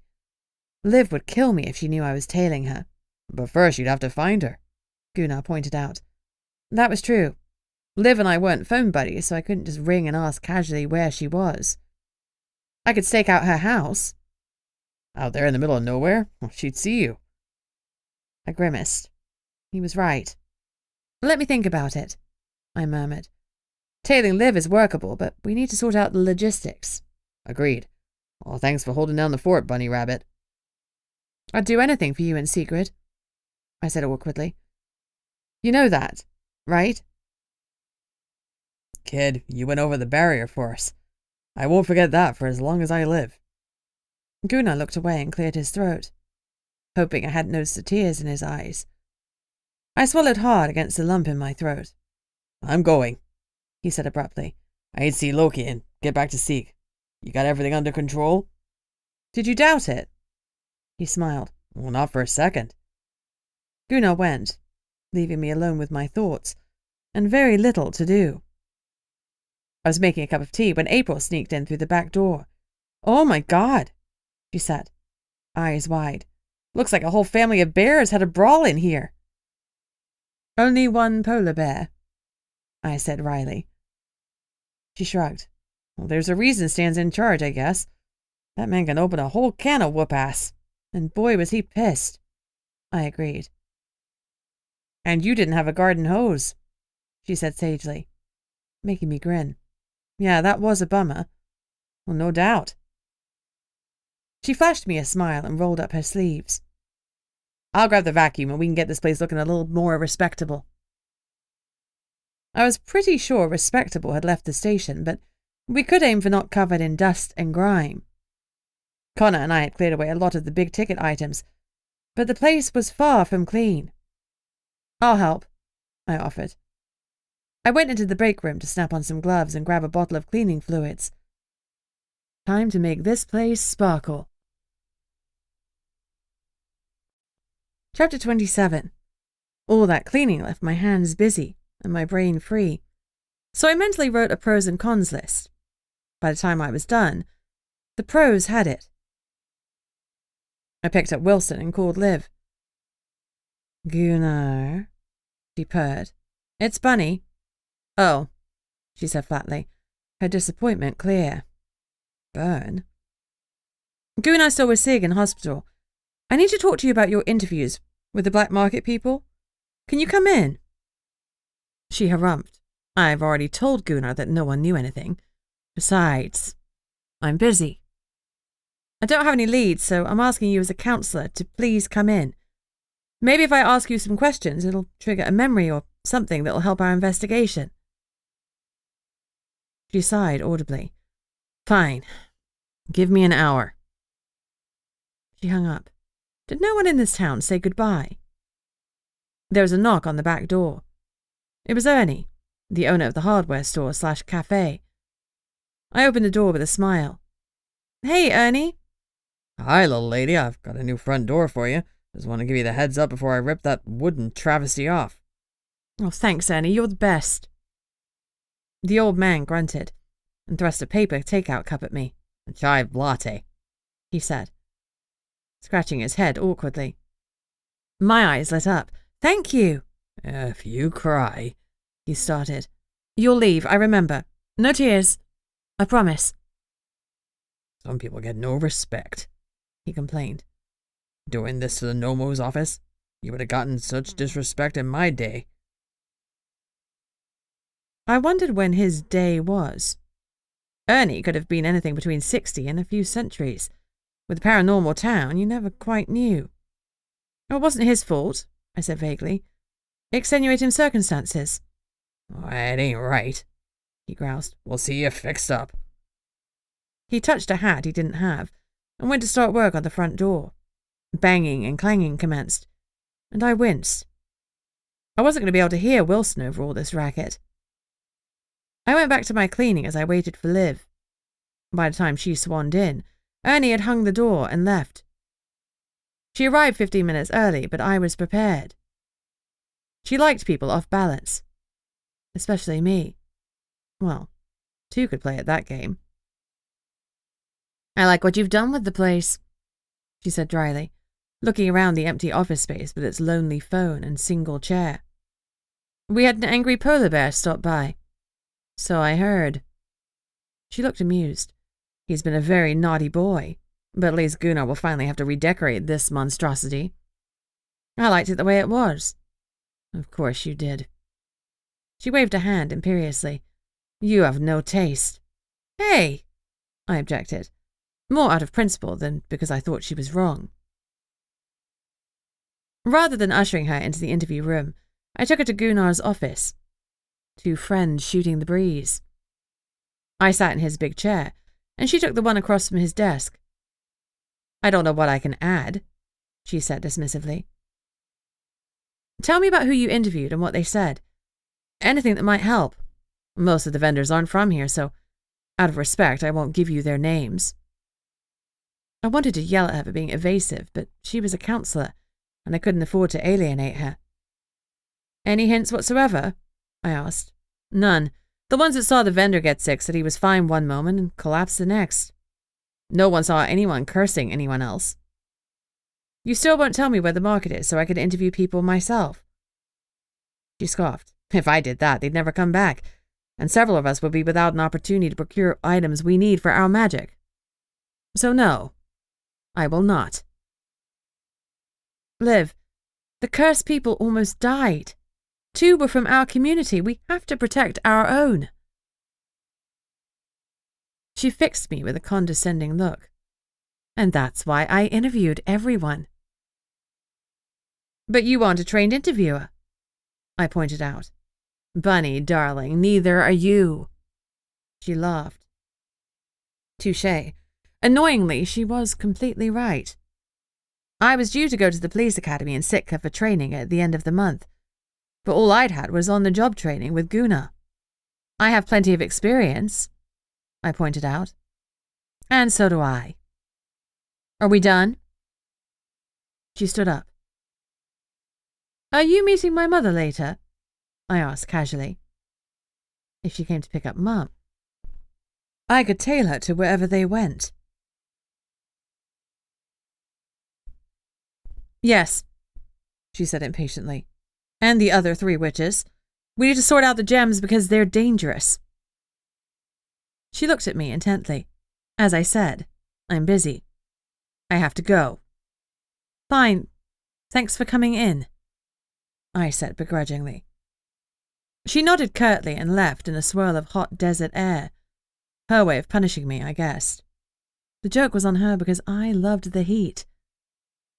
And things were about to hot up even more, because I was going to follow her snooty ass. Chapter 28. I dived into the car park. The Suburban was there, as was Sydney's car. She'd been sharing some lifts around town with Thomas and evidently hadn't been in yet to fetch her car. She always left a spare key on the front tire so that I could borrow it if I needed to, while she was stuck in the office. I cranked the engine, then followed Liv, as she drove to the only hotel in town and on to my house. With a car full of witches, she drove off again. Annoyingly, the destination was the one place I was pretty sure wasn't holding the black markets. Her funeral home. I needed an inconspicuous spot to park so she wouldn't notice me, and I found one on the street where it looked like I could be in any of 3 different businesses.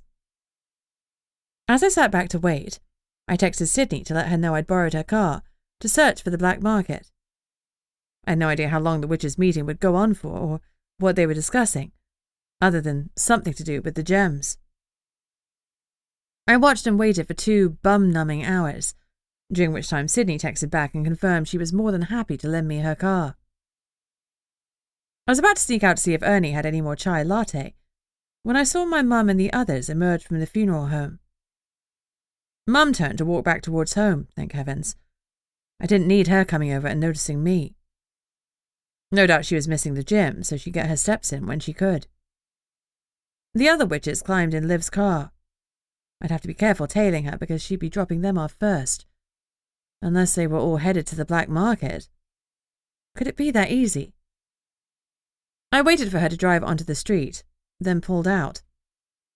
She headed down the road that went to Camluck logging, 10 miles out of town. She didn't turn again until we were at South Harbour, where the warehouses were. She wasn't dropping the witches off at their hotel, so the chances were good that she was taking them to the black market to purchase some of those hard-to-get items she'd mentioned earlier.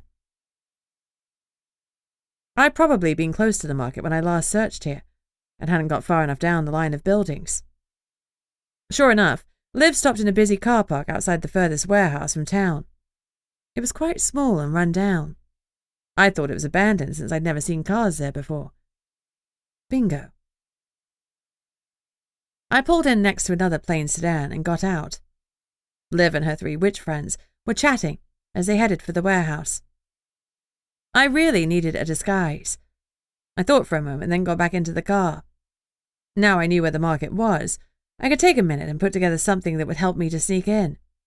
No one would talk to me if they knew I was the law, and I also had to avoid Liv, Laura, and anyone else who might recognize me. I needed to hide my hair, and maybe wear sunglasses.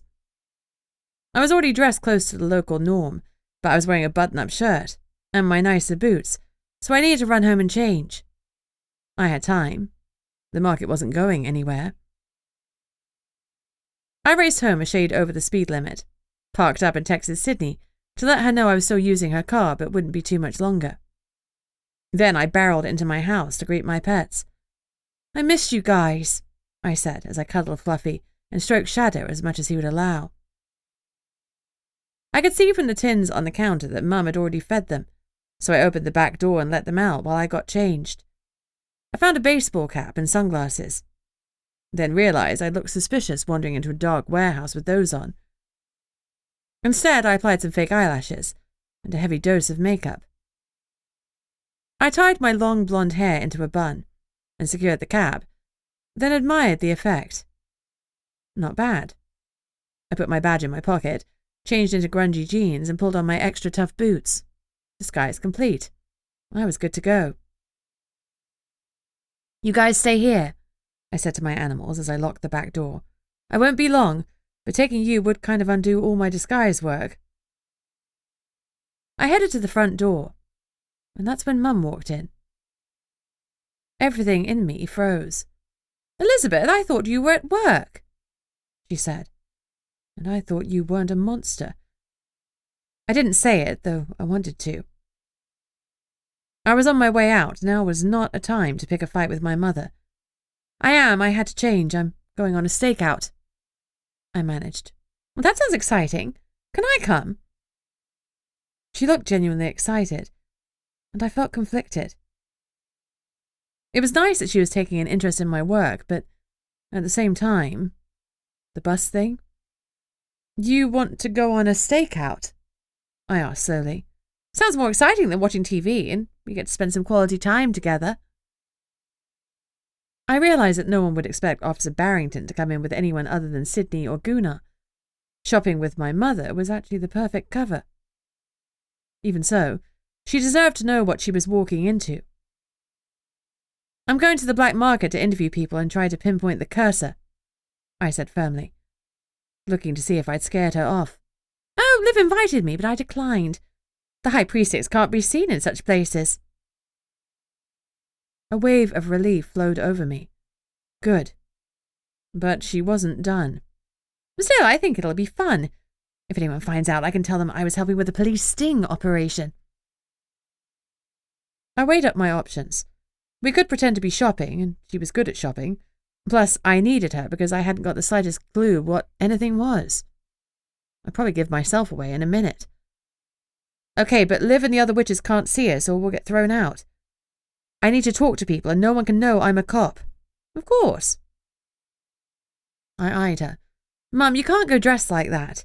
You'll stand out like a sore thumb. Well, I don't have anything like that. She gestured disdainfully at my ensemble. Did you bring jeans? Of course not. I didn't have any jeans that would fit her, but I had plenty of baggy sweatshirts she could borrow. What trousers do you have? I asked. None. She sniffed. I had leggings. She'd be horrified, but that was all I had. Plus, they were stretchy, so she fit into them. It's fine, you can wear my leggings and spare boots. Boots like those? She pointed at my feet and wrinkled her brow. Nope, these are my nice pair. I smiled wickedly.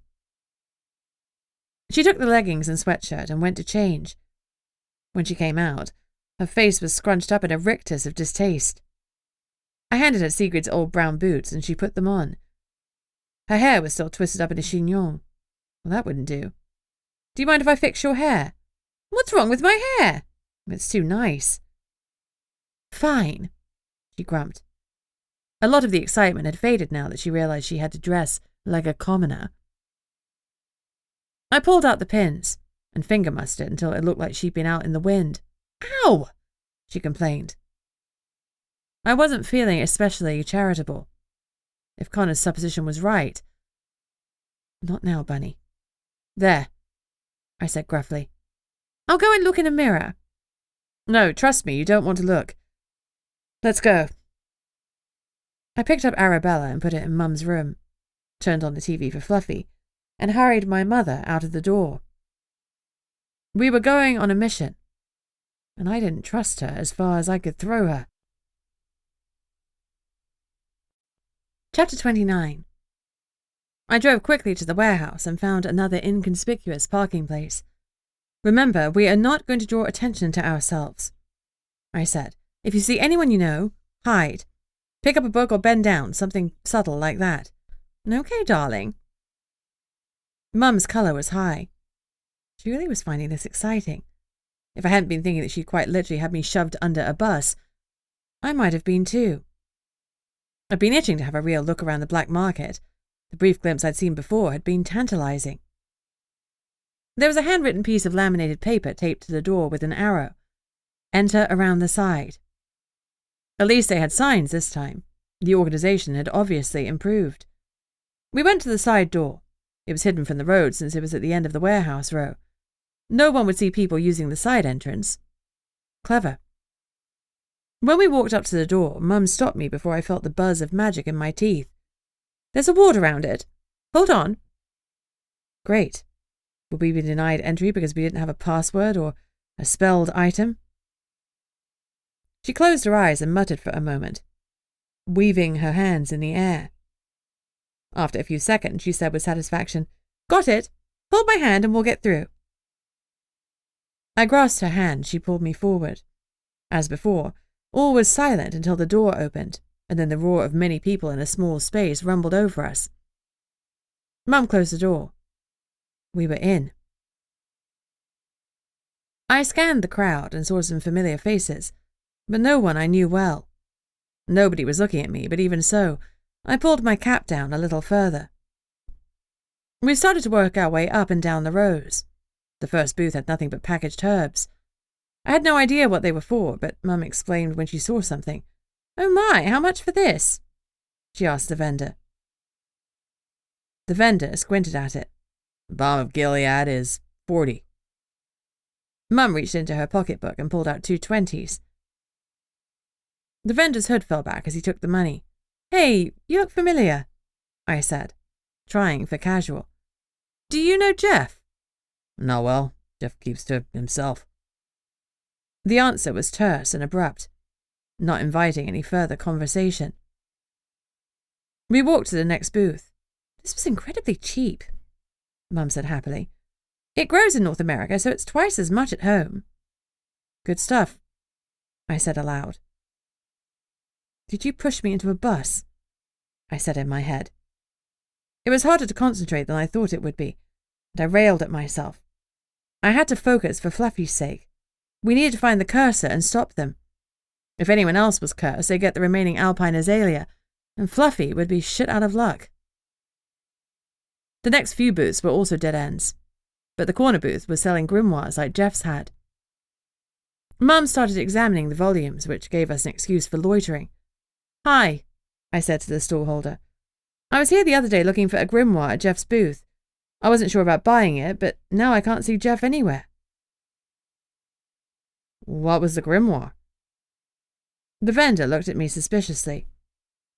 I quickly accessed my memory. "The Arrowhead's grimoire," I said promptly. "I think its latest owner was R. Weiler Owen."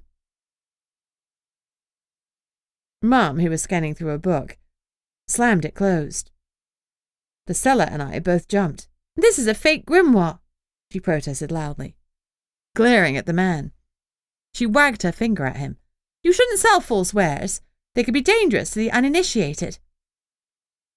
"Keep your voice down, please," he hissed as he looked around. "It's not fake. All of my stock has been verified." "By whom? An internet witch?" "It's okay, Mum. There's another seller on the other side of the room. We'll check there," I said, trying to prevent a scene. "Hold on," the man said. "Jeff isn't here. I don't have that particular grimoire, but if you tell me what you're looking for, lady, I'll give you a discount. Just keep your voice down." He pleaded again with Mum. "So you do know Jeff?" I asked quietly. He nodded. "Of course, we all know each other here, and most of us live together. Sometimes we're joined by local sellers, but Jeff is one of us." "What happened to him? He was here the other day."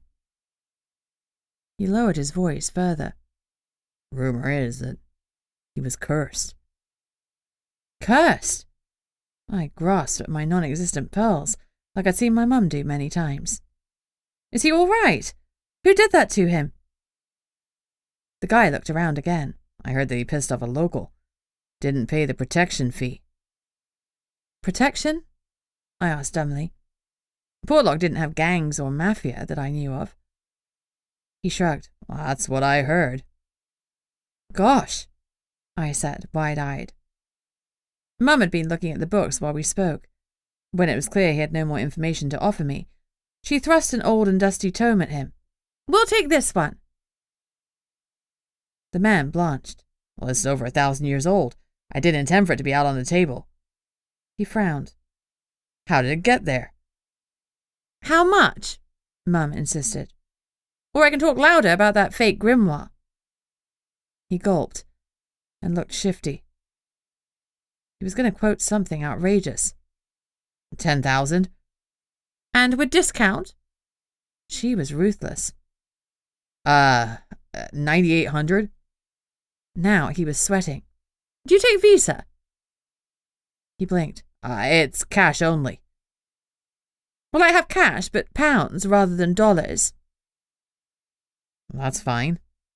he said faintly. $9,800 is about £7,700 sterling, yes? Mum said briskly. The man nodded again. She pulled out a thick wad of notes, and I gasped. Who knew her ugly bag held that much moolah? The dealer took the money, placed the ancient book in a bag, and handed it to her. Mum gave him a curt nod, and power walked away. Once we were out of earshot, she let out an excited squeal that was definitely unbecoming of a lady of her station. There are only 2 known copies of this book in the world. I can't believe I bought it for $9,800. It's worth several £100,000, maybe even $1 million, and it was just mouldering away at the bottom of the pile. Unbelievable. I'm so glad I came with you. I think I got a lead too. I need to ask a few more vendors to verify it. Go ahead, dear. I'm having so much fun. This has been eye-opening. Perhaps I should visit some black markets in the UK. I grimaced. I didn't want to have accidentally started my mother on a life of crime. As we wandered around, I whispered conspiratorially with a few vendors about Jeff not paying protection money. Their reactions verified the story, but no one would say who they'd paid their money to. We didn't spot Liv or the other 3 elemental witches, but by the time we left, Mum was laden with packages. I had no names, but at least I had something. The cursor was upset if someone didn't pay some kind of protection fee. No one knew anything about Stan or Sigrid, and they all thought the racketeer was a local. I'd narrowed it down to the magic users. Liv would be furious that I was picking on her precious magic users again, but it wasn't my fault that they were all dodgier than 2-day-old raw chicken left in the sun. I followed where the evidence took me, and the evidence was pointing me towards some naughty shamans or witches. Chapter 30. I dropped Mum off at home and went back to the office to return Sydney's car. She looked up expectantly as I walked in. What happened? She asked eagerly. Did you find the black market? I did. I sat down heavily on one of Gunnar's visitor chairs. It's at one of the warehouses on South Harbour, just up from AML. From the outside, the warehouse had looked like a wreck, but inside it hadn't been so bad. I wondered whether the Grimes brothers had been up to their illusion magic again to make the place look ramshackle. I found out that someone is demanding protection money from the vendors. Apparently Jeff didn't pay up. No one identified the person, but they all agreed it was someone local, and it's someone with the power to curse their victims. A magic user, Sydney murmured. You know what that means? She grinned. Liv's going to eat you for lunch if you start interviewing her magic users. I blew out a breath. Yep. But did you know that she visited Stan and Sigrid in the hospital? She does have a heart somewhere. Buried deep down. Sydney snorted. Anyway, it's a start, though I honestly have no idea who would run a protection racket in this town. Threatening people here can go very badly for you. I guess that's why they came down so hard on Jeff. You can't let anyone buck the rules. Do you know anyone who's tried this before? Any complaints about people around town demanding protection money? She frowned. Nothing springs to mind, but I can search the database. Gunnar had a computer at his desk, but we didn't have his password. When are our new computers coming in? I've no idea. I'll text the boss for his password. She smiled. Don't bother, it'll be written down on a sticky note in his desk. She started pulling open drawers. While you look, I'm going to call my favourite council member and see about our computers and office furniture. He was sorting it out for us. She grinned. Buying your love? It was terrifying to admit to myself that he didn't need to, because he already had it for free. My commitment-phobic thoughts washed in, and the urge to dump Connor and run for the hills was strong, but I told it to piss off, and took a steadying breath. I was worthy of love, of being loved. I could do this. I dialed Connor, my heart and mind a maelstrom of emotion. His phone rang for a long time, and I nearly hung up before his husky voice filled my ear. Bunny, he answered warmly. Hey, I said happily, my emotions settling in an instant. Something about him grounded me in the very best way. I'm down at the docks. Edgy's flying me to Homer. I'm heading to Anchorage to pick up the computers for your office. Oh. I was sure he could hear the disappointment in my voice. I wish we were making the trip together, but I know you're busy. And the sooner I get these, the quicker you'll be back in business. He paused. I don't want to raise your hopes, but there's a book in Anchorage that might have some answers to what you are.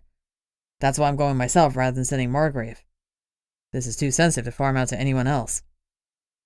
My heart swelled. Thank you, Connor, and you're right. We do need those computers, and I do need to do some research. Exactly. This way I'll have more time with you. I'll miss you, I said in a small voice. It was hard to admit, but it was undoubtedly true. I'll miss you too, Doe. I'll make up for it when I'm back home. I gotta go. Edgy's ready. Okay. Be safe. Back at you. We hung up. At least I had the answer on the office equipment. Connor had told me that no one would ship electronic items here directly. You had to arrange delivery with a pilot or go yourself. With the book coming into play, Connor had assigned himself the role. I couldn't suppress the fizz of excitement that ran through me at the thought of finally getting some answers about what I was. He told me not to raise my hopes, but it was too late. They were already sky high. Sydney was clacking away on Gunnar's computer. I popped my head around the door. Connor's leaving now to go get us some more computers. Yes, she said, giving a triumphant fist pump. Gunnar's computer is so slow it's driving me wild. But I'm determined. She went back to clacking on the keyboard. I waited a few minutes, trying to be patient. After another minute, I asked, "Any luck?" She looked up and gave me a wry look. "Not yet, Bunny. I barely got into the program." "Right. Course. Sorry." I swung my legs whilst I waited. She grinned at me. "You are terrible at being bored." I really was. I was rarely bored. I usually had work, or I was home doing chores or watching TV. Or I was with Connor. I preferred it that way. Idle hands do devilish things. Shadow chose that moment to jump into my lap from out of nowhere. I jumped and earned a firm set of claws in my thighs. "Ow, you son of a bitch!" I yelped. He relaxed and started kneading my legs. "Gently," I chastised, and he retracted his claws. I swept my hand down his silky kitten fur and noticed that he'd grown again. I stared at his shadowed coat and wondered yet again what the heck he was. Whatever he was key to whatever the beast was, and once you knew your enemy, you could defeat it, or bribe it. I'd be totally happy to end the beast's years of terror with a little well-placed bribery. My mother had taught me well. Fluffy whined at me pointedly, and I reached down to rub his ears. "You're right," I said to him. "I'll text Anissa and see if she's ready to help you. The worst thing she can say is that she's busy." I started to text, "Anissa, when you have a moment, I'd really like you to take a thorough look at my dog to see about getting the curse taken care of. I do appreciate all you've been doing, but please let me know when you're free. Thanks." I watched the phone for a few seconds, but there was no response. She must be busy or at work. I patted Fluffy again. "Maybe we can go talk to John while Sydney's collecting records on potential racketeers," I suggested. She was still typing away. "The rabble and I are heading out to talk to John. Are you good?" I asked her. She nodded and then pursed her lips. "Maybe leave me Shadow?" Sure, he's great company. And a liability when he was out and about, as his little battle with the beast had shown. He did not listen to me. Shadow obligingly stayed with Sydney, padding over and lying on the desk, so she had to type over the top of him. Typical. I placed her car keys on the desk in front of her with a muttered thanks, and went to the car park to the Suburban. Fluffy jumped in with me. I was halfway to Camlock, where John was bunking down, when Anissa called me. "Hi, Bunny, it's Anissa. Sorry for the delay in getting back to you, but I was putting the baby down. I'm free for a few moments now if you can bring your dog by. We can look at him while the baby naps. Yes, I'm on the road now. I can be there in 5 minutes. Perfect, I'll watch for you, so please don't knock. If you wake the baby, I'll have to kill you, and I'm all out of hiding places. She sounded like she was only half joking. I waited. Sure, of course, I'll be as quiet as a mouse. I pulled over, waited for a car to pass, then did a U-turn. I drove quickly to the old-fashioned sod-roofed cabin, and Fluffy and I walked up to the front door. Be as quiet as you can, boy. The baby's asleep. We don't want to enrage Anissa before we get some help. He flicked his ear at me to show he'd understood. His body was taut and alert. He was excited, or at least intrigued. Anissa opened the door of her cottage as we approached, and quickly invited us in with a warm smile. Is your mother here? I asked, more to set her at ease than out of any genuine curiosity. Yes, but she's having a lie down. She watches the baby for me when I'm at work, so she likes to grab a nap when she can. She's actually my grandmother, but she raised me. And I've always called her mother. Please, have a seat. I'll get my drum and see what I can see. The drum? I blinked. Won't the drum wake the baby? No, it's what we use to put her to sleep on bad days. She loves the rhythm. Oh. Anissa laughed. It's part of my shamanic tradition, and the baby will probably have the power too. It often runs in families. Like mine did. I pushed the thought away. Now was not the time to think about my mum and the bus. I was here for Fluffy. Anissa sat on the floor with her eyes closed to center herself. Then she picked up her drum and started beating a rhythm. She was chanting in a language I didn't recognize. And she started to glow slightly. When she called Fluffy, he looked at me and whined a little, but then stood in front of her. As she looked him over, the glow extended from her to my dog. Finally, after at least 10 minutes, the drumming stopped. Anissa stood up, replaced the drum in its spot next to the playpen, and sat on the couch next to me. She sighed. Oh, that is one complex curse. My heart sank. Does that mean it can't be removed? I buried my hands in Fluffy's fur to reassure him, and myself. I really don't know. I'm good with curse breaking, but I'm not a world-class expert. It's only one aspect of my work. Honestly, your best bet would be to find whoever laid the curse. I watched Fluffy droop.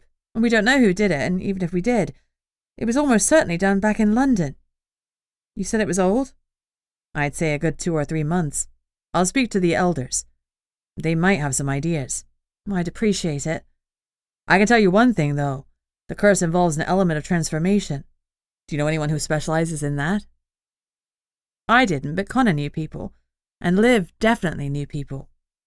Does anyone in the Magic Users group besides you specialize in transformation? Well, some of the elders do, and I can certainly look into it for you, but it'll take time, she said apologetically.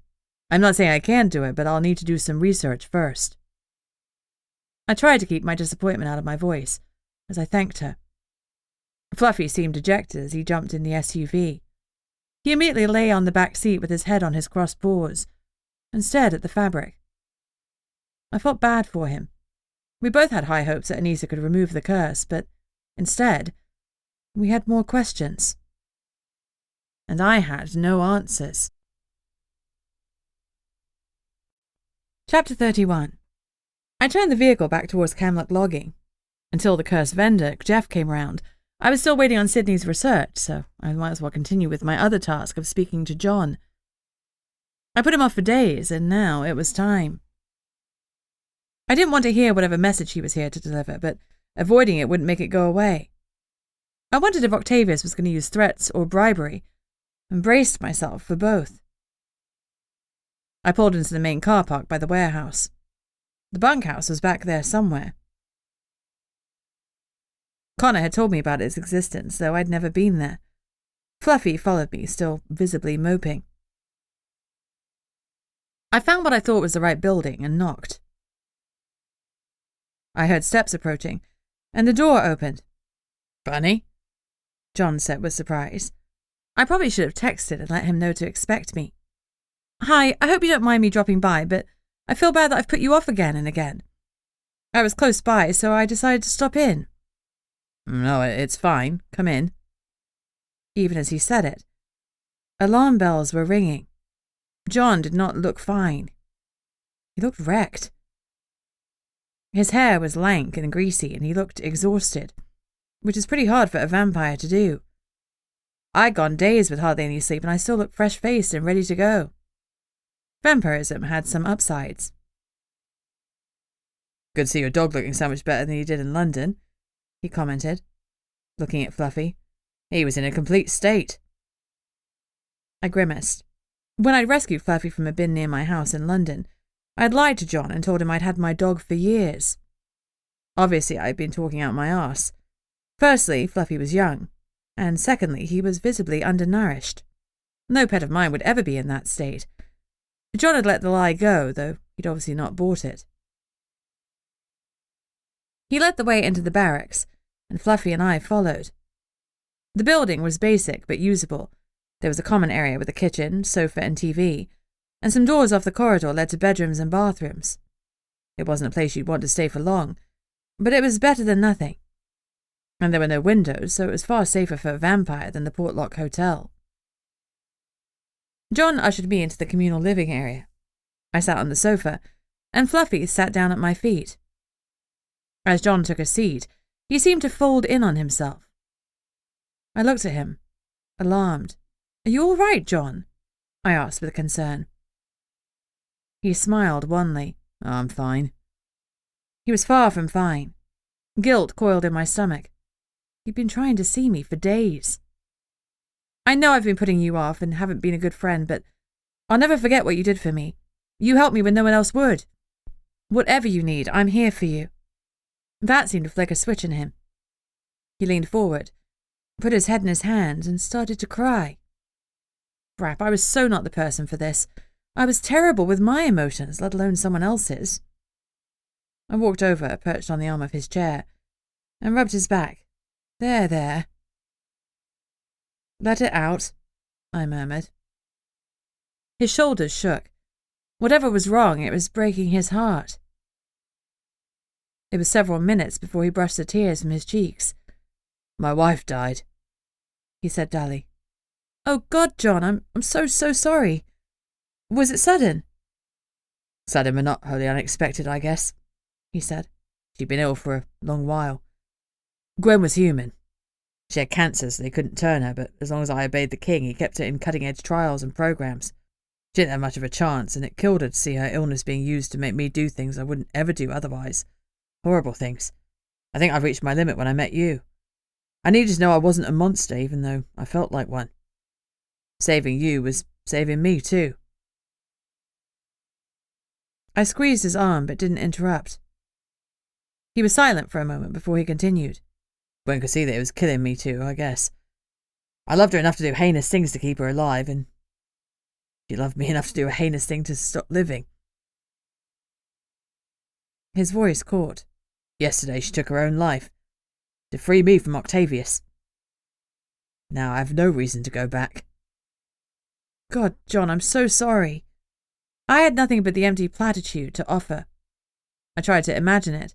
Tried to imagine doing dark things to keep Connor alive. I do them, I realized, like John had. He looked at me with haunted eyes. I didn't get to say goodbye. I wasn't by her side, and I'll never be by her side again. And if I go back for her funeral, Octavius will get his claws into me. What do I do? I bit my lip.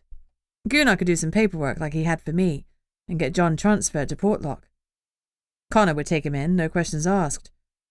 Maybe Connor or Gunnar knew someone in London who could pull strings to get Gwen's body here for burial. I didn't want to make any promises, though. Leave it with me. Maybe I can help. John nodded, but his eyes were still dull and lost. Abruptly, they fixed on me. I don't know what's best, he said finally, somewhat cryptically. Best for what? For you, he admitted. I was sent here with instructions from Octavius to tell you something. I verified it and it's true, but telling you, it's cruel. Oh God, that sounded ominous. Did I want to know whatever truth Octavius had sent John with? After all, ignorance was supposed to be bliss. I weighed it up. The problem was that I was curious, and although curiosity killed the cat, it might make the bunny stronger. Tell me, I said finally. If it's true, then tell me. John studied me before nodding. You know Franklin was paid £50,000 to turn you, he said. I knew that because Franklin himself had told me. I was suddenly sure that the secret Octavius had sent with John was the truth about who had instructed Franklin. Suddenly, I wasn't so sure I wanted to know. Did I really want to solve the case of my death? John looked away and shook his head. This is hard. My blood ran cold. Tell me, I whispered. I had to know the truth, even if it broke me.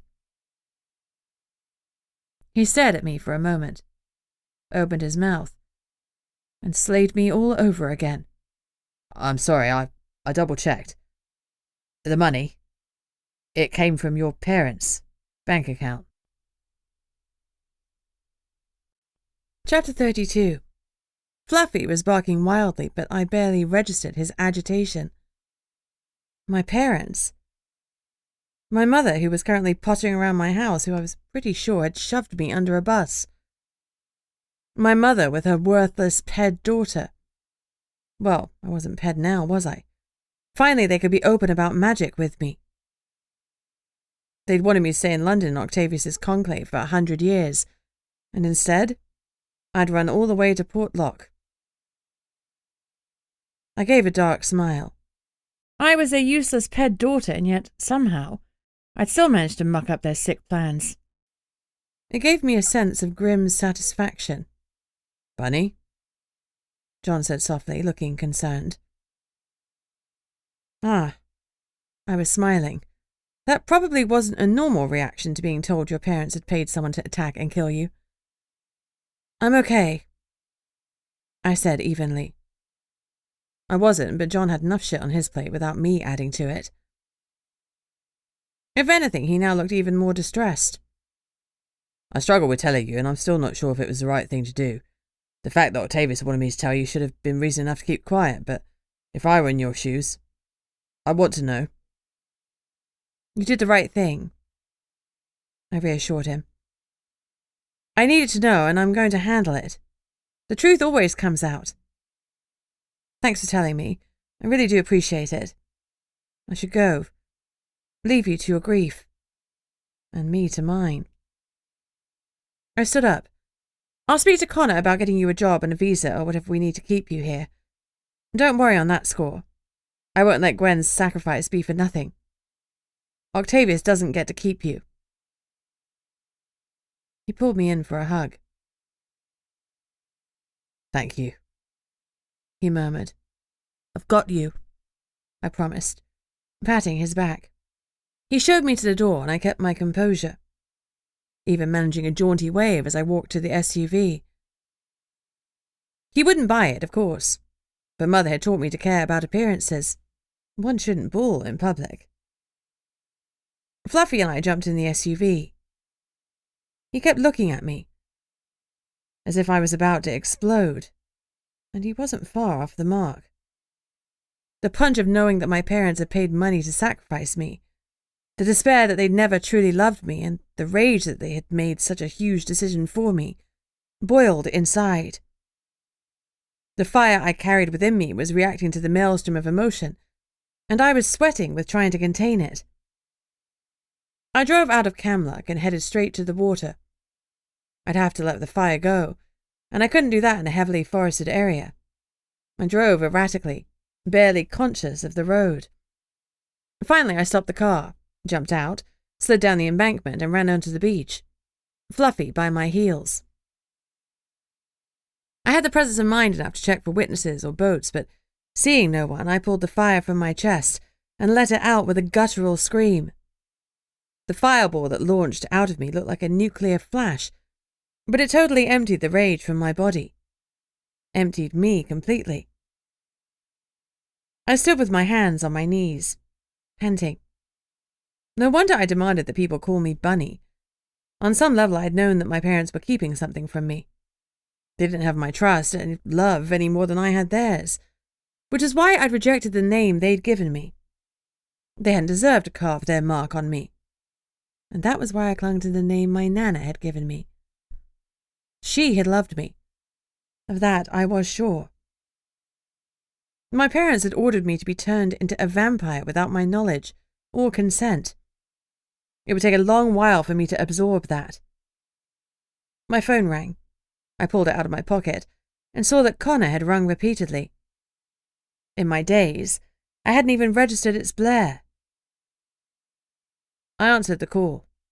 "What's wrong?" he asked instantly. "Did our bond tell you something was wrong?" I asked curiously, instead of answering. I felt strangely numb. "It feels like I could hear someone scratching nails on a chalkboard. Talk to me, honey." My parents were the ones who paid Franklin to turn me, I said dully. "Are you sure?" he asked tightly. "John followed the money trail. I need you." "I'm on my way back, though. I'm hurrying, but I'm a few hours' drive out of Anchorage, then I need to fly to Homer and then back home. I'll be there as soon as I can, but it won't be soon. Even so, you don't have to confront your mom alone. Wait for me," he urged. I appreciate the thought, but I do. I need to do this by myself because otherwise it'll break me. "It won't," he said fiercely. "You're so strong, Bunny. Stronger than you know." "The book," I said suddenly. "Did it tell you who I am?" "I don't need a book to tell me who you are," he said. "I know you." "Not who, then, but what?" He hesitated. "I have some information. Let's talk when I'm home. Okay?" I accepted that. Besides, I'd probably had enough answers for one day. "Hurry," I said softly. I hung up. Then I sank to my knees and cried. Chapter 33. I pulled into my driveway and sat frozen for a moment. I wasn't ready for what was coming, but I couldn't avoid it any longer. I climbed out of the car, Fluffy following anxiously. I could feel his concern like it was my own. It was nearly morning and Mum was up, sitting at the kitchen table drinking a cup of tea and eating a piece of toast. She looked at me as I came in and gave me a warm smile. It stabbed me. She never before looked at me with such warmth. Somehow, by coming here, living with me, capering in black markets together, she'd finally connected with me. Now that I wasn't Ped, I guess. My face must have shown the mess of my emotions because she stood up, alarmed. "What's wrong, Elizabeth?" she asked. Fluffy moved in between us and growled loudly. "Stop that, you brute!" she grumped at him. That was it. Connor called Fluffy brute with affection, but I wouldn't stand for my dog to be mocked or belittled. Not after all he'd been through. Not when he was protecting me. No. You stop it, Victoria, I snarled. She stepped back as if I'd slapped her. I'd always been respectful to her, despite all her put-downs and pushiness. "I know," I spat. "I know what you did to me. You better tell me why, or you are leaving Portlock and I will never talk to you again." She sat down, hard. She didn't ask what I knew. She read the rage in my face and connected the dots. To her credit, neither did she try to deny it. "I can understand why you're distressed," she said. "But he did it to help you, darling." "Help kill me, you mean?" My voice was ice. Then I realized what she'd said. Not I, or we, but he. Mum looked horrified. "No, he was trying to help you. And the business," she conceded weakly. "The business? Dad. Dad had done this to me. with or without Mum's knowledge. Did you know? I demanded. Did you know what he'd planned for me? No, I swear, I didn't know. You saw how shocked I was that day. I replayed the memory. Those marks on your neck, are they love bites? She asked, horrified. The truth was going to horrify her more. My hand leapt up to my throat, covering the 2 telltale pricks in my neck. No. She stood up and reached out to pull my hand and the jacket collar away, displaying the bite in all its vampiric glory. Is that... She trailed off, looking shocked and dismayed, then shook her head. No, that's silly. They wouldn't dare. I looked at her, seeing the fear in her eyes. There was no point trying to hide it. Her long association with Dad's business meant that she knew what it was as surely as I did. For all she was practicing denial right now, it wasn't a river in Egypt. I decided to say it quickly, like ripping off a plaster. I've been bitten, Mum. I'm a vampire. She clutched her pearl necklace and sat down heavily on the sofa. No, she whispered. You were shocked, I conceded slowly. Something in me eased, and I sat down. You didn't know. I swear I didn't, she repeated desperately. After I saw the marks, I went straight to talk to Cyril, to demand that Octavius find whoever had done this to you and punish them. But Dad wasn't shocked, I said faintly. No, she agreed grimly. He wasn't. Mum may not have been responsible for turning me into a vampire, but she wasn't without her sins. And what about the lion? And the bus? I asked tightly. You were trying to make my magic come out, weren't you? Her eyes filled with tears. It was common practice in the magic users community. Most kids only needed a little scare. I was sure you had magic, and I kept thinking that if I scared you a little more... She covered her mouth and gave a sob. Your Nana told me to stop. She said I'd get you killed. She had me taken to a doctor. I've been suffering with undiagnosed postnatal depression and never connected properly with you. I've been in counselling ever since, and I'm medicated too. That's not an excuse for my behaviour, but an explanation. I swear it was normal amongst witching families to bring magic out like that. I wanted magic in your life for you. Her voice was full of tears. I'm sorry, I'm so sorry. She shook her head. I know there's nothing I can do or say to undo it, but Elizabeth... Bunny... I'm so damned sorry. It will haunt me for the rest of my life. I don't know if I can ever forgive you, I admitted in a small voice. She flinched. I understand. Her voice wavered. But I swear, I didn't have anything to do with you being turned. I nodded. I believe you. Tell me what Cyril said when you spoke to him. Your dad and I have worked hard our whole lives. Not for ourselves, but for you. We wanted you to have everything you ever wanted. For me, that was for you to have access to your witch power. Your dad, it was his business. I gave an unladylike snort. You should have been the most powerful fire elemental witch in centuries, my mother went on. So I was shocked when at age 5 you'd never even showed a spark of power. When we had you examined, we were told you were a fire elemental, but nothing happened. I resigned myself to you being pedestrian, but your father, I don't think he ever accepted it.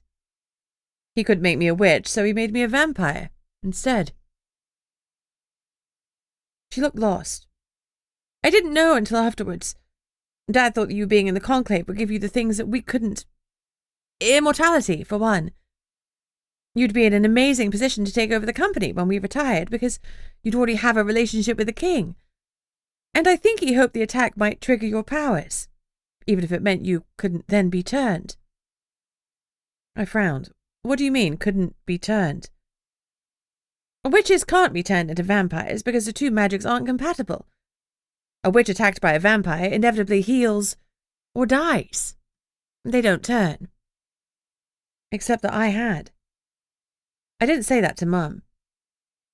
Though, because I didn't think she deserved to know the truth. Not now. Maybe not ever. Dad wanted to give me to the king. I scoffed. Octavius only wanted to control me, to use me. He's a freaking psychopath. She shook her head. At the time, your father thought the king had your best interests at heart. He and Dad had a great relationship. I know Octavius has a harsh reputation, but he never had been less than generous to our family. You don't know the truth, I said grimly. He's playing you both. He gave me to his son to be some kind of slave. The king was going to use me against you. She shook her head stubbornly. No, darling, don't be absurd. Your father was trying to help you.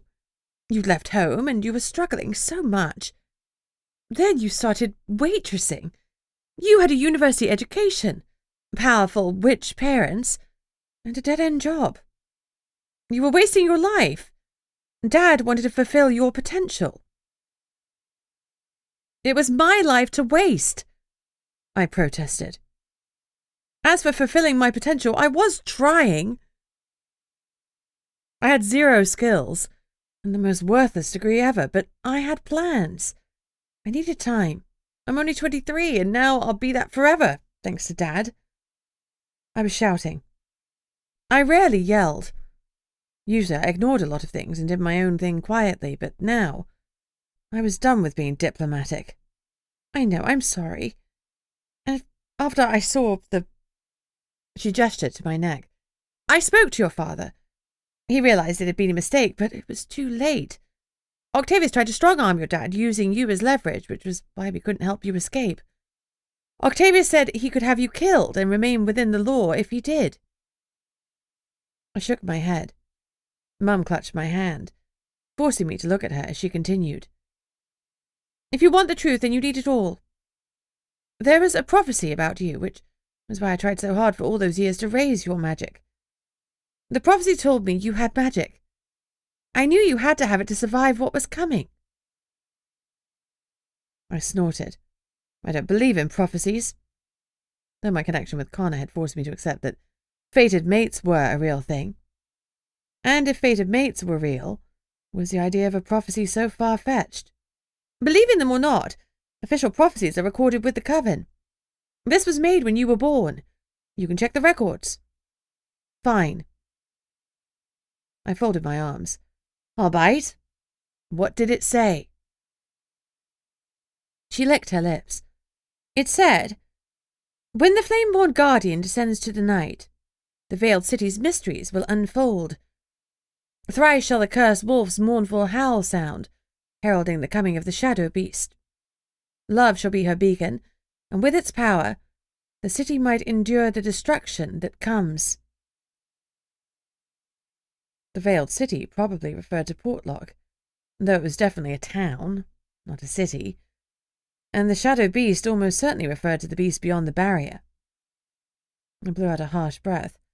Okay, maybe I could believe in prophecy, in which case the destruction that comes didn't sound all that good. Your father became convinced that descending to the night meant you became a vampire. When it didn't happen naturally, he engineered it. I shook my head at his sheer audacity. And he gave a shit about Portlock because... My mother gave an unladylike snort. He doesn't care at all about Portlock, but he did want his daughter to be a flame-born guardian, with power enough to protect a whole city. And you? What did you think of the prophecy? She hesitated and looked at Fluffy. Once you became a vampire, I worried your dad had forced the prophecy on you. I returned to your flat later on that day to see a bloody werewolf prowling around outside, and I knew it was there for you. Something told me that the werewolf was important, and I knew the prophecy. I knew you needed a cursed wolf by your side. I carry a safety curse on me, a shamanic one designed to downgrade any threats, so a cursed vampire might become a mosquito, and a cursed werewolf might become a dog. I whispered, my eyes wide, as I stared at Fluffy. He gave a bark. I swallowed hard. You're the one that cursed Fluffy. You turned him into a cursed wolf. She folded her hands primly on her lap. I did. Outrage roared through me. And you put him in a bin! She sighed. You collect strays, Bunny. You always have. Yes, I locked him in the bin, but I knew you'd rescue him. She spoke patiently, like she was talking to a slow child. How? I demanded. How could you possibly have known that? She raised an eyebrow. When I visited your flat that day, your waste bins were overflowing. I knew it wouldn't be long before you put the rubbish out, found him, and took him under your wing.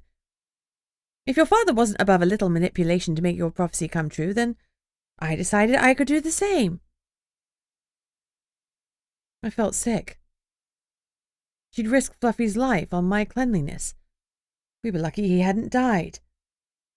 He was so thin, Mum. She grimaced. As I said, the curse downgrades the threat. Big, strong werewolf. Little, thin dog. Fluffy is a werewolf. I shook my head in disbelief. It was too much. All of it was too much. Still, if Mum had made the curse, then she could undo it. Like Anissa had said. Undo the curse, I ordered. Mum blinked. Well, it's not that simple. It's not my curse. It's a shamanic one. One I bought from a market. Fluffy leaned hard against me, and I finally realized that all along he'd been telling me not to trust my mother. He had growled at her from the moment he'd first seen her. His dislike had nothing to do with her irritating Pomeranian, but the fact that she had cursed him. I couldn't look at her. I need time to process all of this. Oh, Bunny, she started. Hearing my name on her lips somehow made me angrier. I need to go to work, I snapped. Don't be here when I come home. I stormed out, and I didn't look back. Chapter 34. I took the Suburban back to work. Work was my salvation. I needed to keep busy until Connor was home. Then I could fall apart with him. I walked into the office and sat heavily in Gunnar's spare chair. Sydney was still on the computer, leaning forward, her chin on one hand and typing with the other hand. She didn't look at me as she shoved a sheaf of papers towards me. These are the people who've been known to hustle others. It's been slow going, but we're getting there. When I didn't take it or say anything, she looked up at me. Then, in an alarmed voice, she demanded, What's wrong? Is it Sig? I shook my head and sighed. No, she's fine as far as I know. It's my mother. What's wrong? Is she cursed too? Huh. I wish, I said dryly. But I didn't. Not really. After everything she'd done to me, I still couldn't bring myself to wish her harm. I was the most pathetic vampire on earth. What happened, Bunny? I rubbed a hand across my face. My father was the one that paid the vamps to turn me, and Mum deliberately caused accidents that hurt me during my childhood, to awaken my magic. Oh, and she's the one who cursed Fluffy. Can I come stay with you until Connor gets back? Oh my God, Bunny, that's a lot to deal with, hun. Of course you can stay with me. Anytime, you know that. Her eyes looked a little wild. I think I'd shocked her. Thanks. I did tell her to get out of my house, but I don't want to be there right now. She can stay in the hotel, Sydney agreed. And you can stay with me as long as you need. It probably won't be long. Connor should be back soon. Don't want to be alone. Fluffy whined, and I stroked his head. I know I'm not really alone when I have you, I said to him, but it's not quite the same. In this form you can't talk to me, you know? Sydney watched, eyes wide. So what did she curse Fluffy with? Oh, apparently he's a werewolf. Mum transformed him into a lesser threat, which was a skinny, underfed German shepherd. She shook her head as she took it in. Fluffy's a werewolf, under all that fur is a human, trapped in dog form? I nodded. Yeah. That's awful. Sydney looked horrified, and I couldn't blame her. I was horrified too. She turned to Fluffy. I'm so sorry, dude. Whoever you are. I honestly can't get my head around it all. Do you want a break? You've already been here for hours and your shift has barely started. Want to grab some food, then go see Sigrid and Stan together? I need to do something. Yeah, let's do that, she said too quickly. She was worried about me. It's been slow. I'll put up the sign and see if April wants some extra hours. Hold on. She texted April, then finished what she was doing on the computer. We left Fluffy and Shadow to man the fort, mostly because the Garden of Eden didn't love it when you brought in your pets. Also, I wasn't sure how I felt about Fluffy. He wasn't a smart, loyal dog. He was a werewolf, cursed by my mother. It was a wonder he'd shown me such compassion over the last few months. Now I didn't know where I stood, and I needed space. I shot him an apologetic look as we locked the brand new front door and put up the gone to lunch sign. Just before we walked out, Sydney checked her phone, then looked relieved. April texted that she can come in at 10. I'll work until then, then turn it over to her. Great. We headed to the diner and sat in our usual booth. After we'd eaten, we went to the hospital. The patients both still needed lots of potions daily to help them regain their strength and heal their cursed bodies. When we checked in to see Stan, he was dozing. His colour was up and he looked a lot more solid. Jeff was in the room next to him, looking like skin and bones and not much else. It felt like the Grim Reaper was loitering in the corner of his room, and I could see why Anissa had said it was touch and go if he would live. I was desperate to see Sigrid. I hoped she was on the way to recover like Stan, but she was no shifter. She looked washed out, but at least she was sitting upright. Bunny, Sydney. She greeted us with a huge smile. My gorgeous girls. She was super thin and gaunt, but she was on the mend and we had to focus on the positives. Sydney rushed to her and gave her a gentle hug, and Sigrid squeezed her back. Gunnar was relaxing in an easy chair next to the bed. How are you feeling? I asked Sigrid. Oh, much better, thanks, Bunny. They might release me early, she said eagerly. Well, that's great news. She's weak as a kitten, Gunnar rumbled. Oh, nonsense, Sigrid protested. They have her and Stan up and walking doing PT several times a day. She can barely make it down the hall, he continued. Stan zonked after his session. She's not much better. I'll be better at home, she said. Gunnar threw up his hands. You need to go back to work, Sig said to him, which was a different tune from the one she'd been singing when he'd been ill. Then she'd insisted he rest or stay home. She widened her eyes and jerked her head at her husband. I grinned, then turned to my boss. I'm rather stalled on the investigation into who cursed them. We could use another set of eyes. Sydney's put together a list of people who'd attempted to run a protection racket, but there are quite a few names. We could check through them together. I was hoping to engage him and get him out of the hospital for Sigrid's sake. I can do that. I'll come in tomorrow. Gunnar sounded eager. He must have been missing work as much as we missed him. We'd be back to 3 people in one office, but hopefully Connor would be back later today or early tomorrow with the computers. We could bring in some folding tables to work on.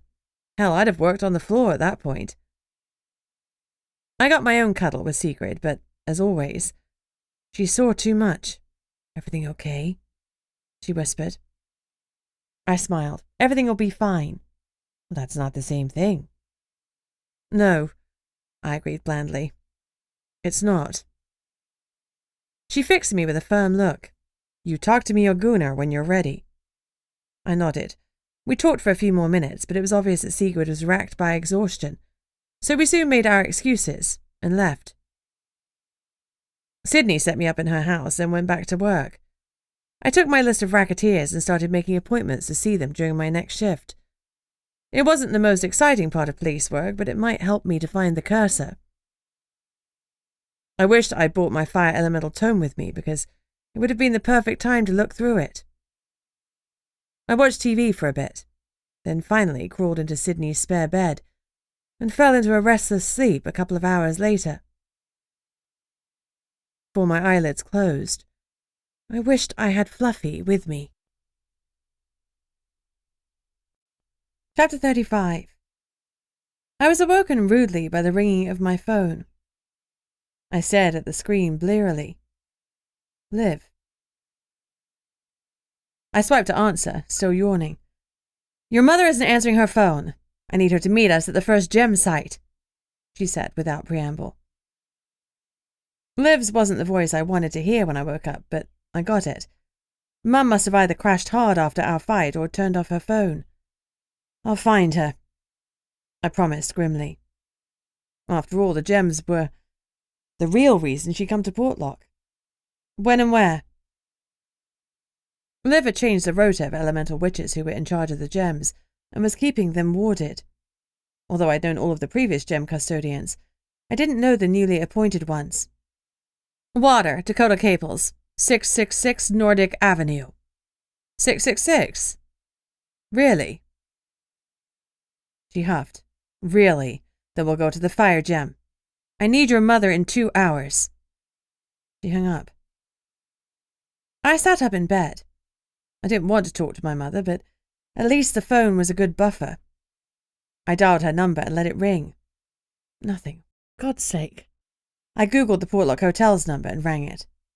It was the only hotel in town, so if Mum had actually left after I chucked her out of my house, that's where she would be. When the phone was answered, I asked to be put through to her. There was a bemused silence before they confirmed that they didn't have a Victoria Barrington staying with them. Concern wormed its way into my heart. Oh, I was a soft idiot. I hung up and threw off the covers, then dressed and marched a short distance to my house. She'd better damn well be there. She wasn't. One of her fancy bags sat on my porch, but there was no sign of the woman herself. Instead, a note was flapping on my door in the gentle breeze, and I could smell blood. The note said, "Bring all 4 barrier gems to the following location." That was followed by a string of numbers that had to be GPS coordinates. You have 24 hours, or your mom gets it. As I ripped off the note, the rhythm of my thudding heartbeat was almost human. I twisted the doorknob. Locked. I unlocked it and peered inside. The house was quiet. I raced through it, but there was no sign of Mum, and no Arabella. After I searched the whole place, I returned to the porch and opened Mum's bag to search for clues. As I unzipped it, Arabella's fear-filled eyes met mine. Her mouth was duct-taped shut. "Hey now," I greeted my nemesis softly. "It's okay.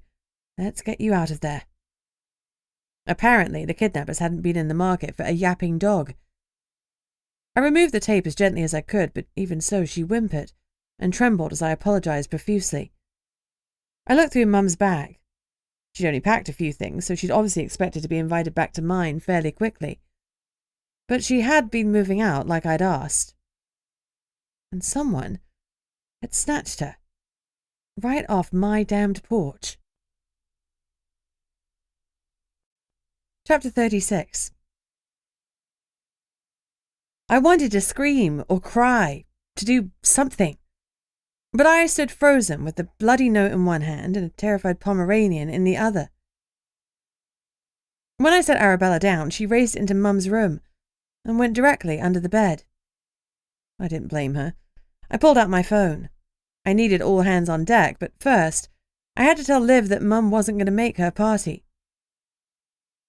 She answered with an impatient, "What?" "Liv, my mum's been kidnapped." I figured I'd be blunt. She understood blunt. She was quiet for a moment.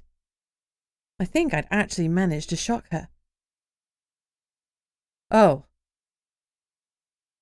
I was equally shocked when she asked, "What can I do to help?" Normally Liv's help came with snark, reluctance, and a bill.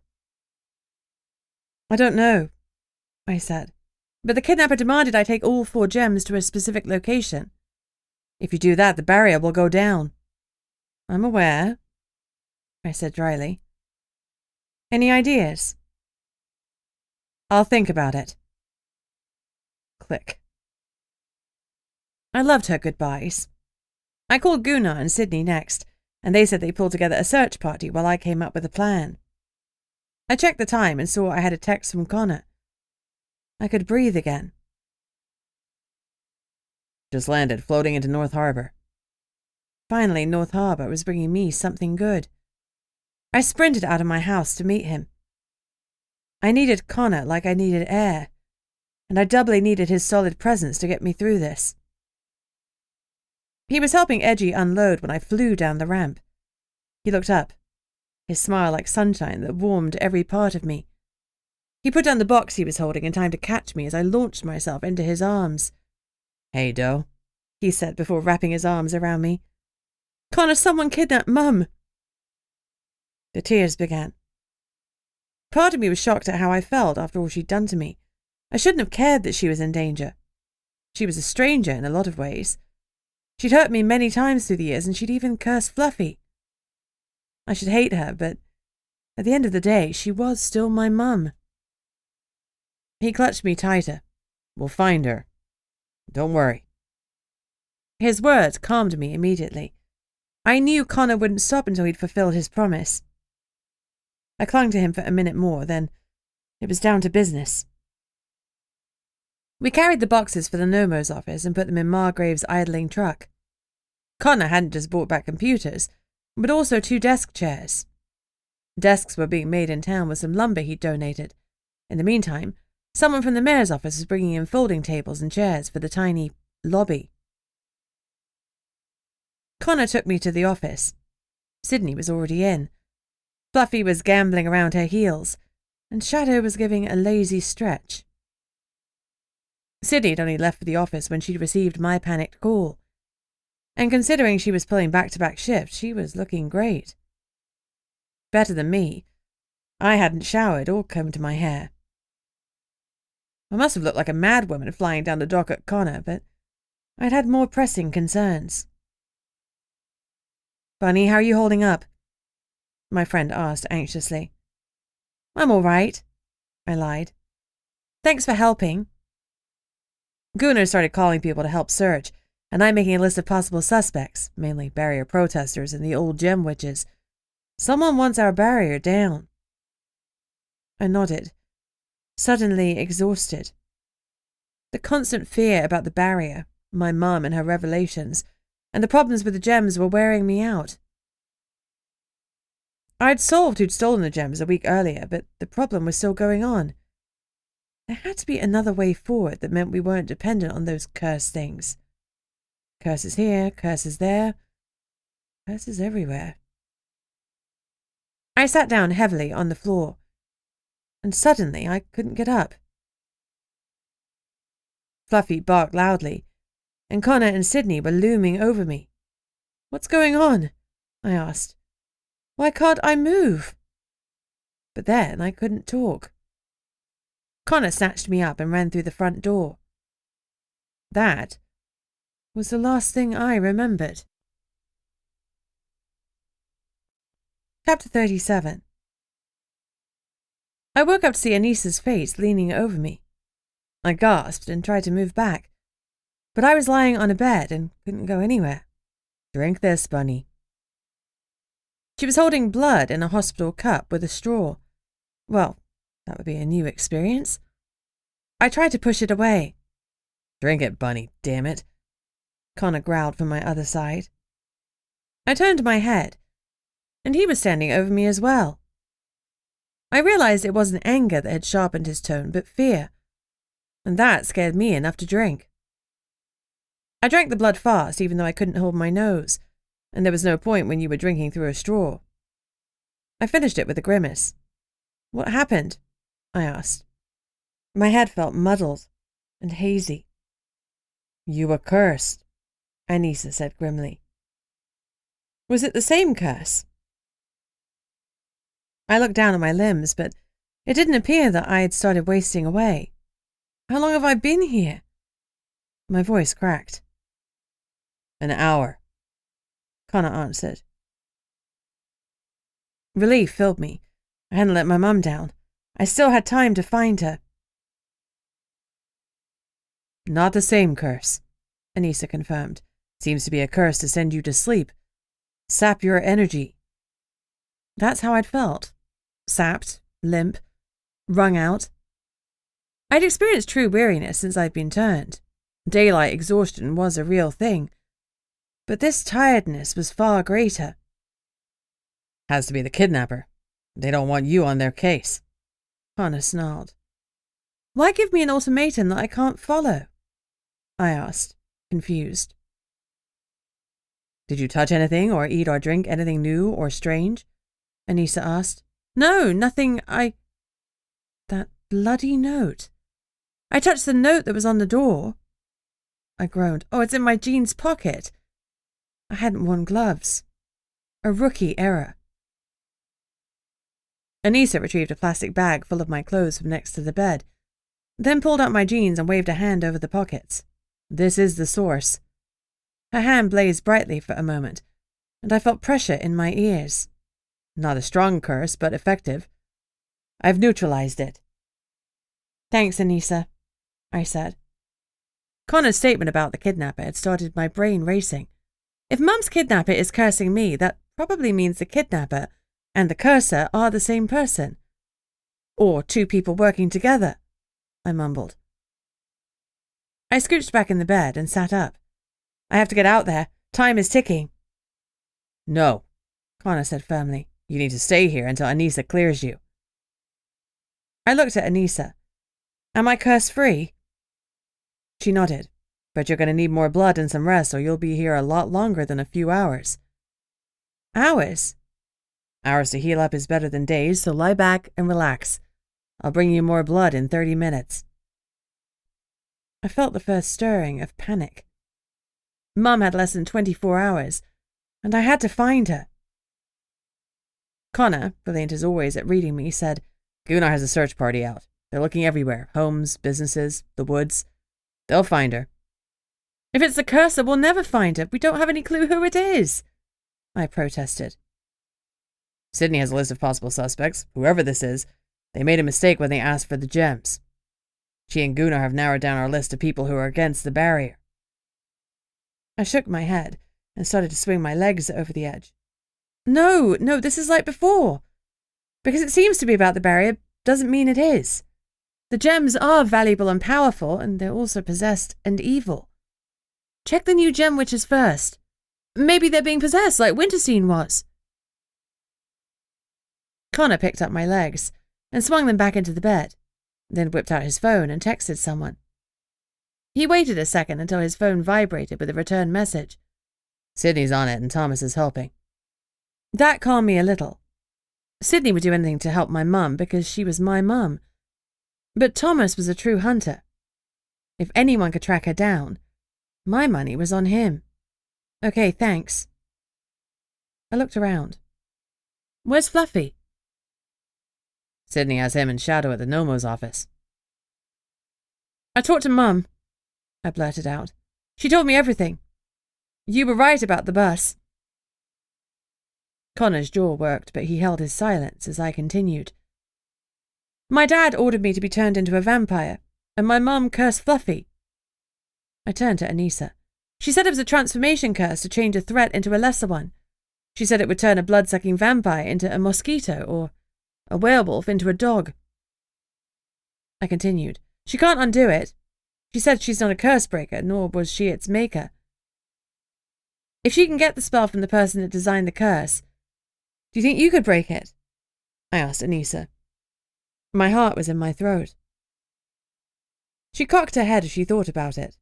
If we have the original spell, or, better still, the curse-breaking spell from the person who designed the curse, there's a good chance I can end this. I closed my eyes. A good chance was better than the chance Fluffy had now. Even if I lost my dog because he turned back into a werewolf, I couldn't leave him stuck in that form forever. My poor boy. He'd made the best of everything and loved me even when he should have hated me. I'd love him forever for that one fact. Thank you, Anissa. It might be his only chance. I'll give it a go. Now, I'll be back soon to give you more blood. Rest. I don't want you out of that bed. If you have to pee, you call me. Got it? Yes, thanks. Anissa walked out and I turned to Connor. There's more. Dad paid Octavius to get me turned. Then Octavius made sure my parents wouldn't help me leave London. Connor grimaced. I think I know why. Why? That book I told you I went for? It was old, and it had some details about vampires that have been forbidden for a few centuries. Why are they forbidden? I asked curiously. Jealousy, I think. These vampires don't need blood to survive. They don't have to battle with bloodlust. And? He paused. They all have magic. I swallowed hard. I didn't have bloodlust. And I had magic. What am I? I asked Connor. I think you're a hybrid. Oh, perfect. I was some sort of forbidden vampire. You think Octavius knew I'd be a hybrid? Without a shadow of a doubt, he said grimly. A hybrid is created when a magic user is turned, and you come from a long line of fire witches. He had to have known. I thought that turning a witch wasn't possible. That's what people believe. Even I thought it was true until I found this book. I don't understand why hybrids are forbidden. I frowned. Just because they don't need blood in the same way, and if I don't need blood in the same way, why am I in hospital being fed blood? Blood will still help you, but you can get sustenance other ways. Through food, I said hopefully. He shook his head. Through auras. You can feed off other people's energy. Like some sort of succubus. Well, kind of, but without the need for sex.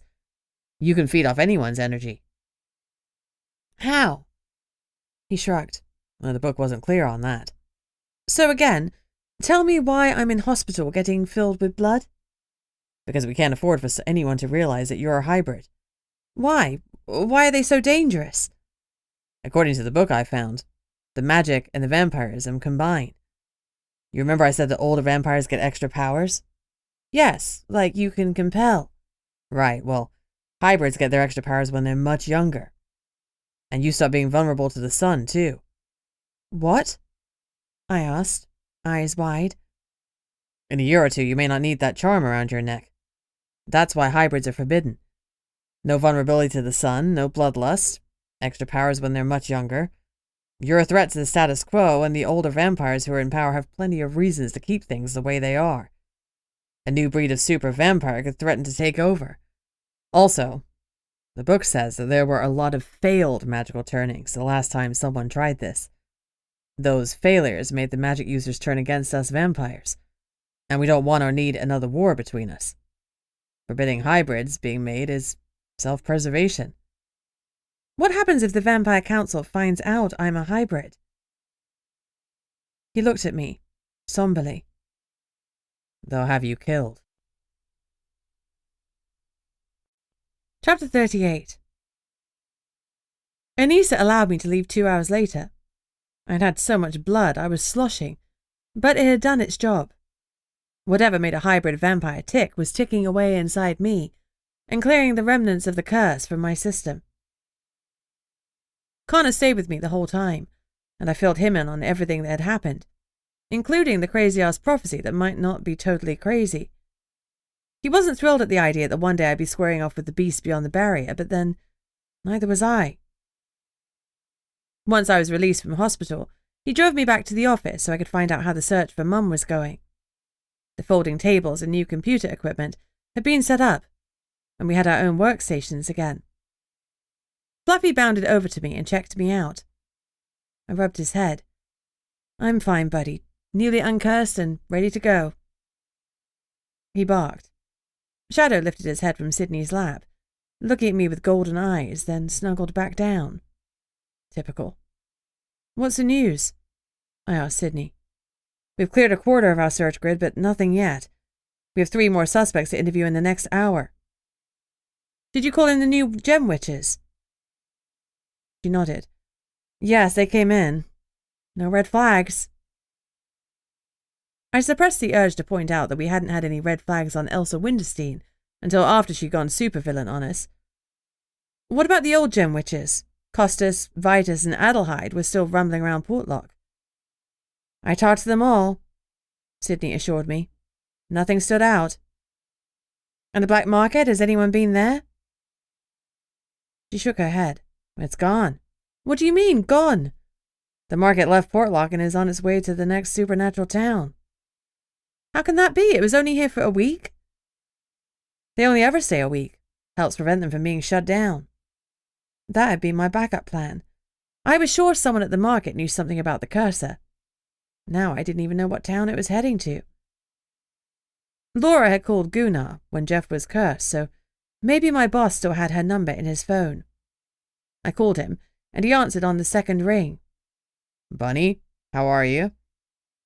I'm fine, I said briskly. Do you have Laura's phone number? Laura? The lady from the black market. Oh, yeah, hold on. Let me check my call log. I paused. I could almost see him in my mind's eye thumbing through his phone looking for the number. Got it. Send it to me, please. You got it.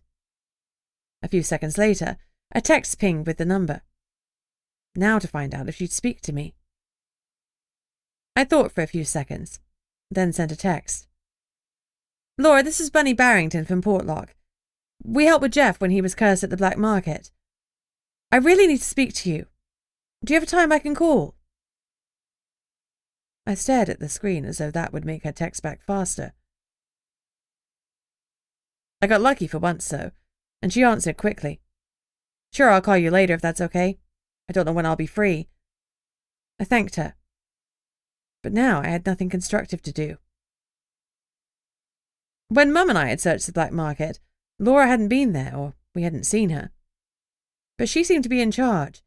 If anyone knew who was demanding protection money, surely it was she. I couldn't believe I hadn't thought of it before.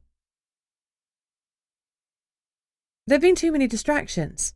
Mum, the cursings, my dog, the barrier. It was a miracle I remembered to eat and sleep. Had I remembered? Other than the blood that Anise had made me drink, I couldn't remember when I'd last had food. Maybe I was living off auras without even knowing it. That was a creepy thought. I must have stopped moving again because Connor was suddenly at my side. You should go home and rest, he murmured, as he pulled me into his arms. I can't. Mum has limited time. I have to find her, and I can't rest until I do. If I didn't find her, the only remaining option was to hand over the gems in some sort of sting operation that would undoubtedly put the whole of Portlock in danger. Could I risk 3,000 lives for my mother's? I suddenly had an idea. Did anyone check the building the black market was in? Maybe we'll find some sort of clue to the cursor there. Sydney's head popped up. No, because they'd left town and you never told us where it was. You said it was a warehouse by AML, but not which one. I hadn't. I shook my head. I was losing it. I searched my memory. Nope. I wasn't, because I could remember the location clearly. Connor, Fluffy, and I will go check. Are you all right here? I asked her. Yeah, go. I've got to keep this search going. She went back to clicking on her new computer. I turned to Connor. You up for trying one more place? Wherever you need to go. I'm your man. I pulled him in for a fast kiss. He was my man, thank God. I grabbed my trusty black bag and Fluffy's vest and lead. Put your vest on, too, Connor reminded me firmly. I didn't have time to argue. I went to the bathroom, strapped it on, and pulled my shirt over it. Then we headed out. I was battling despair, fully aware that we were clutching at straws. I had to pray that I could be Rumpelstiltskin and turn them into gold. Chapter 39. We pulled into the empty car park at the warehouse, and I took Connor to the side door, where Mum and I had gone in. I stopped him from grasping the door handle. "There was a ward here before," I said, when he raised a quizzical eyebrow. I tentatively stretched out my hand, but there was no buzz in my back teeth, so I was pretty confident it was gone. As I touched the handle, nothing stopped me or zapped me. Total win. The door wasn't locked. Inside was dark, so we turned on our phone torches until we found the lights. I flicked them on and saw that the cavernous space was completely empty. There wasn't even any rubbish. "Do you think there's anywhere else on the property to search?" I asked. Connor looked around, then pointed. "Up there." I'd missed it. There was a set of metal steps in the darkest corner that went up to a row of internal windows behind us above the door. We hurried to the stairs. Although they weren't in the best shape, they held our weight. At the top were 3 small rooms, probably offices for whatever business had been housed here. They were dark, and the lights didn't come on when we flicked the switches. Either they didn't have power, or the bulbs were broken. We searched each room for a space that could hide a body, but there was nothing. It was a dead end. My floppy heart seized. Coming here had been my last idea. I had nothing else. We were going back down the stairs when my phone rang. I almost ignored it, then I remembered I was waiting for a call. I swiped it open. "Hello?" "Officer, it's Laura from the market." I gripped the phone tighter. "Thanks for calling back. I don't know what kind of help I can give you. I won't reveal our current location." "That's fine. Let me tell you what's going on. We've had the kidnapping. There's a good chance that the kidnapper might be the person that cursed Jeff or be involved with that person." "I don't know who it is," she interrupted me. "I realize that, but you might know something. Some vendors at the market told me that Jeff could have been cursed because he didn't pay protection money. Have you heard anything about a protection racket? That bitch." Laura swore loudly. "Who?" I demanded. "Oh, not you. This happened the last time we came to Portlock as well. This person has been hitting up the vendors for protection money. I told them not to pay and to come to me. I told them that they were protected by the wards and the local sponsor, but I found out the last time most of them paid and didn't tell me. The amount wasn't a lot, and most of them thought paying was easier than causing a fuss. Do you know who it is?" My heart started to beat hard. This could be our break. Let me think. It was something to do with flowers. It started with a V. First or last name? "Both." Shit. I only knew one person who had 2 V's in their name. The Earth Gem Witch. "Was it Vitus Vogler?" I asked. "Not V for victory, P for pants." She pronounced the letters carefully. "Oh, damn it. Was it a man or a woman?" "A woman was approaching everyone, a magic user of some kind." I'd been pretty certain that our cursor was a magic user, though there was a possibility that they'd bought the curse, like Mum had bought Fluffy's curse. Having it confirmed it was a magic user, Liv would have my head with liver and Chianti. "I've got it!" Laura cried. "Posy Payne." I had no idea who that was, but we had a name. That was a start. "Thank you so much, Laura. You might have saved a life. Well, thanks for trying to find whoever cursed Jeff. We might be a traveling black market, but I try to take care of my people." "I appreciate you. If you ever come back to Portlock, let me know, and I'll buy you a coffee." She laughed. "You wouldn't recognize me anyway." I blinked. "Why not? Are you a master of disguise?" "I'm a Yi Naldalushi." She admitted it in a tone that said she expected me to run away screaming. Luckily for her, I had no idea what one of those was. "Does that mean you won't meet me for a coffee?" I pressed. "During which you'll try and wrangle the location of the market out of me?" "Not for the first 5 minutes," I promised. Laughing, she hung up. I turned to Connor. "Do you know someone named Posy Payne?" He shook his head. "Well, she might be our kidnapper/cursor." As we headed back to the car, I called Gunnar. I need an address for a magic user named Posy Payne. Do you know her? The name sounds familiar, he said. Well, let me check the database. I heard him banging at the keyboard, and my foot tapped in time with his typing. I was in a hurry. He came back to me. I knew the name rang a bell. I've got a J. Payne who's been given a warning for threatening behavior. Well, that's good enough for me. Do we have a current address? I'll text it to you. Do you have cuffs with you? I had the black bag. Absolutely. Go get 'em, Tiger. Thanks, Gunnar. My phone vibrated with the incoming text before I hung up. I have the address, I said to Connor. Let's go get her. Chapter 40. I thought that since Posy was threatening people and taking protection money, she must be hard up. But I was wrong. Apparently, her protection racket made a pretty penny, because her house was near Connor's, on another gated estate. He frowned when I read the address. Give me her name again, he said.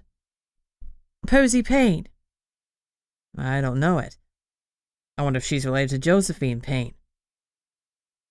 Gunnar said the person he'd arrested was J. Payne, so I bet they're one and the same.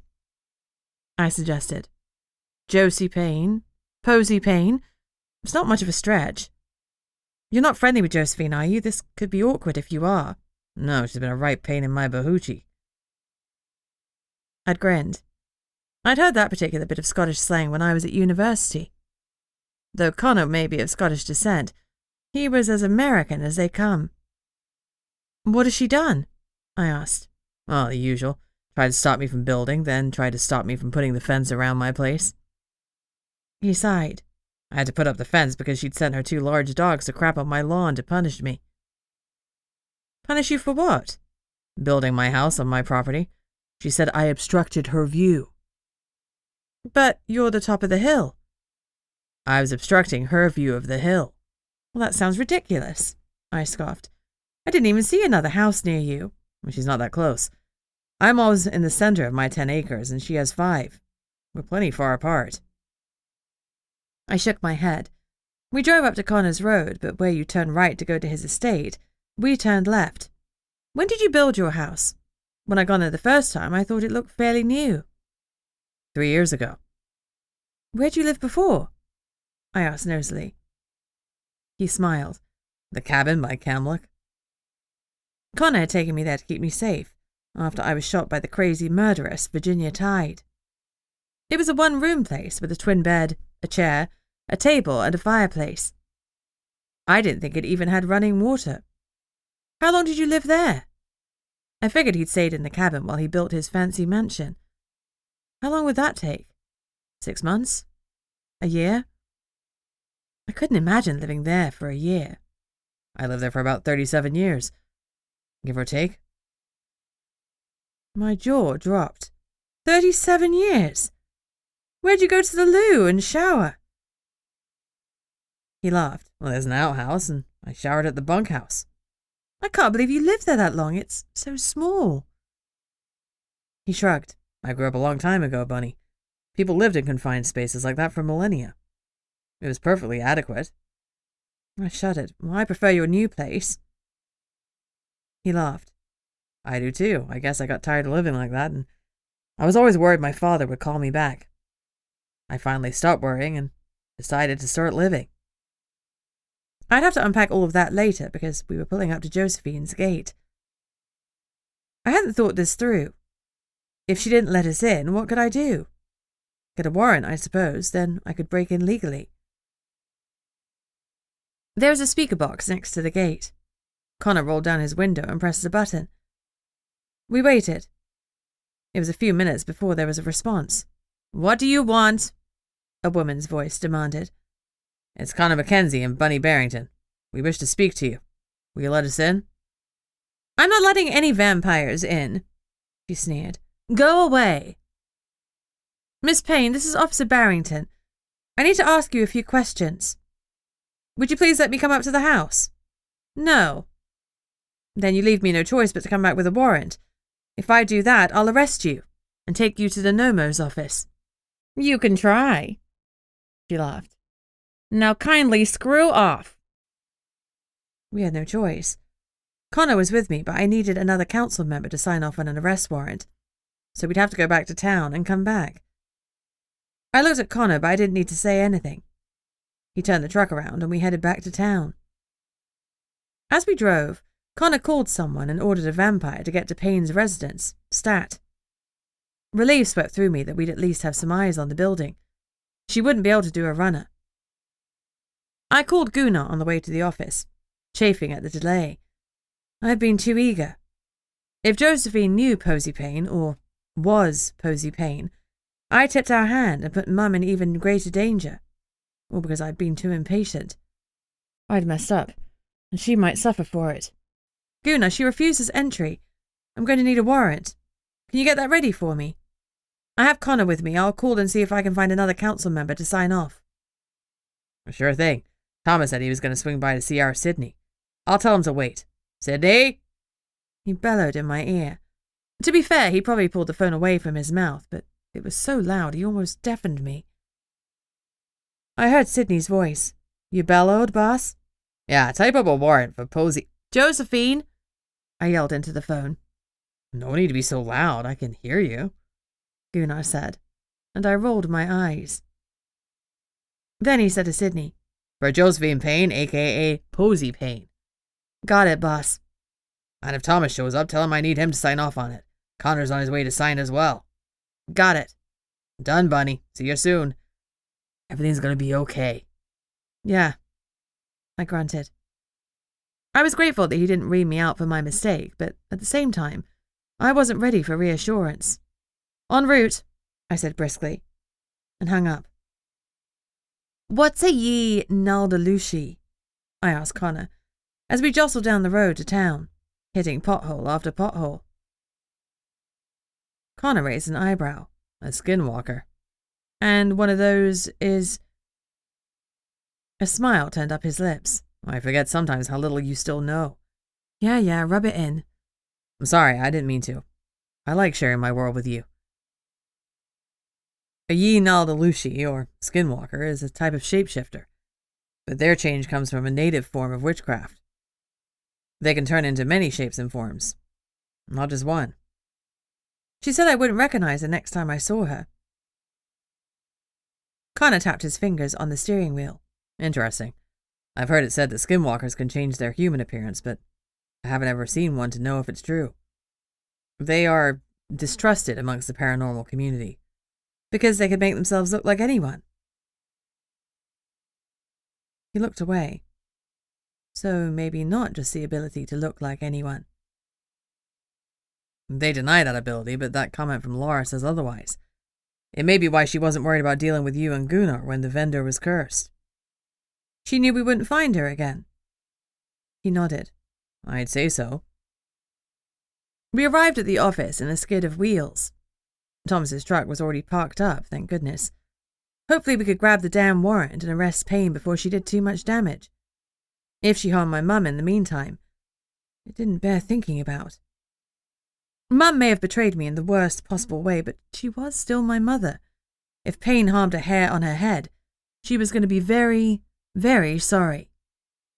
And then, she'd be very, very dead. Chapter 41. Thomas was talking to Sydney when we arrived. She was curling her hair around her finger and looking distinctly shy. Shy, but interested. Thomas was going to need to move slower than a glacier after all she'd been through with Chris. He gave us both a nod, but it seemed like his smiles were reserved for Sydney. Looking a little flustered, she handed him the completed paperwork. Let's go, I said impatiently. We needed the seal from the council chambers for it to be valid. Thomas gave Sydney an intense look as he turned to leave. Then the three of us and Fluffy walked briskly to the council chambers, at the mayor's office. Once there, the men filled out what they needed to, signed and sealed them. Thomas said he'd stay to file it in the records while Connor, Fluffy and I headed back to Josephine's house. I had the 5-mile drive to work out how to get inside her gate. If it was too strong for 2 vampires to break in, We could go over the top of it, or I could try to melt it to slag with my fire magic. I was up for anything at that point. My anxiety was riding high. We pulled up to the gate, and Connor pressed the button. "I told you to go away," the disembodied voice said. "This is Officer Barrington, Miss Payne. I have a warrant for your arrest. I suggest you open the gate and come quietly." There was a manic laugh, then it cut off sharply as she turned off the intercom. "The hard way it is, then," Connor said calmly. We hopped out of the truck as Fluffy watched through the windshield. Connor examined the gate, determining which way it opened. His gate slid back, but hers looked like it swung up, which seemed fancy and more breakable, but who was I to judge? I lived in council housing. "I think if we both lift, we might be able to override the mechanism," Connor said. "Depends on how tough it is." "I'm willing to try. Our last resort is me torching it, and that seems more destructive and time-consuming." He nodded. We placed our hands under the gate and got a secure hold. "On 3. We counted out loud. 1, 2, 3, and heaved. At first, nothing moved, other than a tiny bit of give. Then there was a grinding sound, and the gate lifted upwards. We didn't raise it far enough to drive under, but we could bend over and walk through. I grabbed Fluffy, the warrant, and the black bag, and we headed up to the house. "Damn," I said. "I should have asked Guna if there were any notes on what kind of magic user she is. I don't want to get another fireball to the face." "She's threatened to turn me into an ice cube, so my money's on a water witch." "Wonderful." "Can you throw a fireball on demand?" Connor asked. "Well, if I'm angry, but I don't have a lot of experience and I haven't practiced much. I'm full of anger right now, though, so here's hoping." "Hopefully she's a weak witch," he said. Her house was as big as Connor's, but it was older, with a dark, gothic feel. "Certainly looks like a witch's house," I said. "I wouldn't be surprised if she has some children locked up eating candy." Connor agreed. "It has creepy vibes." The door knocker was a cat set against a cauldron base. I pushed the doorbell, then knocked 3 times, mostly because I wanted to. She didn't answer. I did it again before I tried the knob. Locked. Damn it. I needed Guna. "Can you pick the lock?" I asked Connor. He had some expertise with lockpicks, but I wasn't sure if he had them with him. "I can," he said blandly, "but I don't need to. I have a key." He reared back and kicked the door right above the latch with his steel-toed boot.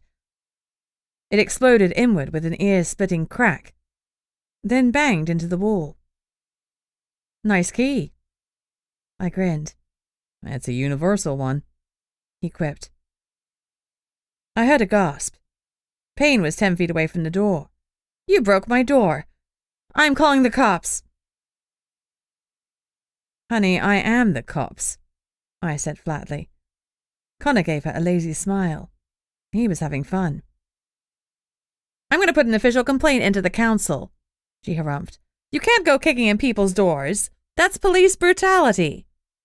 "Fine. Go ahead." I held up the warrant. "Josephine Payne, you are under arrest for the kidnapping of Victoria Barrington and for using an illegal curse against a member of the community." She backed away from me and turned to run. Big mistake. I caught her in 3 strides. I grasped her arm and twisted it back to cuff her, but her skin became icy and slick, and my hand slipped off. She turned and threw a spell at me. It was bitter cold, and I started to shiver. But her action triggered my rage. Fluffy growled when she tried to throw ice at me. He jumped up and knocked her back. She fell hard on her butt. "Good boy." I praised my dog. Werewolf. Whatever. Connor tried to move around me to help, but fire was rising in my core. I grabbed Josephine again, and this time my hands lit up with flames. I didn't even know I could do that. Cool. Josephine yelped, and I let my flames die. "Try the ice thing again, and you'll feel the heat," I threatened. "Please," she snorted. You're a warm-up act. I'm the main event. She chucked more ice at me. I'm going to freeze you in your tracks. I dodged her ice easily. Her smack talk needed work. The only thing that's freezing are your assets, I snarled, as I threw a fireball at her. Okay, maybe my smack talk needed work too. You're under arrest. I threw 3 more fireballs in rapid succession, and while she jumped and dived out of the way, I got up close and grabbed her. I had the magical cancelling cuffs on her before she could say Ice Queen. The fight dropped from her as rapidly as her magic. Secure her in your truck, I instructed Connor. Fluffy and I will search the house. Connor nodded, but first he held Payne's gaze and said, Tell no one that Officer Barrington can control fire. Payne's eyes glazed as she nodded. He compelled her. Not something he did often. But given that he'd said the Vampire Council would kill me if they found out I was a hybrid, it seemed a sensible step to take. I should have thought of that before, but all I'd been focused on had been finding Mum. I needed to do better. I'd worry about that later.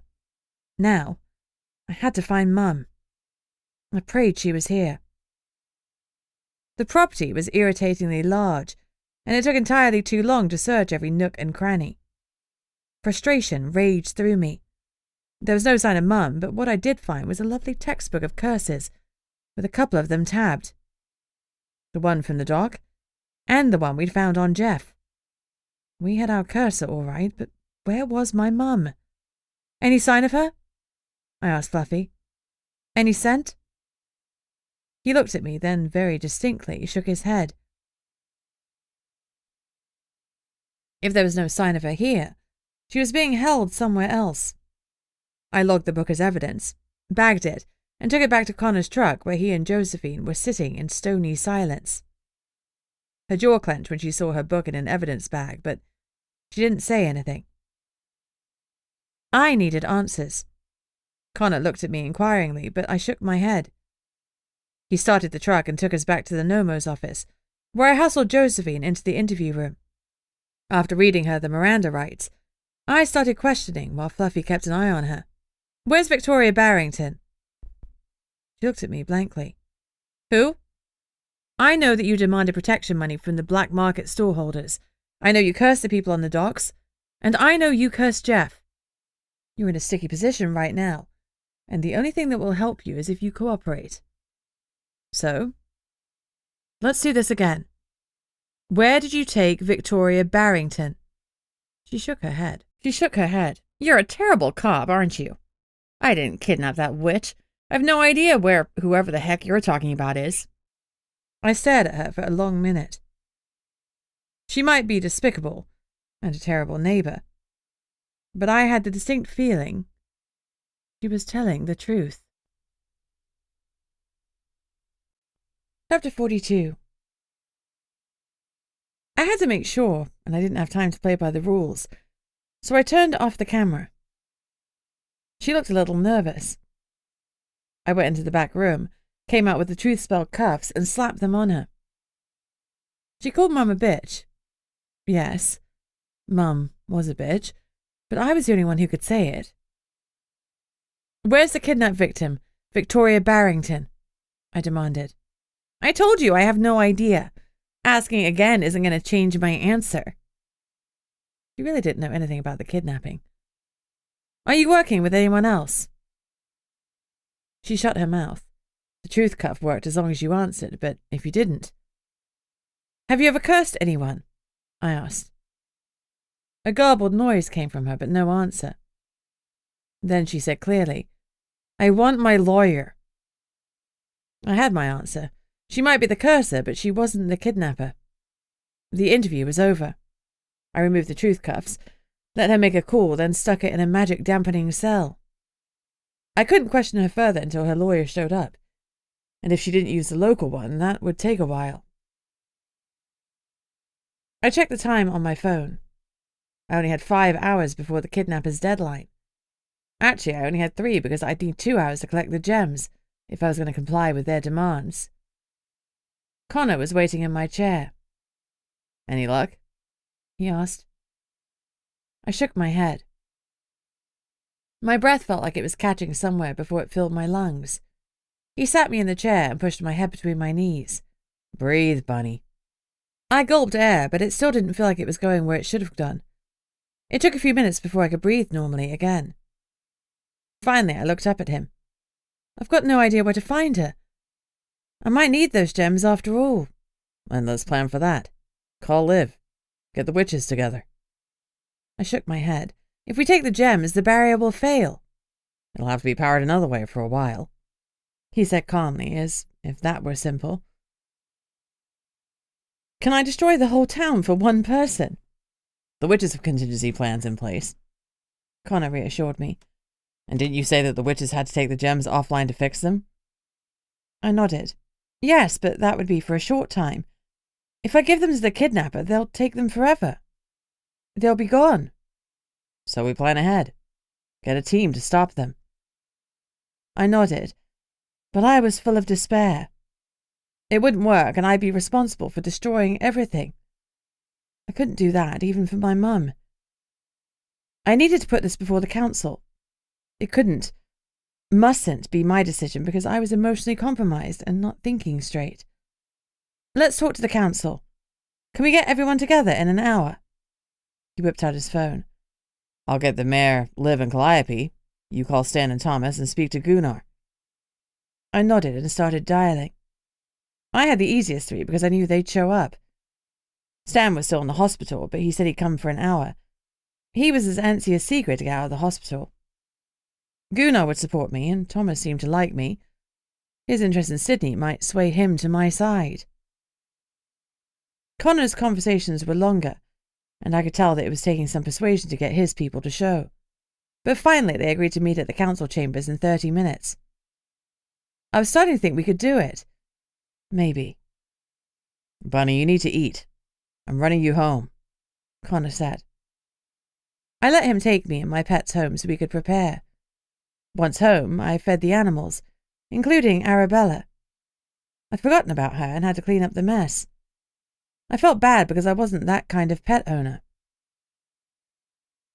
She was much calmer and seemed to look to me for comfort, which she never had before. I held her for a few minutes, then went to get washed. I ran a brush through my hair and hurriedly put it up in a ponytail, then changed my grubby clothes. Connor had microwaved some blood for us, and we ate a couple pieces of toast. It was time to go. I let Fluffy out and put Arabella back in Mum's room, promising I'd bring my mother home soon and that I wouldn't forget her again. I put the TV on for Fluffy and Shadow. Then Connor and I returned to the council chambers.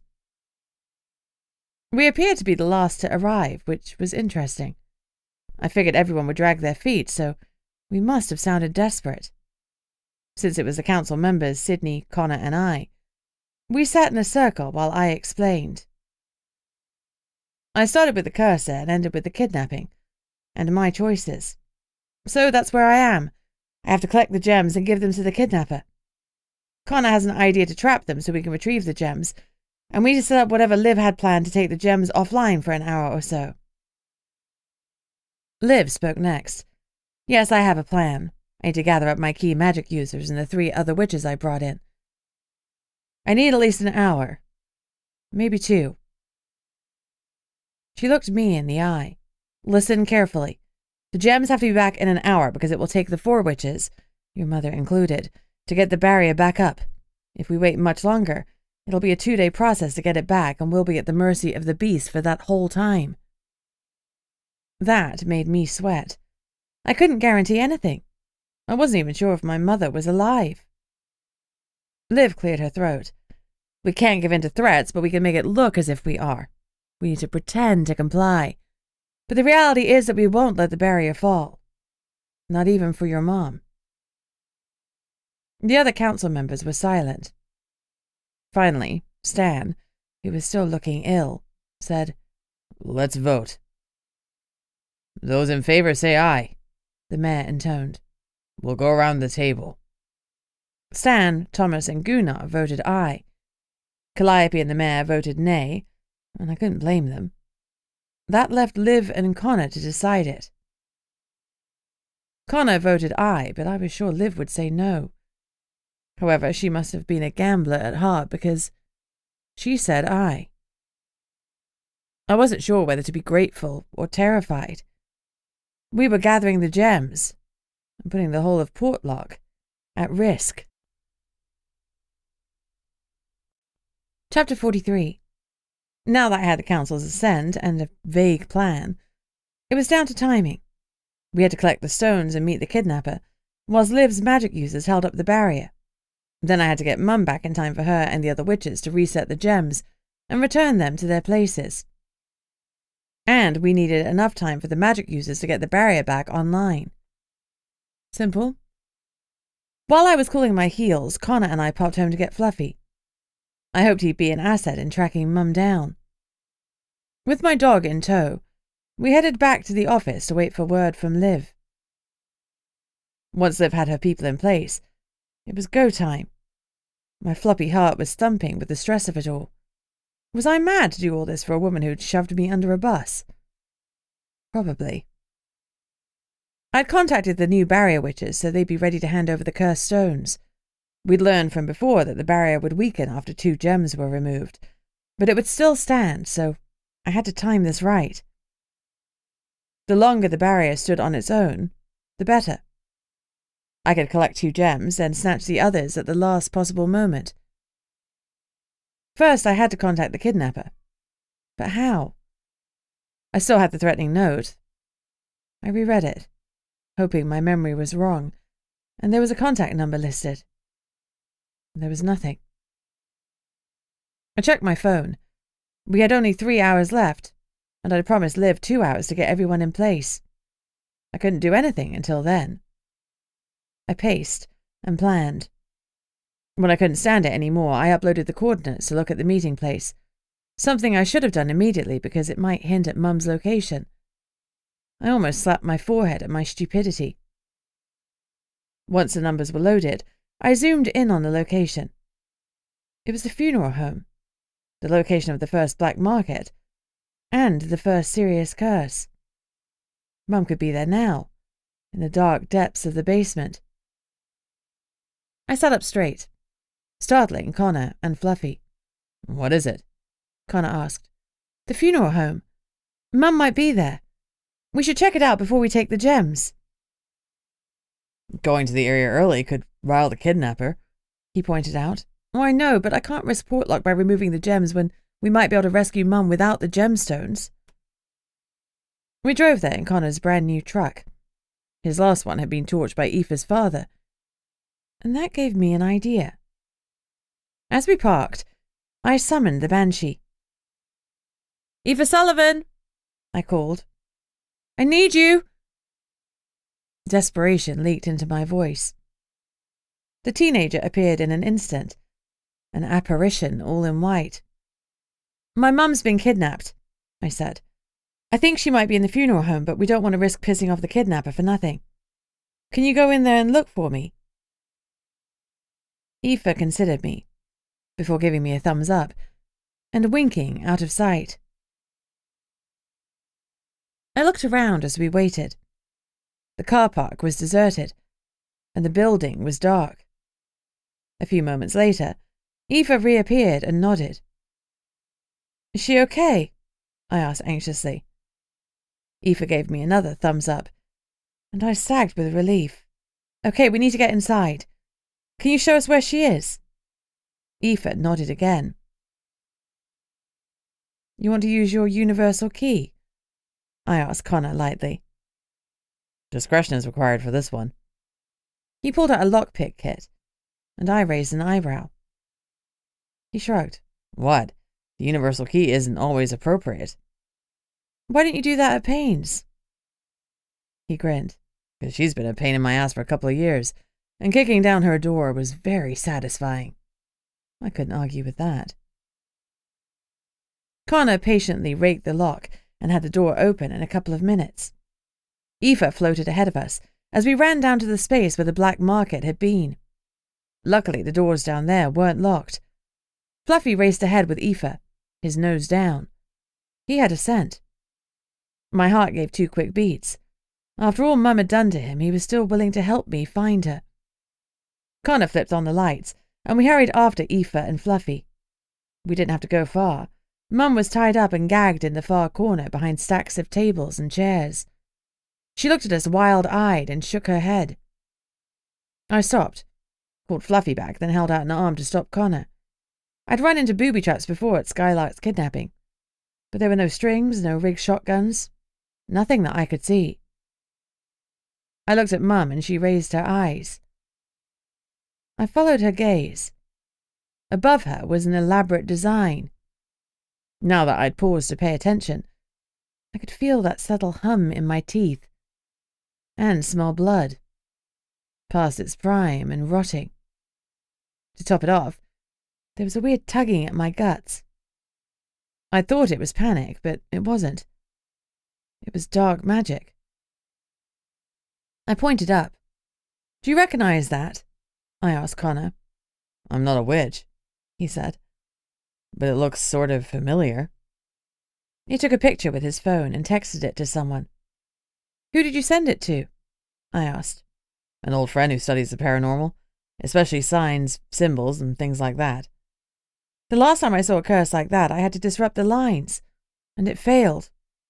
"Well, that works for 99% of curses," Connor agreed. "But I've seen few where doing that triggers a kill curse buried within it." "Shit, so what do we do?" "We'll wait until my friend texts back. I told him it was urgent. Let's give him a minute to look at the design." Mum coughed behind her gag. She looked small and ill. She'd probably been there with no food or water for almost a full day. But her pallor was also tinged with grey, and I wondered if sitting under that thing on the ceiling was sapping her energy in some way. A few slow minutes passed. I was about to barge in and drag her out when Connor's phone buzzed. "It's him." He started to read. "It's a necromantic curse, a nasty one. It steals life force to power itself. Anyone that passes by, over or under it, will have their energy taken." That sounds like what happened to Jeff. He was hit with a nightmare curse, but it stole his life force too. And something like that took down Sigrid and Stan. It's why they lost so much muscle mass. I'm guessing Mum's curse is missing the nightmare element since she seems to be wholly present. She made a noise of agreement through her gag. Connor was still reading. Suddenly, he looked relieved. "Oh, it's easy to break. You need to disrupt the pattern of the ritualistic symbol." I spotted a long broom in the corner of the room, grabbed it and started frantically scrubbing at the ceiling. The old blood smeared, and Mum took a quick breath. She blinked, and some of her colour returned. I threw the broom aside, untied her, and removed the gag. She moved her jaw, shook out her hands, and worked her mouth to produce some saliva. Then she looked at us. "It's Liv," she said. I felt like I'd been slugged. Chapter 44. I frowned. That doesn't make sense. Liv is trying to heal the barrier. That's why you're in Portlock. Why would she try to bring it down? Connor looked as shocked as I felt. Liv was the only reason we had a barrier.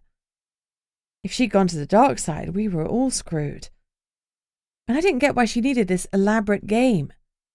The gems were hers, she could take them, so why kidnap Mum? It made no sense. Was someone else involved? Was Liv being coerced? A sudden thought made me go cold. Before she handed the gems to the new elemental witches, she had looked after them. Was she under their influence like Winterstein had been? Did the cursed gems want the barrier down so that they could be released? The gems, I said to Connor. I think they might have influenced her. When we interviewed Winterstein's kids, they said that sometimes their mother was totally normal and other times she wasn't. They said it was like a switch had been thrown. You think that's happened to Liv? I don't know. Posy Payne had no reason to curse Stan or Sigrid, I said slowly, as I made a few more connections. But Liv was mad at Stan for his dereliction of duty, when his gemstone was taken. And he wasn't there. Connor nodded. Well, she screamed at him. Right. When she visited him at the hospital, I thought she was burying the hatchet. But maybe she lifted the stasis, so he went all rampaging bear. My jaw clenched. And Sig. I closed my eyes in despair. Liv has always had a thing for Gunnar. Getting Sig out of the way, she was removing her competition for Gunnar's love. It's like she's giving in to her darkest impulses, Connor said grimly. Maybe she saw Payne's work at the docks and at the market, and she couldn't resist doing her own curse work. I'm not sure it's truly her any more than it was the real Elsa Winterstein. It's those cursed gems.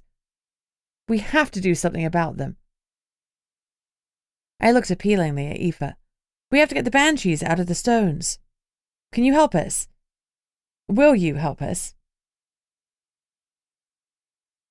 She looked at me for a moment and winked out of existence.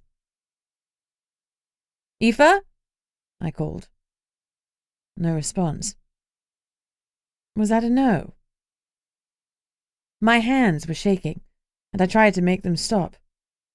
We had no time for nerves. We helped Mum out of the basement and into Connor's truck. Even Fluffy seemed concerned about her. And she wasn't his favourite person. We should go to the hospital, I said. No, Mum objected. Liv has contacts there and she'll find out I'm gone. Take me to your house. I need something to eat and drink and I'll be fine.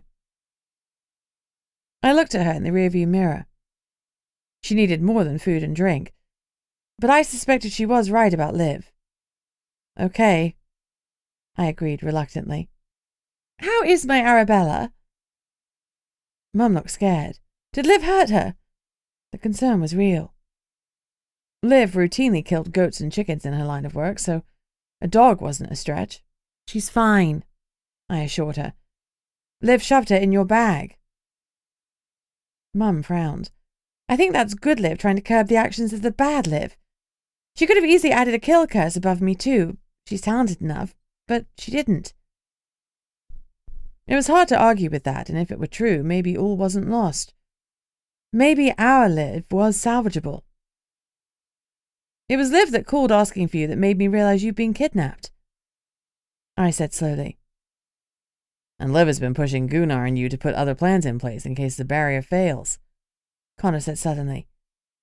It's like she's trying to undermine all the gems' actions as much as she can. I think you're right. Once home, I made sure Mum ate and drank. Then she went to the bathroom to shower off the experience. What do we do now? I asked Connor. We do what we plan to do. We wait for Liv to call, then go to her. We need to lull her into believing that we're complying with her plan, only we won't let her touch those damn gems. I'll speak to the other council members and warn them about our suspicions. You take care of your mom and be ready. Okay. I felt better for having a concrete plan. For the first time in 24 hours, it felt like we finally had the upper hand. He hugged me and gave me a blazing kiss before he left. I took a minute to pull myself together. I was suddenly starving, so I warmed some blood and popped a microwave meal in to heat. I might be able to feed on auras, but I didn't have the first clue how to do it, and now wasn't the time to experiment. As I ate, I savoured the warmth of the food in my belly and waited for Mum to come out and fill me in on everything she knew about Liv. She was in the bathroom for a long while, but I didn't blame her. She emerged right about the time that the hot water must have run out. I switched on the kettle the moment I heard her, and had a brew ready when she came out. She didn't look like her usual self. She was dressed in my leggings and a baggy top. She had no makeup on, and her damp hair hung limply around her face. Looking like that, I saw myself in her for the first time. Her outer veneer was gone, and she looked younger and more vulnerable. I couldn't recall seeing her without a full face of makeup, not even as a child. Are you feeling all right, Mum? I asked quietly. She nodded, but slumped into the sofa, exhausted. I brought her a cup of tea, and she sipped it, gratefully. I know this is tough, I said gently, but I need to know what happened. Are you up to talking? She sighed. Yes, it's important. But she sat a while longer, staring into her cup. Liv came to the door and said we were meeting with the other witches. I didn't think anything of it, and I left with her. She sipped again. But when I got in her car, she locked the doors and took Arabella. It was like she changed. One moment she was her usual brusque self, then suddenly she was her evil twin. Mum shuddered. Definitely the gems, I thought grimly. Did Liv seem to know what her other evil half was doing? I asked. I really don't know. She took me to the funeral home and tied me up. She said she'd kill me if you didn't bring her the gems. That confused me because she already has access to them. That's when I realized she was being controlled by something. She must be fighting it, or her personality has split and one side doesn't know about the other. She looked spooked, and I felt the same. So there's a good chance she doesn't know what she's doing when her switch is flipped, or that whatever is possessing her can't control her for long. I don't know for sure, Bunny, but she's very strong. I've never seen a necromancer as strong as her. She subdued me with almost no effort, and I'm one of the strongest witches in the world. I'm not dead, so she shouldn't be able to control me like she did. It's because the gems are controlling her, I mused. Maybe she used the fire gem to control you. Mum looked unnerved. How can the gems be that strong? Liv said they were possessed by banshee spirits, but banshees, even the strongest like your little friend, haven't got a fraction of my strength. The banshees in the stones are the strongest ones of all time, and the gems themselves weren't normal to start with. They had huge power before the banshees were forced into them. Apparently they were wielded by the archangels themselves. No one was supposed to know that, but she was my mum, and we had to fix this somehow. She needed to know the full force of what we were facing. I think one of those stones might have given Liv immortality, I admitted. Her jaw dropped. Good Lord, Elizabeth. She might be unstoppable. Well, nobody's unstoppable, I said. Everyone has a weakness. Even Superman had kryptonite. Well, Superman was fictional, darling, she pointed out condescendingly. Yes, I know that. I suppressed my eye roll. I mean the evil Liv must have a weakness, and I think it's probably good Liv. The gems want to be together, and they made her kidnap you as a bargaining chip. But they didn't understand that Liv had access to the gems all along. She's kept that from them. We can't allow the gems to come together. Somehow we need to block their control of Liv. Any ideas? What are the gemstones in now? Foot square iron boxes? Iron? Yeah. Let me think. She took out her phone and began to scroll. I hoped it was a powerful ancient grimoire that had been digitized and was ready to be used. That gave me an idea. Mum, that grimoire you bought, do you think it has anything helpful in it? Her eyes lit up. I totally forgot about that. Oh my goodness, it might have. I ran into her room and retrieved the dusty tome from her dressing table.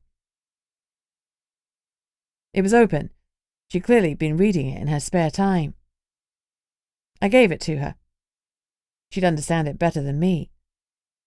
I had passed Latin in school, but I wasn't as proficient as she was. Plus, she understood witchy stuff. Elizabeth, I'm going to skim through this. I was halfway through it already. In the meantime, we're going to need new boxes for the gems. What kind of fragrant wood grows here? I thought it all smelled nice, so I texted Connor. No one would know wood like a lumberjack, right? He texted back quickly. Yellow cedar would work best. I've warned the others. On my way back. He said we have yellow cedar. Relief washed over her. Perfect. That's in the Cypress family, and cypresses are guardians of boundaries. Have your lumberjack prince get to work on 4 boxes. They need to be the same size as the current ones, and we'll need to enchant them before we add the gems. Okay? On it. I was about to text Connor again when I heard his truck outside. I ran out of the door and caught him before he got out. You've got to go to Camluck. Mum needs 4 yellow cedar boxes, same size as the current gem boxes. We have to get the gems into those after they've been enchanted. Mum is still searching for a way to protect Liv from the influence of the gems. She thinks Liv is splitting into 2 personalities. Subconsciously, she's fighting the possession, but she'll be too strong for any of us if her dark side wins. I'm on it. 4 boxes, coming up. He roared off. Chapter 45. 30 minutes later, Liv texted, "Nearly ready, collect the gems and meet us at the GPS location." Shit. Was this evil Liv or normal Liv? If she got to the funeral home before us, she'd realize the jig was up as soon as she saw that Mum was gone. I needed to keep her far away until the boxes and the enchantment were ready. Okay, I texted back. When? It'll take an hour to get them all. I could feel the exasperation in her text. Probably because I knew how she operated. In an hour. I need an hour to get everything finalized. That's why I texted now. I could hear her unspoken, duh. At least that meant she wouldn't be checking on Mum anytime soon. I rang Connor. Hey, we only have an hour. Can you have the boxes done? I've got 4 guys on it. They'll be finished in 20 minutes. The boxes won't be pretty, but they'll be functional. I'll meet you at yours in half an hour. See you soon. I hung up and turned to my mother. Any luck? You only have 20 minutes to be ready to enchant the boxes. She looked up from the passage she was reading and tapped the book. This is the answer, but I need a few ingredients I don't have with me. I gave her a piece of paper and a pen. Write them down and I'll get them. Somehow. When she jotted them down, I looked at the list. Holy water. Really? We aren't religious. You said the gems were wielded by angels, so that'll work best. I could get the other items, but I'd have to run around town. I could get holy water from the nearest church, but she also needed silver dust. I googled whether there was an assayer in town, someone who checked the quality of metals. Being a mining town, I found not 1, but 3. Surely one of them would have silver dust. Sage would be at the witchy store on Main Street, or maybe even at the greengrocer's. I grabbed the list and my purse, and ran out the door, using my vampiric speed to get me into the centre of town. I went to the church first. Hello? I called into the white building. I need some holy water. It's an emergency. A man wearing black with a white clerical collar came towards me. Silver hair dusted his head, and he had laughter lines around his eyes. He was a little on the round side and looked friendly. Hello, I'm Father Brennan. He spoke with an Irish lilt and graced me with a warm smile. I'm Officer Barrington. I work for the Nomo's office. We have an emergency, I repeated. We need holy water. Is it enough that I bless some water, or do you need water from a holy site?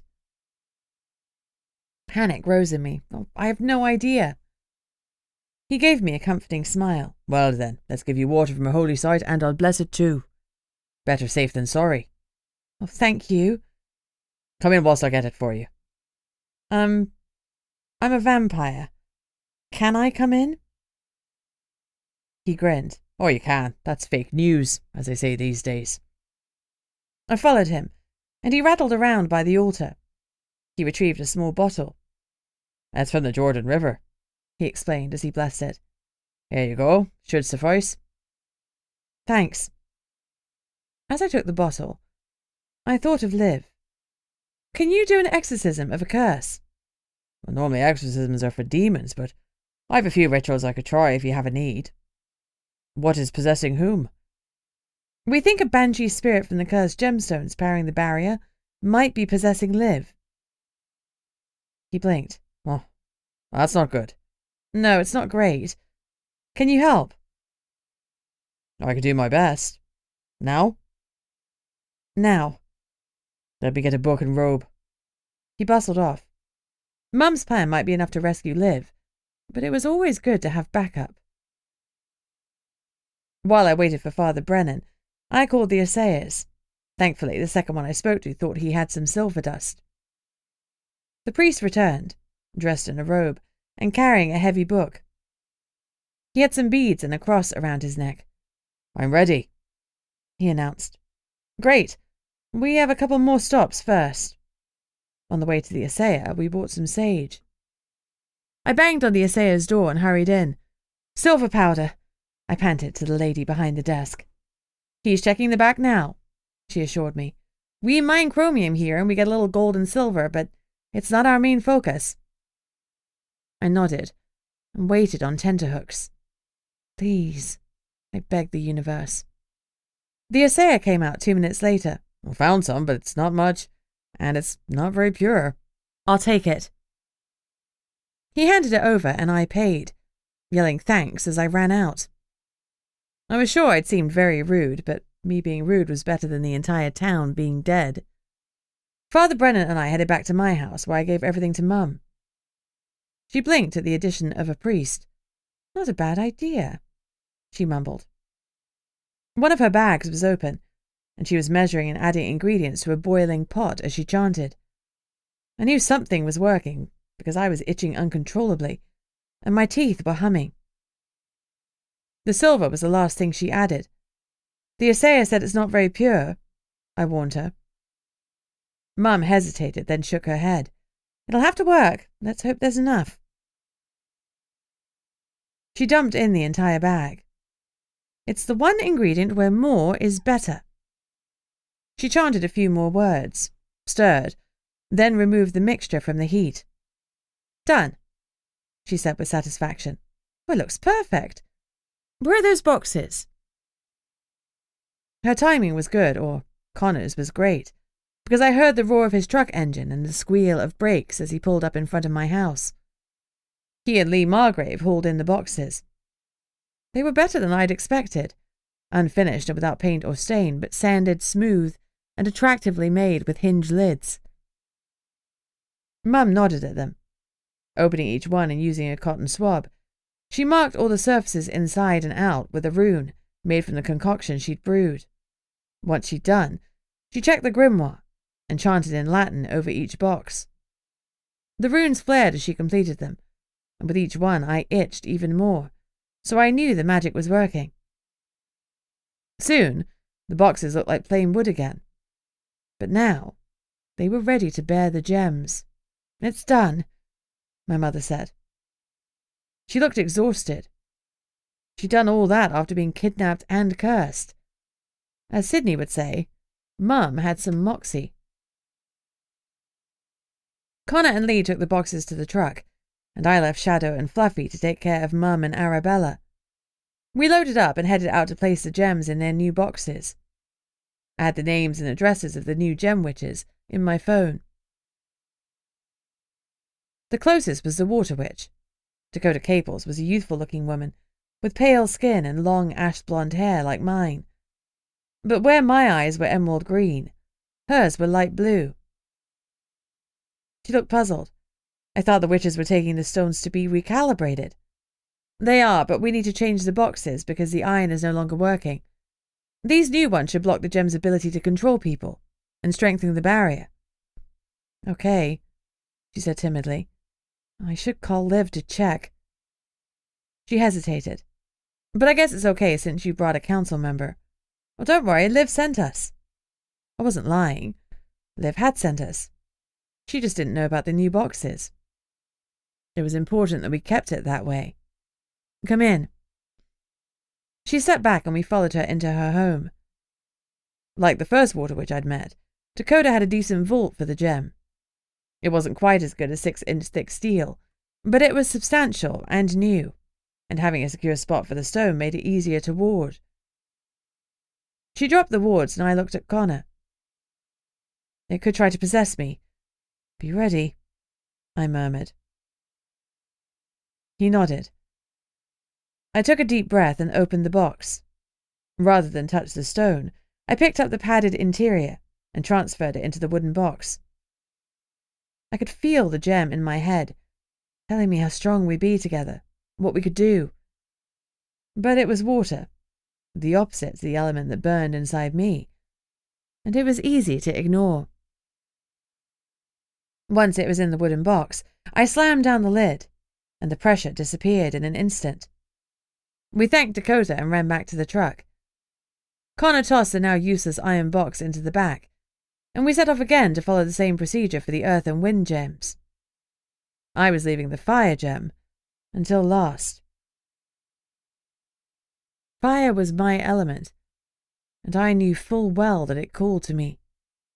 Last time I touched the fire gem, it had made me light up like a torch and try to rule the world before Connor had saved me.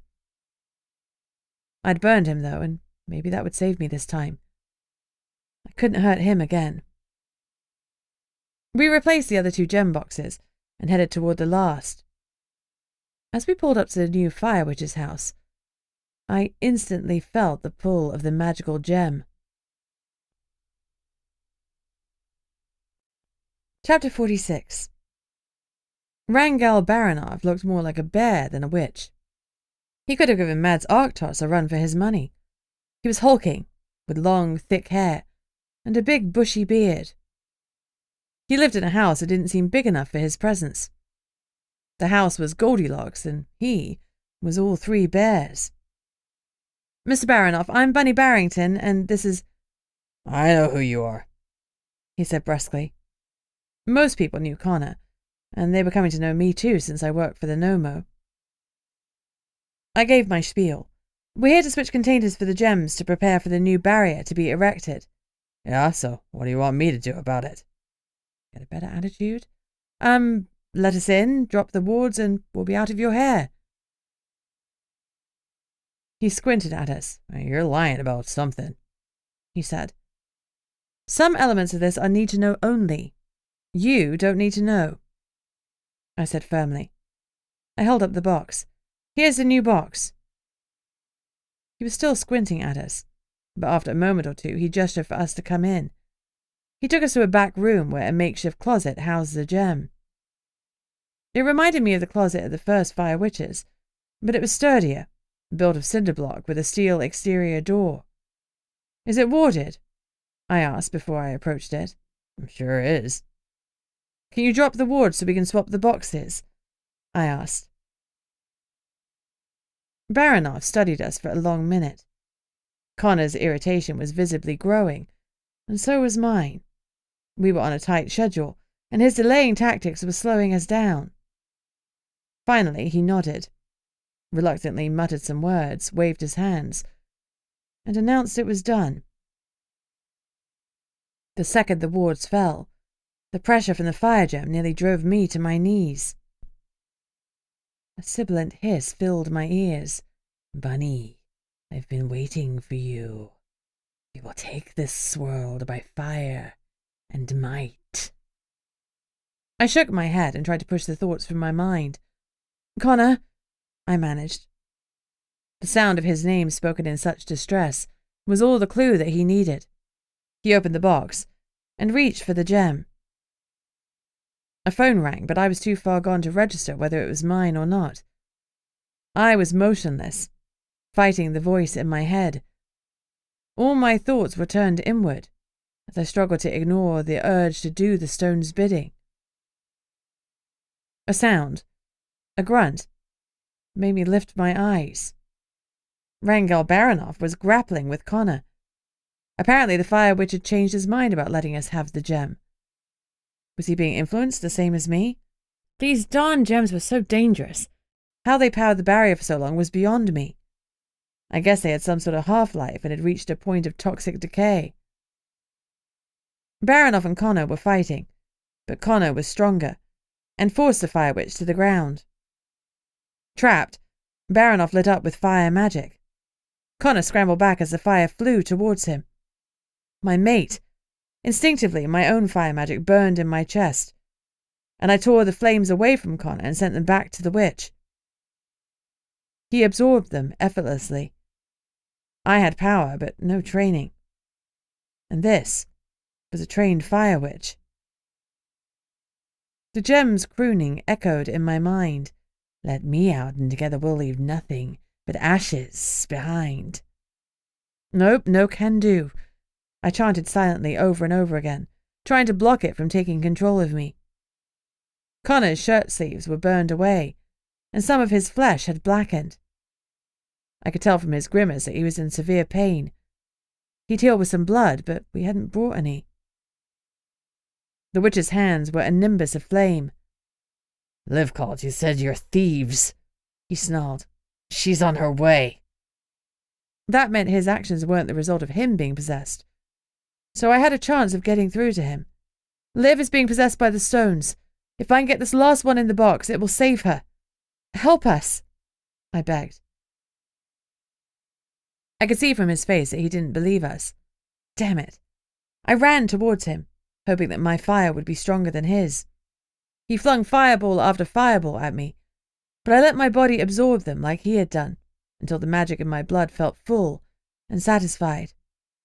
Then I grabbed his wrist and pulled his magic into me. I gasped when he slumped. What was I doing? My magic was acting like a vampire. Was I siphoning off his energy from his aura? I released him, and he fell to his knees. Before he collapsed, he threw one last weak fireball, not at me or Connor, but at the wooden box. I shouted to stop him, but it was too late, and the box blazed hot and fast.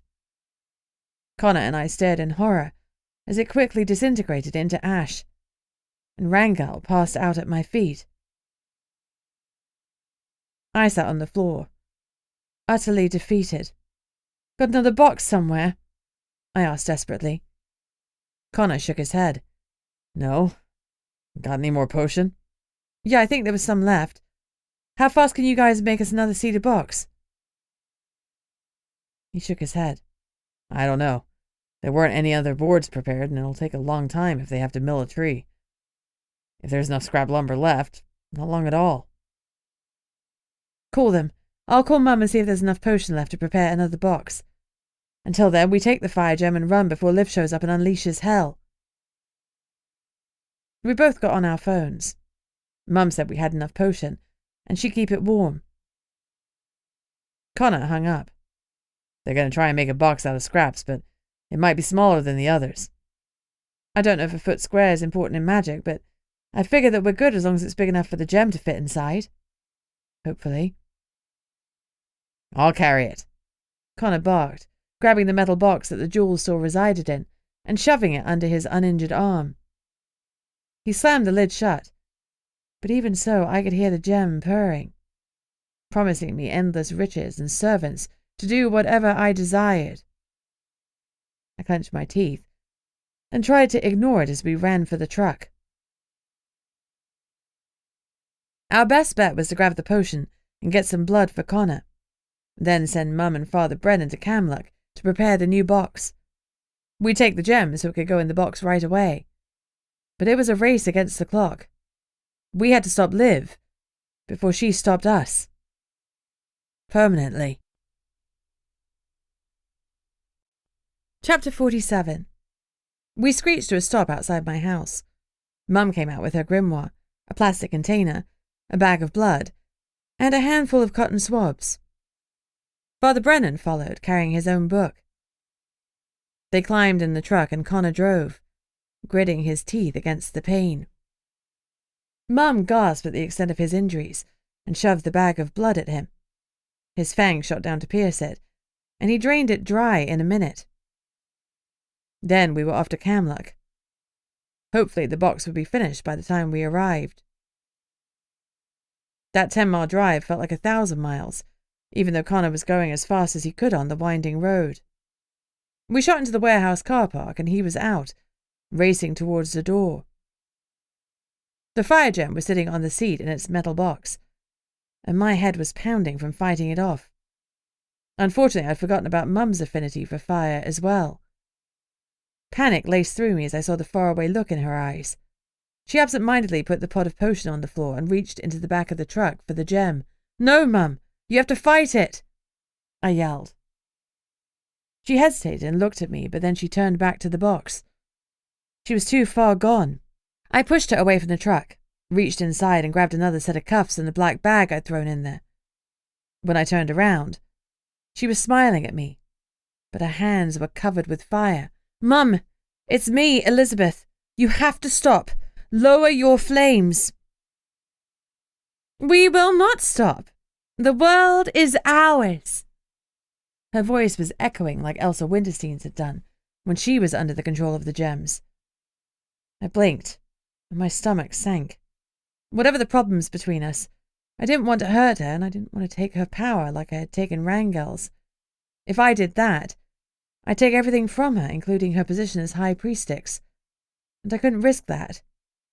I needed to put the magic-cancelling cuffs on her, and hopefully they would clear her mind enough so she could apply the potion and ward the box.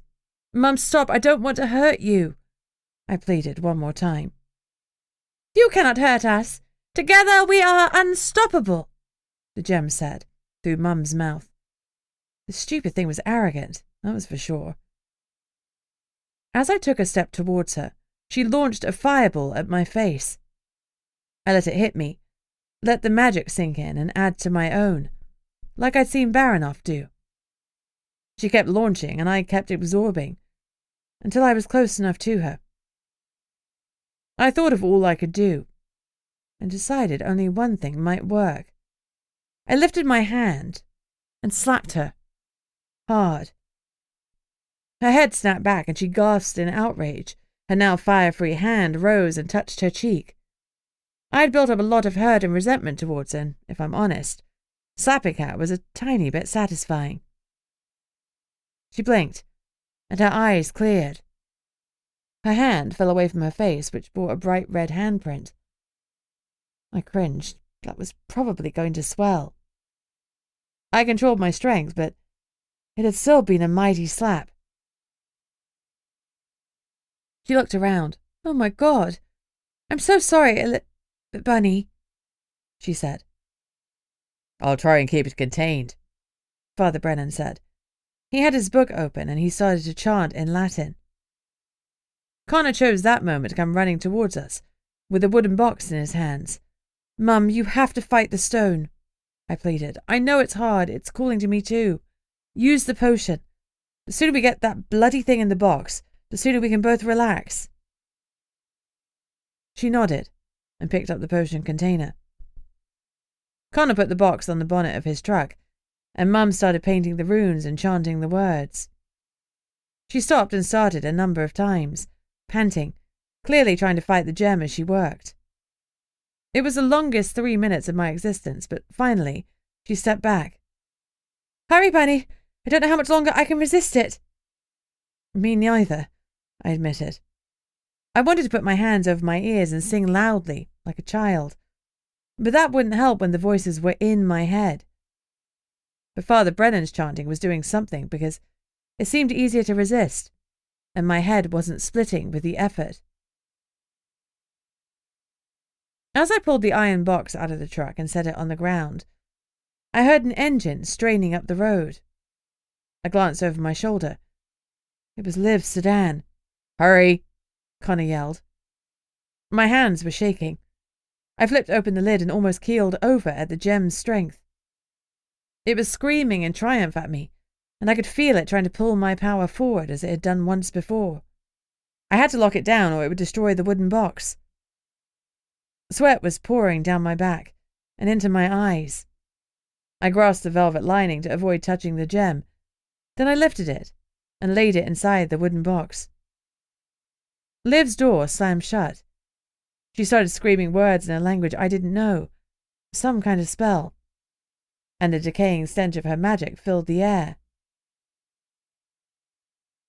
Hot winds swirled around me, so hot that they took my breath away. I felt something tugging at my middle, and I knew she was trying to control me. "Lift the gem out of the box," she commanded.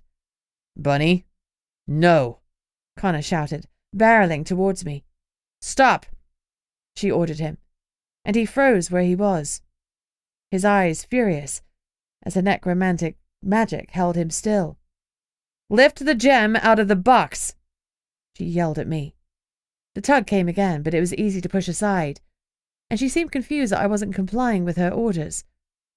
But I was a hybrid vampire, neither undead nor truly alive, and she couldn't control me. I slammed the box lid shut. Liv let out a guttural scream and fell to the floor. Silence reigned. The gem was quiet, and the pressure in my head was gone. I looked around to see what Liv's first spell had done. Thankfully, she'd missed us. Maybe that had been good Liv's influence. Connor, Mum, and I were fine. But the new truck was disintegrating before our eyes. The ear-splitting sound of breaking metal had us all covering our ears as it twisted in on itself and fell, flake by flake, into nothing but rusty dust. Her spell must have been concentrated death and decay. Liv's face was twisted in horror as she sat on the ground, shaking her head. She reached up to touch her face. "Bunny," she said faintly. "Yeah, I'm here." "I tried to fight it," she mumbled. "I tried so hard." She looked at me bleakly. "That's why I insisted that Gunnar put another barrier plan in place. I was scared I'd somehow sabotage the magic user's plan. I'm sorry." She shuddered. "You should apologize to Connor. That's his second truck destroyed in a couple of weeks." She struggled upright. I'd never noticed how small she was.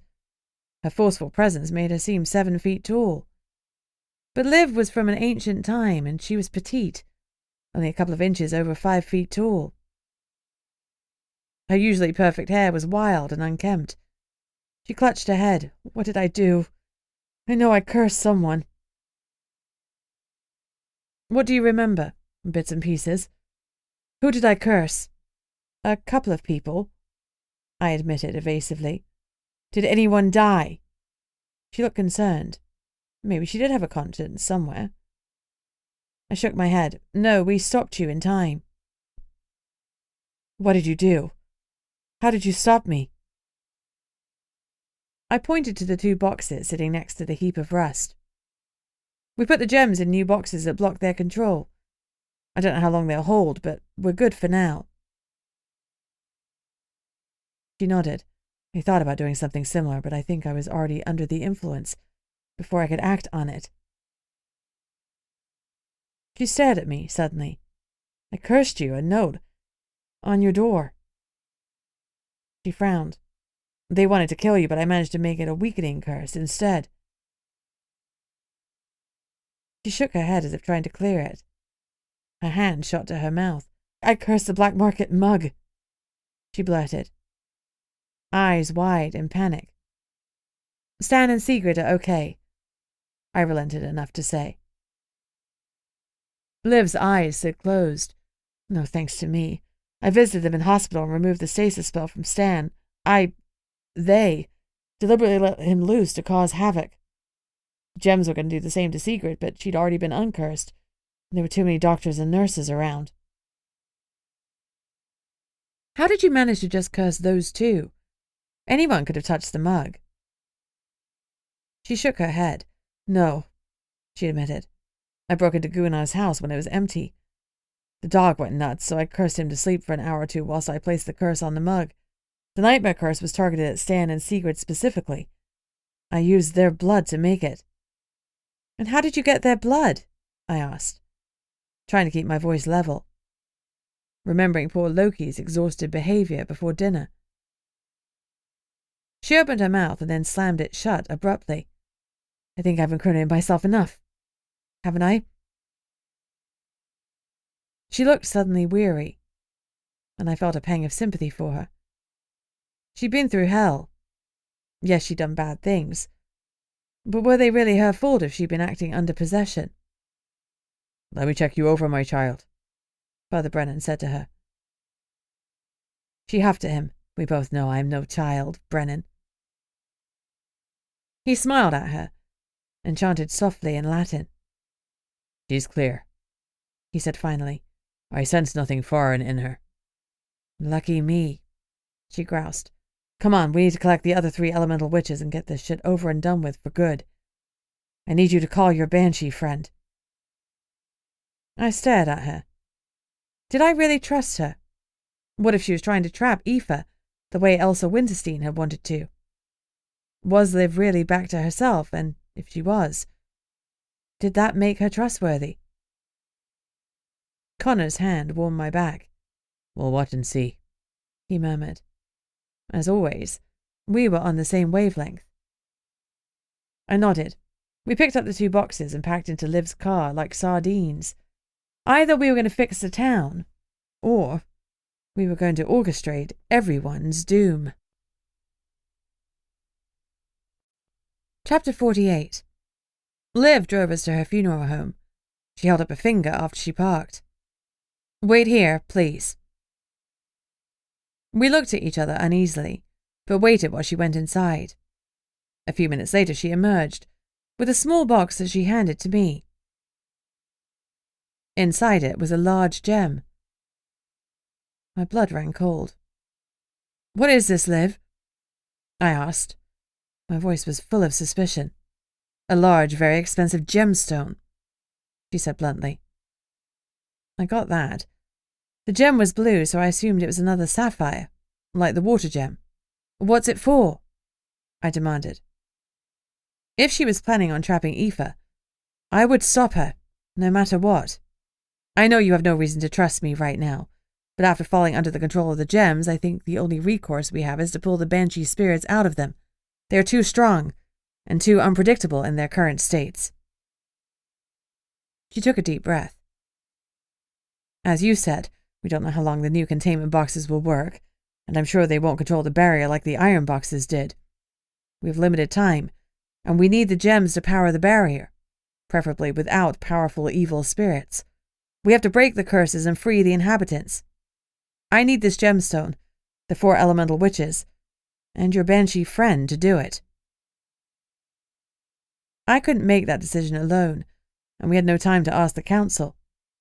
I had Connor to represent them, my mum to represent magic users, and my own judgment.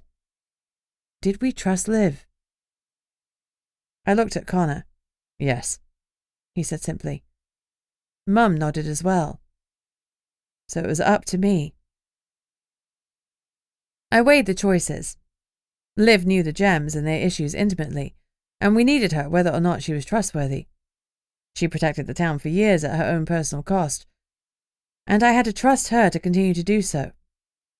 The cursed gems in their current state were under control, but they would eventually make their presence felt again. We needed the barrier to protect the town, so we had no choice. I nodded firmly. Do it. Liv pulled out her phone and sent a text. We to gather the gems and the elemental witches. In 15 minutes, the barrier will fall to the magic users I have in position, and we'll have 1 hour to cleanse the stones, replace, and reactivate them. Bunny, where do you think your banshee friend will be most comfortable appearing to you? Well, she's appeared in a bunch of places, but probably she'd be most comfortable near her house. Okay, let's go there. I'll drop you off, then gather the other elemental witches. I'll come with you. Connor's tone brooked no argument. Fine, she snapped. You're going to need your friend to call the banshees from the gemstones. This new gem is a focus stone that is unique to her kind, similar to the original gems in configuration. It should increase her power. It won't trap her? I asked anxiously. It won't as long as she doesn't touch it. Give her this incantation. Liv handed me a slip of paper. She needs to chant this while connecting with the gem through her power. Could Aoife do that? I wouldn't know until she appeared, and I could ask her. I directed Liv to Aoife's home. Mum and I climbed out of the car and watched as Liv and Connor drove off to get the others. Ever call a banshee? I asked Mum curiously. Can't say that I have, she answered. I lifted my voice. Aoife Sullivan, we need your help. That's all you do? No spell? Mum sounded incredulous. I haven't one to use. I looked around. No banshee. "Aoife!" I called again. "It's life or death. Please appear." A cold prickling enveloped me, and a pale form raced to me from the woods. Aoife was floating a foot above the ground, staring at me. "We must save the town. I need you to call the banshees from the cursed gemstones. There's an incantation." I held out the paper and was surprised when she managed to take it. She studied it silently. "You need to push your power out and connect with this gem," I explained, offering it to her. She shrugged, even though she was now a fully fledged banshee. She was a teenager and new to the job. She wasn't sure she could do it. "Please try," I pleaded, "but be careful. Once you say the incantation, you mustn't touch the gem, otherwise it could trap you." She looked scared, but nodded. The entire town, the trapped banshees, and the fate of the cursed stones were dependent on one frightened, dead teenager. Chapter 49. I felt the change in the barrier 15 minutes later, as Liv had predicted. I hadn't realized there was always a faint vibration in the back of my teeth until it was gone. The vibration was replaced with a slight itching sensation. Witch magic. A few minutes later, Liv screeched to a stop near us, and Lee Margrave followed with a car full of vampires. Connor had ordered some additional security. He didn't fully trust Liv. Fool him once, and all that. He and Liv climbed out of the car. The other elemental witches were carrying the wooden boxes, and Liv had her giant bag in which she carried her supplies. My mum nodded at the other elementals, and they greeted her solemnly in turn. Everyone was braced for the difficult task ahead. Mum murmured their names to me as they approached. Flora Sanchez, Earth Witch from the United States. Flora was tall, Hispanic, wearing jeans and a long-sleeved t-shirt. Her dark hair was short, and her face fiercely intense. Enyo Kayamizu, Water Witch from Japan. He was a stately-looking man dressed in business casual. Kaya Rangahau, Wind Witch from New Zealand. The dark-haired woman appeared to be Maori. Her long hair drifted in the slight breeze. She looked calm, determined, and focused. They gathered around Mum, each holding the wooden box that contained their element stone. Their job was to wait until Aoife pulled the banshees free from the cursed gems. Liv put down her bag and told Aoife it was time. Aoife looked at me wild-eyed, and I nodded. "You can do it," I mouthed. She blinked a few times and wrung her hands. Then she read the spell aloud, her voice a mix of a shriek and a wail.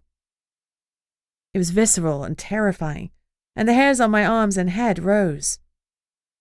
The air seemed thicker, and I felt as though it were tugging me apart.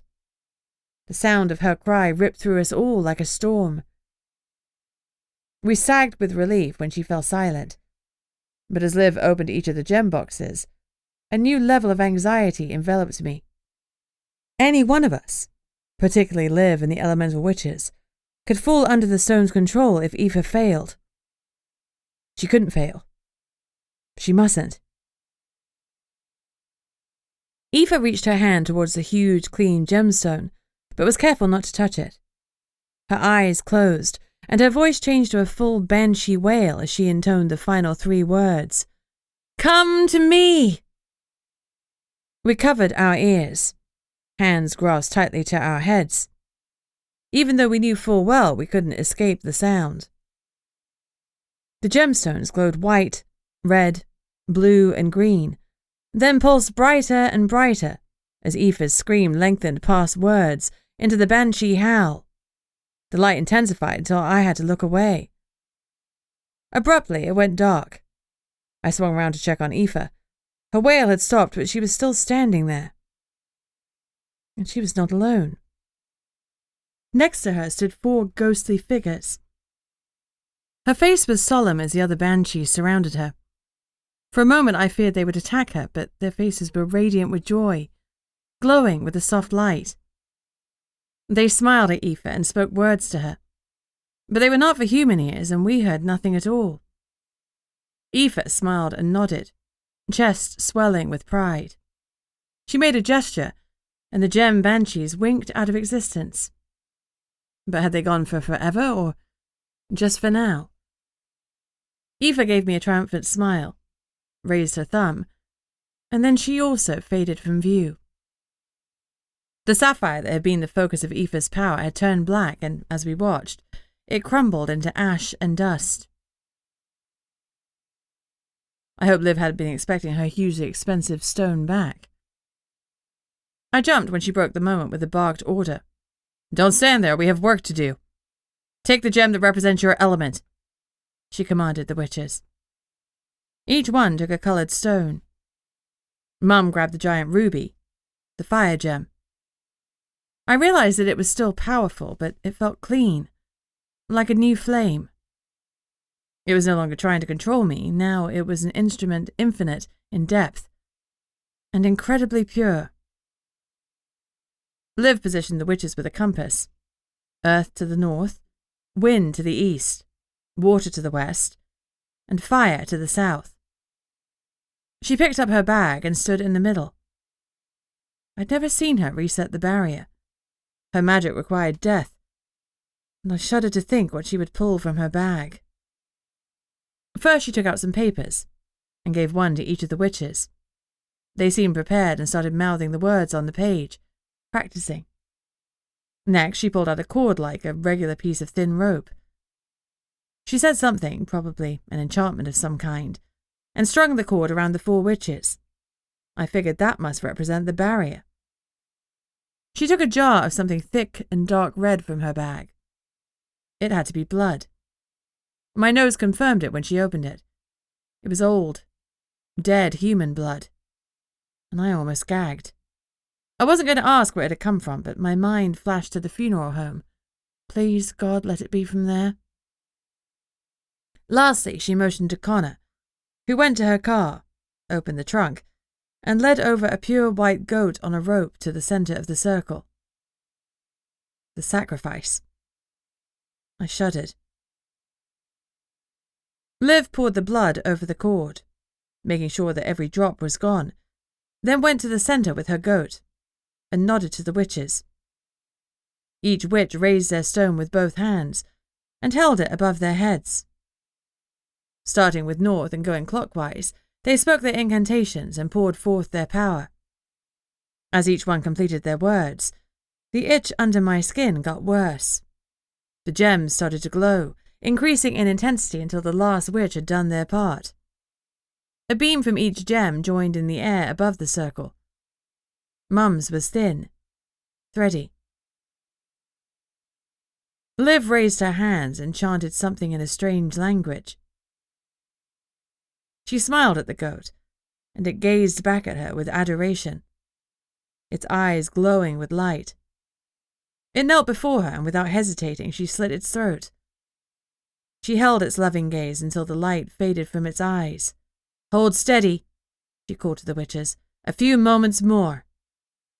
Mum started to sway. She'd been afflicted by an energy-draining curse, and she'd been a full day without food and drink. Then she'd made potions. She was spent. She swayed again. "Hold!" Liv barked at her. I growled. She could bark orders at my mum all she wanted, but Mum had nothing more to give. I strode towards her. "No! Stay back!" Liv shouted. I ignored her. Mum needed me, and even though she'd failed me in a multitude of ways, I didn't intend to fail her. I held her in my arms so that no one could see what I was doing. Then I gently summoned my magic, my heat and fire and strength, and sent them into her. Eyes wide and shocked, Mum absorbed my magic. She didn't need to see a fireball coming from me to know what I was doing. She hadn't seen my fire magic yet, but now she knew I had it. Her and my father's machinations had borne fruit. For good or ill, I was a fire witch too. Ever the consummate professional, it wouldn't do to be seen to be incompetent, Mum refocused on the job at hand. She poured the addition of my magic upwards, and her magical thread strengthened and glowed. Finally, the spell was complete, and the result was explosive. Light burst out so strongly that we all went flying. I literally tumbled arse over tea kettle. I landed with a whoomp and stared up at the sky. I was winded for a moment, but then I scrambled up to check on the others. The light had gone, and I hoped the barrier was properly in place. The witches were pulling themselves up to sitting positions, as was Liv. I helped Mum up and looked around for Connor, who gave me a relieved smile. No one seemed to be injured. We might be bruised and sore, but we were all moving. Did it work? I asked out loud. Liv brushed herself off. Yes, the barrier is healed. It is strong again, she said triumphantly. Thank you all for your contribution. She gave the elemental witches a bow. They each handed her their stones, which she dropped unceremoniously into her spell bag. I gaped. Close your mouth, Bunny. You'll catch flies, she sassed. Should you do that? I asked. Dump them together in there. She gave a satisfied smile. It doesn't matter now because the gems are cleansed. They can be together. They don't even need to be returned to their holding places. Without the spirits in them, all is good. Well, that was a relief. But she was wrong about one thing. Not all Liv. I hate to do this, but now that you've fixed the barrier, you're under arrest. Chapter 50. She gawped at me incredulously. Under arrest? Are you kidding me? You dare arrest me? I'm a council member. Without me, you'd all be dead. Even so, you kidnapped a woman, cursed several members of the community almost to death, sponsored the black market, and tried to steal the gems that were protecting the town. They were my gems in the first place. It was notable that she said nothing about the other accusations. The evil spirits didn't even realize I already had them through my sheer strength of will. The kidnapping wouldn't have been necessary if they'd realized I had them in my possession all along. And I took your mom on purpose to point you in the right direction. I held your mom in my own damned funeral parlor. I even gave you the coordinates. I did everything but right. Liv has her in big letters. It's not my fault you couldn't put it all together. With my actions, I saved this town. I winced internally. That was a direct hit. Why hadn't I checked the coordinates sooner? I guess I'd just been running down the roads of panic, not thinking straight. It turns out you don't do your best critical thinking when a family member is kidnapped. Regardless of all of that, I had a job to do, even if it was unpleasant. My job is to arrest you and let the council decide your fate. Don't make this harder than it needs to be, I said firmly. She was visibly furious, but she allowed me to put the magic-cancelling cuffs on her wrists. I won't forget this, Barrington, she hissed. I winced a little. She probably wouldn't, but that couldn't influence my actions. We'd come in Liv's car, which was awkward because I had to drive her back to the Nomo's office. I didn't think the council would allow her to remain incarcerated for very long. She was integral to the whole town, so they probably cut her some slack. Connor followed with Lee and the others after they'd buried the goat and taken the elemental witches back to the hotel. Gunnar and Sydney, who'd been busy keeping the rest of Portlock safe as we dealt with the gems and the barrier, were open-mouthed as I took Liv in and locked her up in the magic-cancelling cell. Posy Payne was in the next cell, and she couldn't stop staring. She must have been as shocked as I was that I'd arrested Liv. Gunnar shook his head. Liv's going to make you pay for that one. She cursed Sigrid and Stan. Do you want me to release her? I asked sharply.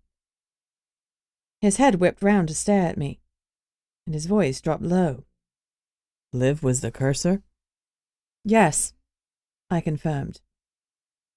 His face flushed, and fury boiled in his eyes. I'll kill her, he snarled. I placed a hand on his arm. She was under the influence of the cursed gems, I pointed out. I didn't add that Liv had only cursed people she had a genuine beef with. The gems' influence had made her carry out the actions, but I suspected the intent was already there. On some level, she'd wanted to hurt Stan and Sigrid.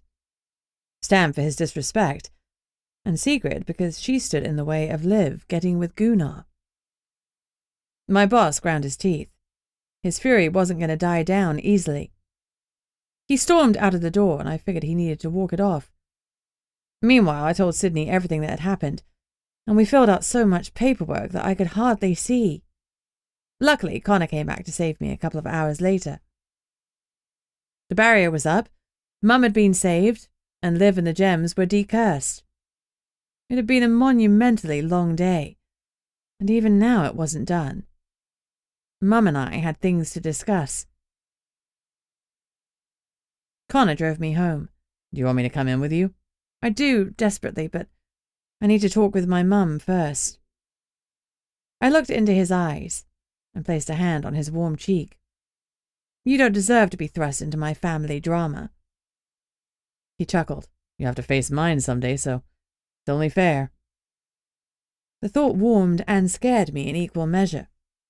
I loved that he envisaged introducing me to his family, but his father was the vampire king of the US. He kissed me gently. Call me later. I will. I climbed out and waved him off, then took a deep breath, and walked into my house. Poor Fluffy and Shadow had been ignored for most of the night, and I felt bad. Hopefully we'd have time to spend together now that the curses and the barrier had been dealt with. I brushed my hand over Shadow and gave Fluffy a full body cuddle. I'm super happy to see you both. Mum was sitting on the sofa. It looked as though she'd had a shower and was ready for bed, but she was clearly waiting up for me.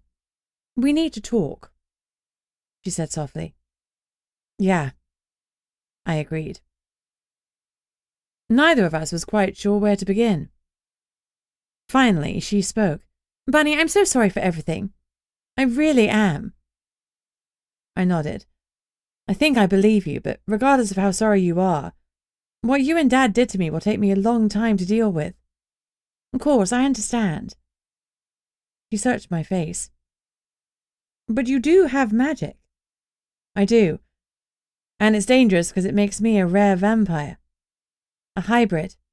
My very existence is forbidden. You took a great risk giving me the magical boost when Connor and his vampires were nearby. Connor knows what I am. I have nothing to fear from him. We're fated mates. Oh! Tears filled her eyes. I'm so happy for you. She moved as if to hug me, but stopped, and let her arms drop. Well, that's lovely news. I don't want you telling Dad, I said firmly. I don't trust him. She blanched, but nodded. If he could come here and explain himself, maybe you could start to repair things. She paused. I'd love to come back, if you'd let me. She sounded so hopeful that I couldn't quite bear to quash her. Maybe. Give me a bit of time to get over all of this? Of course. She gave a tremulous smile. Oh! She patted her pocket, then drew out a piece of paper. I called some people when I got back here. This is a spell to uncurse the werewolf. I put it into my own pocket. I give it to Anissa tomorrow. I was running on empty and I had nothing left to give for today. Is there anything else I can do to make it up to you? Mum asked quietly. I shook my head. I honestly didn't know. This would take time. She'd hurt me as a child, and I understood why. In her mind, she thought she was justified. But the truth was that I had deep psychological scars. You can't, I said simply. I have to deal with your choices. You have to deal with your choices. Right now, I'm still deciding if having you and my father in my life is a choice I want to make. Mum looked like I'd punched her. She stifled a sob. I wanted you to have everything. I know, Mum, and that's why we're talking now. I understand that. Elizabeth. I put up a finger to stop her. You can start by calling me by my name. I've been trying, but it's so hard to remember. Bunny, I do love you. It's taken me a lot of therapy to realize how damaging it must have been that I hardly ever told you that, let alone showed it. I love you too, Mum. That's never been in question. I had always loved her, despite her many and varied flaws. Forgive me, she begged. I took a deep breath. I don't know if I can. Like I keep saying, I need time. She slumped and looked away. I never knew why Nana called you Bunny. It hurt to know you two had secrets. You had a far closer relationship than we did, and I was jealous. It was petty, and I'm sorry, but it's the truth. I looked at her in surprise. She'd never asked me or her own mother, and she was hurt? It was simple, really. Nana read Peter Rabbit to me when I was very small. And she said Peter was like me, unrepentantly curious. She started calling me her little bunny rabbit, which morphed to Bunny. It was a lot simpler than all the elaborate stories I gave everyone else. A pet name between a grandmother and her granddaughter. A name filled with love and laughter in a home with none of those things. The name that reminded me that I was loved. Mum's eyes filled with tears again. I should have been there, darling. That should have been me reading to you, concocting pet names. I'm so sorry. I could tell that she was. It was a first step. A baby step, but still. I'm sorry too, Mum. I've got to go to bed. I'm exhausted. Talk to you tomorrow, okay? She nodded regretfully. Good night, darling. Sleep well. She took Arabella and went to her room. I fed my animals and let Fluffy out. After that, I showered and climbed into bed with my pet snuggled close. I tugged out the book on fire elementals and started to read the introductory chapter, but it was an old grimoire and it was heavy going. Not really bedtime reading. I was struggling to keep my eyes open. I was relieved when my phone rang and I had an excuse to put down the book. Connor calling. That was exactly what I needed. Hi, I answered happily. Hi, Doe. I'm tired, I warned him. That's okay, I'm tired too, but I needed to hear your voice. I melted. Tell me about your day. Then I drifted to sleep, with the sound of his warm baritone voice in my ear. Chapter 51. The first thing I did when I woke up was call Anissa. Hello? She answered after a beat. Hi, Anissa, it's Bunny. I have the spell to uncurse my dog. Her voice grew warmer. Well, that's great news. Are there other instructions? Potions or anything? I hadn't looked at it, just shoved it in my pocket. Hold on, I'll look. I dug the folded piece of paper out of my pants and opened it. No, it's an incantation as far as I can tell. Mum's handwriting was neat and precise. Oh. Anissa sounded disappointed, and my heart sank. That didn't bode well. Well, no matter, I'm not familiar with witch magic, but I'm sure it'll be fine, she said, once again upbeat. Can you text it to me? I'll talk to the elders and prepare, then call you back with more details when I'm prepared. Thanks so much, Anissa. I'll text you a pic of it now. Talk to you soon. We hung up. I made sure to take a good clear photo of the spell and texted it to her. Fluffy, we're one step closer. I sent her the spell and now we wait.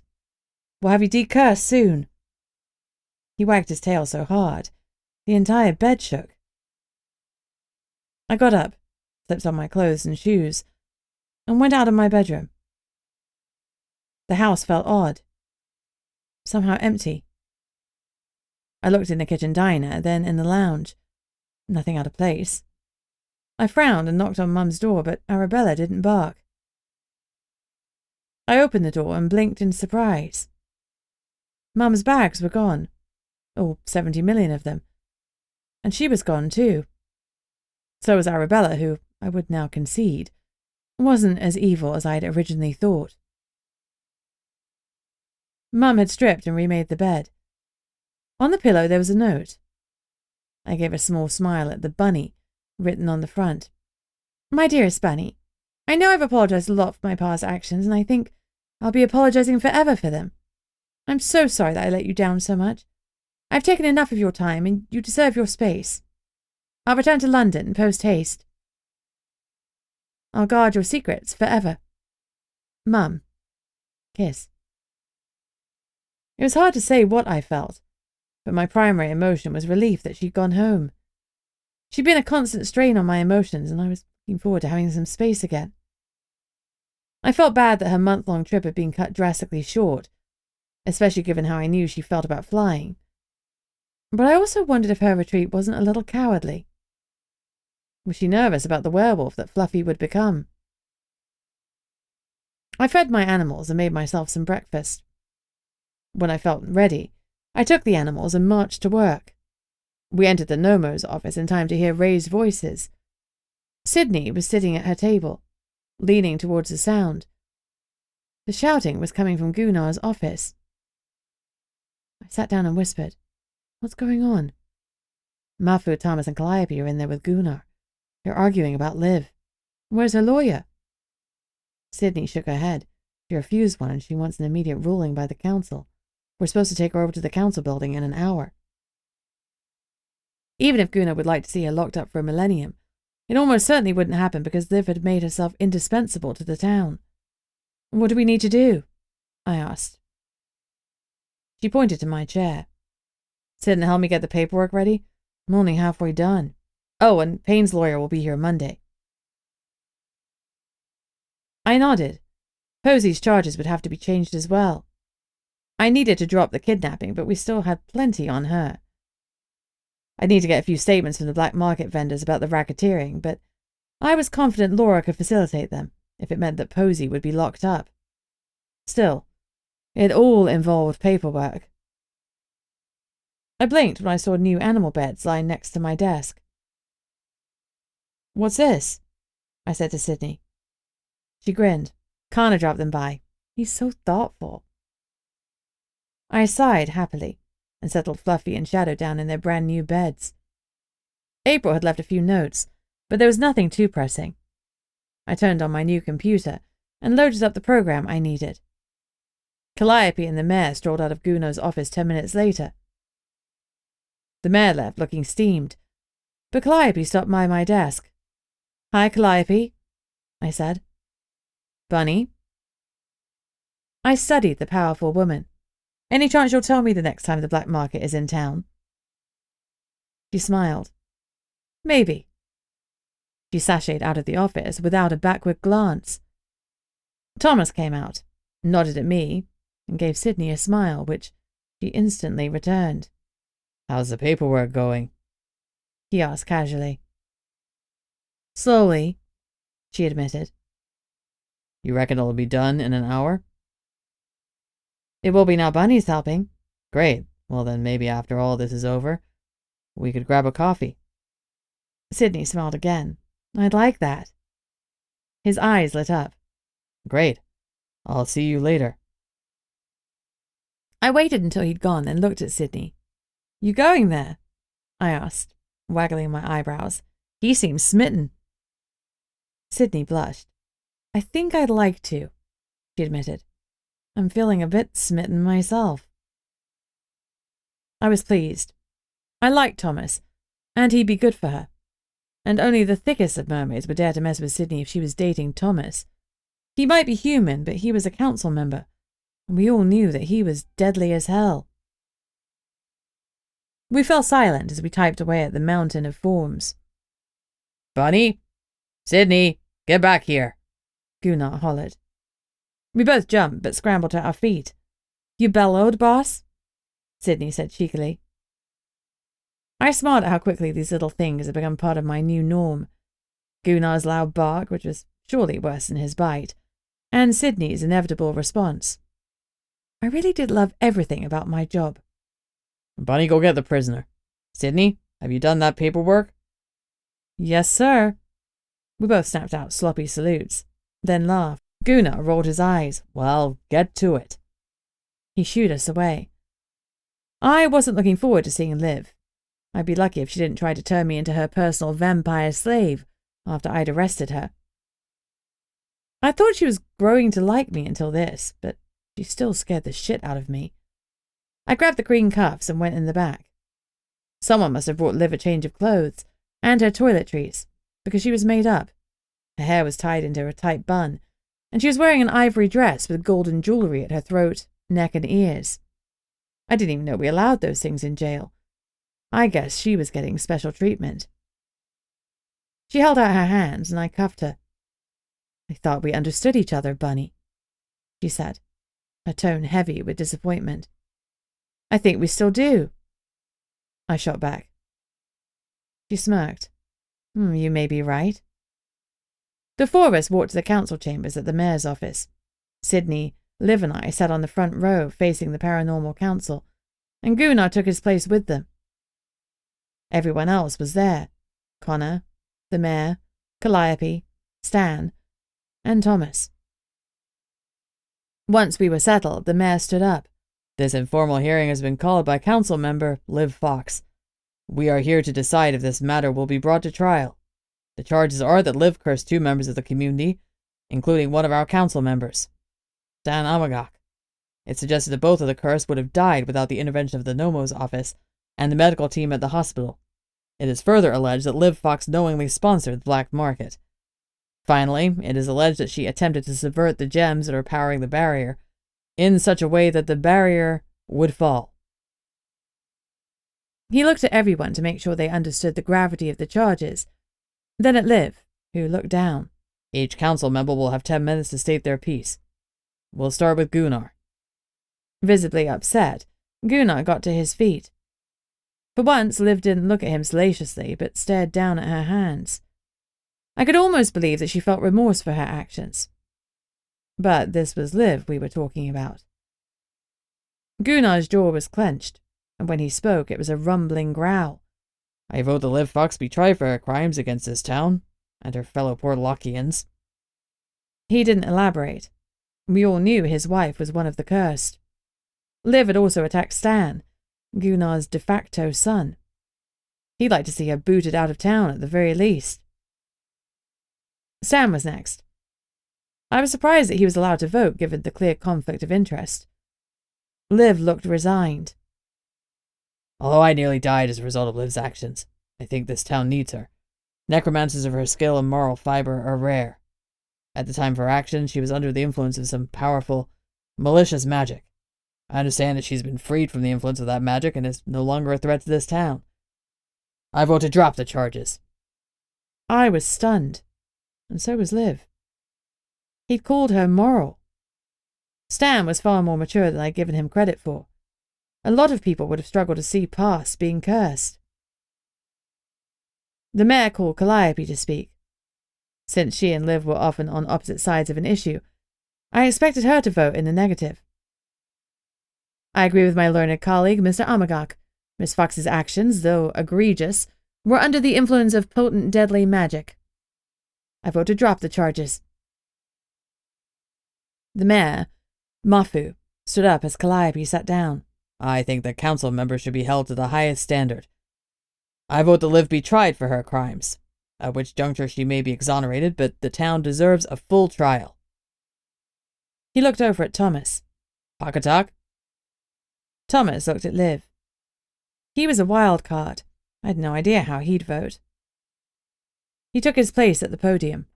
I don't think council members should be above the law. He held Liv's gaze until she looked away.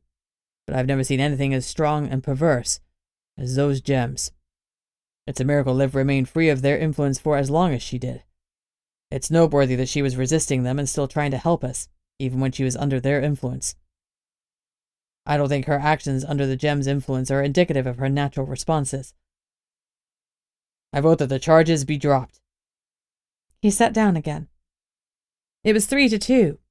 Whatever Connor said at this point would either free Liv or tie the vote, and automatically send her to trial. Liv looked worried.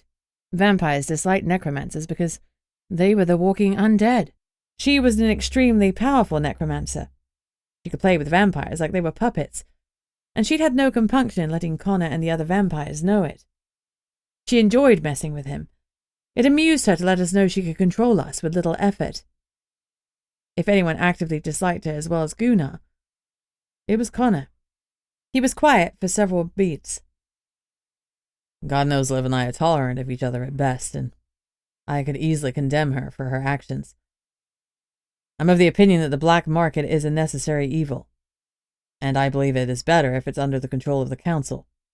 However, it should have been brought to the entire council. He looked at Liv sternly, then let his gaze linger on Calliope. He knew she was also involved somehow. He continued, but I was there when we broke the gem's hold over Liv, and again when we broke the curses and freed the possessed souls inside the gems. Although I believe that we counselors are beholden to the law, in this instance I cannot condemn her for actions beyond her control. I vote to drop the charges. 4-2. The council was going to free her with no charges. I wasn't sure how I felt about that. Mafu stood up. The council has spoken. Charges will be dropped. Gunnar leapt to his feet, outrage on his face. When he spoke to Liv, his voice was low and dangerous. You may be a free woman, but if you ever come near my wife again, I'll kill you myself. Everyone froze. The air was charged with static, and he was glowing slightly as his magic amped up. The hairs not confined to my braid were standing up, as were Sydney's. Thomas reached out and touched Gunnar's shoulder lightly. Gunnar shrugged him off, but the static died down. Don't look at me, he snapped at Liv. Don't come on to me. Don't call me if it isn't council business. If it is council business, call someone else. You and I, we're done. Liv was trying for a poker face, but her eyes showed how miserable she felt. As Gunnar stalked off, she slumped into her chair as if she'd been punched in the gut. Maybe she'd learned one thing from all this. Gunnar may be nice, but he had a hard line, and she'd crossed it. Since she was now free, I carefully removed the cuffs from her wrists. She gathered what dignity she had left, and stood with her head high. "Thank you for fixing the barrier," I said. "I'm sorry I had to arrest you, but that's how I protect the town." She gave me a curt nod. Given Gunnar's comments, "I'll be dealing more with you in the future, Bunny. I'll do my best to move past the arrest." I smiled tightly. "And I'll do my best to move past you cursing my friends." She flinched, but gave me another nod, then swept out. The dynamics had undoubtedly changed between us.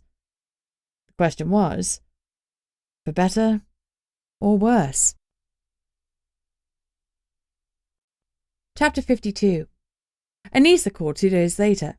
She was ready to try and free Fluffy. I was scared, nervous, and happy all at once. I'd missed my dog, but hopefully the werewolf that he really was could also be my friend. And it would be nice because he could actually talk back to me. God, I hoped he wasn't an opinionated arsehole. Anissa wanted us to meet at the building known as the Alutic Center, a large place where the various native groups could meet and run their own interests. The largest native group in Portlock was Sugpiaq, as most Alaskans referred to them, Alutic. There were several other tribes represented as well. As a foreigner, I'd never been invited. When I arrived, I was directed to a large open room, where Anissa and her elders were waiting. The 7 elders sat in a circle on plastic chairs. They were all dressed in traditional garb, and each wore a mask, and had a drum resting on their laps. The white plastic chairs seemed incongruous when everything else was steeped in tradition. Anissa waved us in and took Fluffy to the center of the circle. She gestured for Connor and me to sit out of the way, at the side of the room. I was relieved that we could stay and witness the magic. I wanted to be sure that Fluffy was okay. She appeared to be the focus for the curse-breaking spell, but she looked calm and confident, and her manner reassured me. She had the spell, she'd done her research. She could do this. At some unseen signal, the elders started to drum and chant rhythmically, the men chanting one thing, the women another. The multi-choral sound swept around us as Anissa danced around Fluffy, manipulating the mask in her hands, raising it, moving it about, looking at it, all the while chanting the spell between words in her own language. I could feel the magic starting to build. It wasn't witch magic, so there was no itching, but the pressure bowed my shoulders and pushed me back in my chair. The air became tense, full of something. I kept my eyes focused on Fluffy. He didn't seem distressed, even though the magic must be buffeting him more than it was me. The spell built, and the chanting and drumming grew almost painfully loud. A misty cloud surrounded my dog, swirling around him until I couldn't see him. As one, the drums stopped. The elders and Anissa broke their masks, and the mist surrounding Fluffy parted instantly. Only, it was no longer my Fluffy. Standing in the center of the circle was a man, broad-shouldered and tall.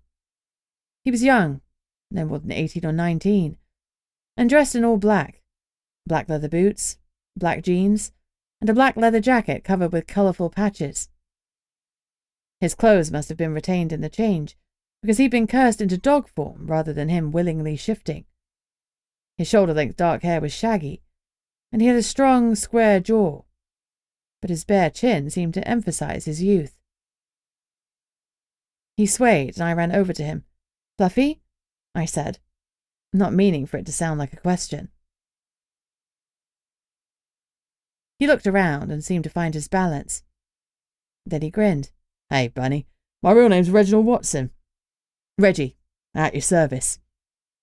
He sketched me an off-balance bow. I grabbed his arm when he wavered. "I ain't stood on two legs for a bit," he joked in a Cockney accent. Tears pricked behind my eyelids as I threw my arms around him. "I'm so pleased to see you, Fluffy. Reggie. I'm so sorry my mum cursed you." He hugged me back tightly. "Wasn't your fault, mate. It's actually been pretty cool. I'd never been out of London before, and now I'm in America." His smile faded. "You won't send me back, right?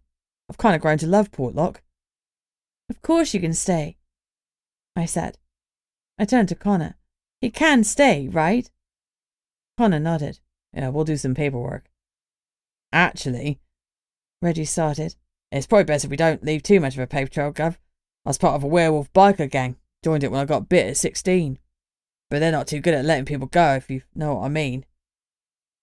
"No, we can fudge it," Connor assured him. "Reginald Watson might have to die, but Reggie Fluffson can be reborn." Reggie grinned. "I can roll with that." Anissa came over, looking worn. "Well, I've got some bad news. We didn't break the curse exactly." I got a chill. "What do you mean?" "The shamanic magic transformed the curse, but didn't break it." She looked at Reggie. "The good news is you can now shift into your dog form at will. The bad news is we're not sure if you can change into your werewolf form." "Ever?" Fluffy, Reggie, looked disappointed. "Honestly, we're not sure. Time might wear down the curse until it dissipates, but then you might lose your dog form. I'll keep looking into it, but you can be dog or human now." He nodded gratefully. "I have options. Ta, Anissa." "You're welcome. We need to clean up here," she added, in a not-so-subtle attempt to make us leave. "Oh, sure thing," Reggie said instantly. "We'll get out from under your feet." I still had my arm around him, and I gave him a squeeze. "Come on, let's go home." He grinned. "Shadow's going to lose his little head when he sees me on two." Chapter 53. Connor ordered a ton of steaks and chicken drumsticks, and had Lee bring over a brand new barbecue that he placed in my back garden. I invited Gunnar, Sigrid, Sydney, Thomas, and Stan to come on over and meet Reggie. Happy to be able to use his hands again, Reggie cooked some potatoes and veggies whilst Connor grilled. It felt like a party, and we all needed one. I introduced Reggie properly to everyone, and saw tears in his eyes as Sigrid enveloped him in a hug. I got it. "You want to still work at the Nomos?" Gunnar asked, in between chewing some greens. "If you can still shift into a dog, your nose would come in handy." "I don't have anywhere else to go," Reggie admitted. "I'd love to stay if you have me. I know you have April now, though, so I'll understand if—" "Oh, psh." Gunnar waved a chicken leg around. "We've always run flat out. It'd be great if we could train you up a little, show you the ropes. Though I guess you probably know a lot of it already from hanging with Bunny there. Yeah, he agreed. But seeing and doing are different. Right you are, kid. We'll get you on the right track in no time. Gunnar was in a gregarious mood, delighted that Sigrid had been released from the hospital, although she was under strict instructions to take things easy, and had a few more days of potions to take. Her recovery had been markedly slower than Stan's, even though he'd been worse off. As a shifter, his body was primed to heal at warp speed, but her witchy one wasn't. Somehow, Shadow seemed to know exactly who Reggie was. He was miffed at all the attention his friend was getting, so he upped his antics to steal back the attention. He jumped up on the table, knocked things over, took off with Sieg's scarf. Reggie finally picked him up and cuddled him, and Shadow settled down to sleep in his arms. After an evening of laughing and joking and longing glances between Sydney and Thomas, everyone finally left me with a messy home and a happy heart. Connor helped me tidy up and clean, whilst Reggie had a shower. Once we'd restored my home to an acceptable level, I walked into my living room and stopped abruptly, because there was Fluffy, curled up on the sofa next to Shadow. I walked over to him and his tail thumped happily. "Hey," I greeted him, stroking his head. "Everything okay?" He licked my face, making me grin. "You can take the spare bed, you know, now that Mum's gone. That can be your room for as long as you want it." His tail tapped happily again, but he laid his head back down. For now, he was happy as a dog on the sofa. I guess it would take him a long while before he felt normal in his human form. I locked up, checked the shutters, and turned out the lights, leaving Fluffy and Shadow to sleep. Connor and I went to my bedroom. I had so much in my headspace. I was a forbidden vampire, a hybrid, and I'd barely scratched the surface of what that meant or what my powers would be. My father was responsible for turning me into said hybrid vampire, he and the Vampire King of London, who undoubtedly had his own agenda, and I wasn't sure if Octavius was done with me yet.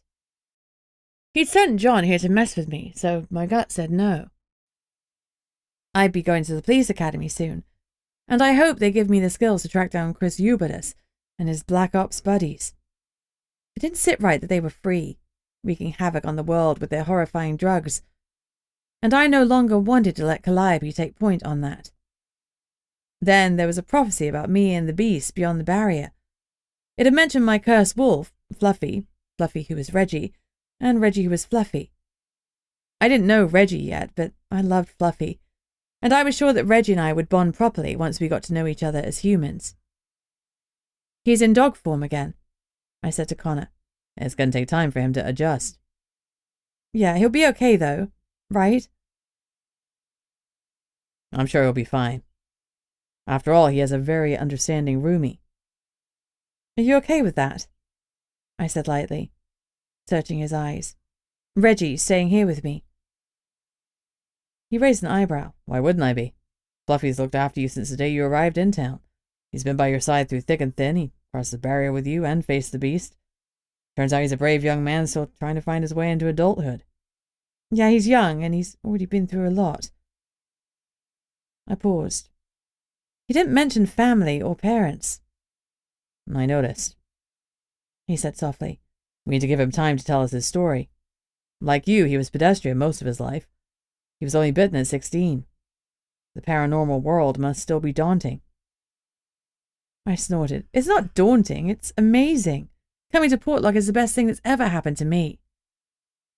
I grimaced. "Though it turns out I accidentally abducted a man from London to come with me." "Did you seem upset when you left England?" Connor asked me. I replayed the whole series of crazy events in my mind. Fluffy had been protective, but he hadn't resisted once when I was trying to escape. He'd happily gone into a pet carrier and come to the airport with me. "I don't think so," I said finally. Connor pressed a kiss to my forehead. "Well, there you go then. You didn't kidnap anyone. If you want a life in crime, you'll have to start somewhere else." I grinned suddenly and pushed him back onto the bed. Maybe I should start with soliciting. His eyes darkened. "I could get on board with that." I climbed onto his lap and he rolled us over so that he was pinning me down. When he leaned down and seized my lips, the zing between us made me gasp.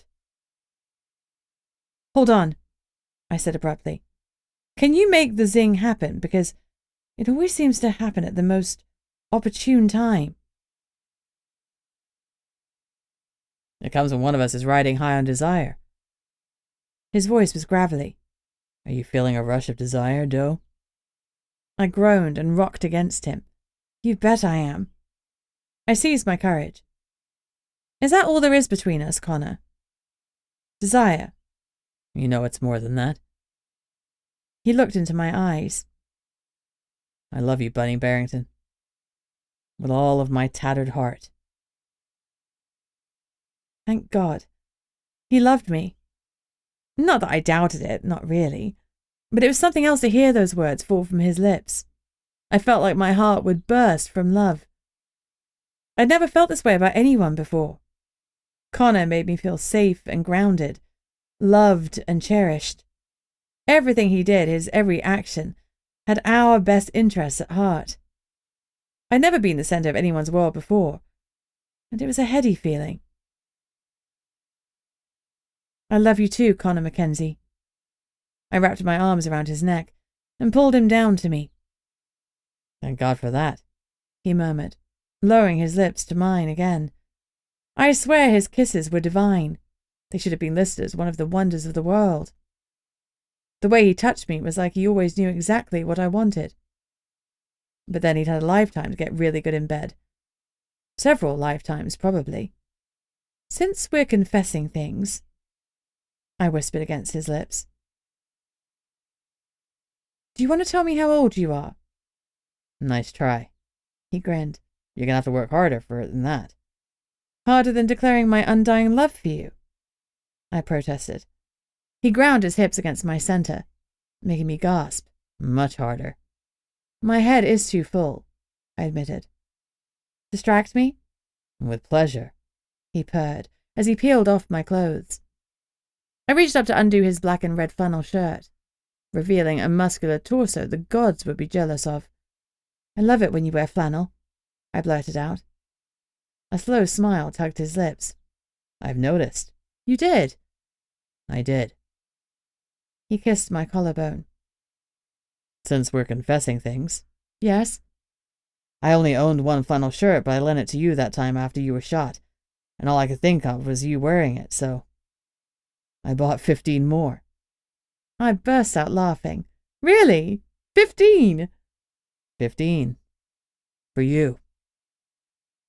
I was still giggling. "I'll wear your shirt for you later," I vowed. "But first, you promised me some distraction." I'm on it, he said mildly, snaking down my body. Get ready to see stars, he purred. Oh boy. The end. This has been The Vampire and the Case of the Cursed Canine, an urban fantasy novel, the Portlock Paranormal Detective Series, Book 4. Written by Heather G. Harris and Gillian Dolbear. Narrated by Elise Gibbs. If you'd like to support Heather on Patreon, a monthly subscription service, then you can do so from as little as $1 a month. If you'd like to hear about Heather's gossip, new releases, and bargains, please sign up to her VIP newsletter at heathergharris.com/subscribe. And please do feel free to check out her direct store where all sorts of goodies and merchandise awaits you.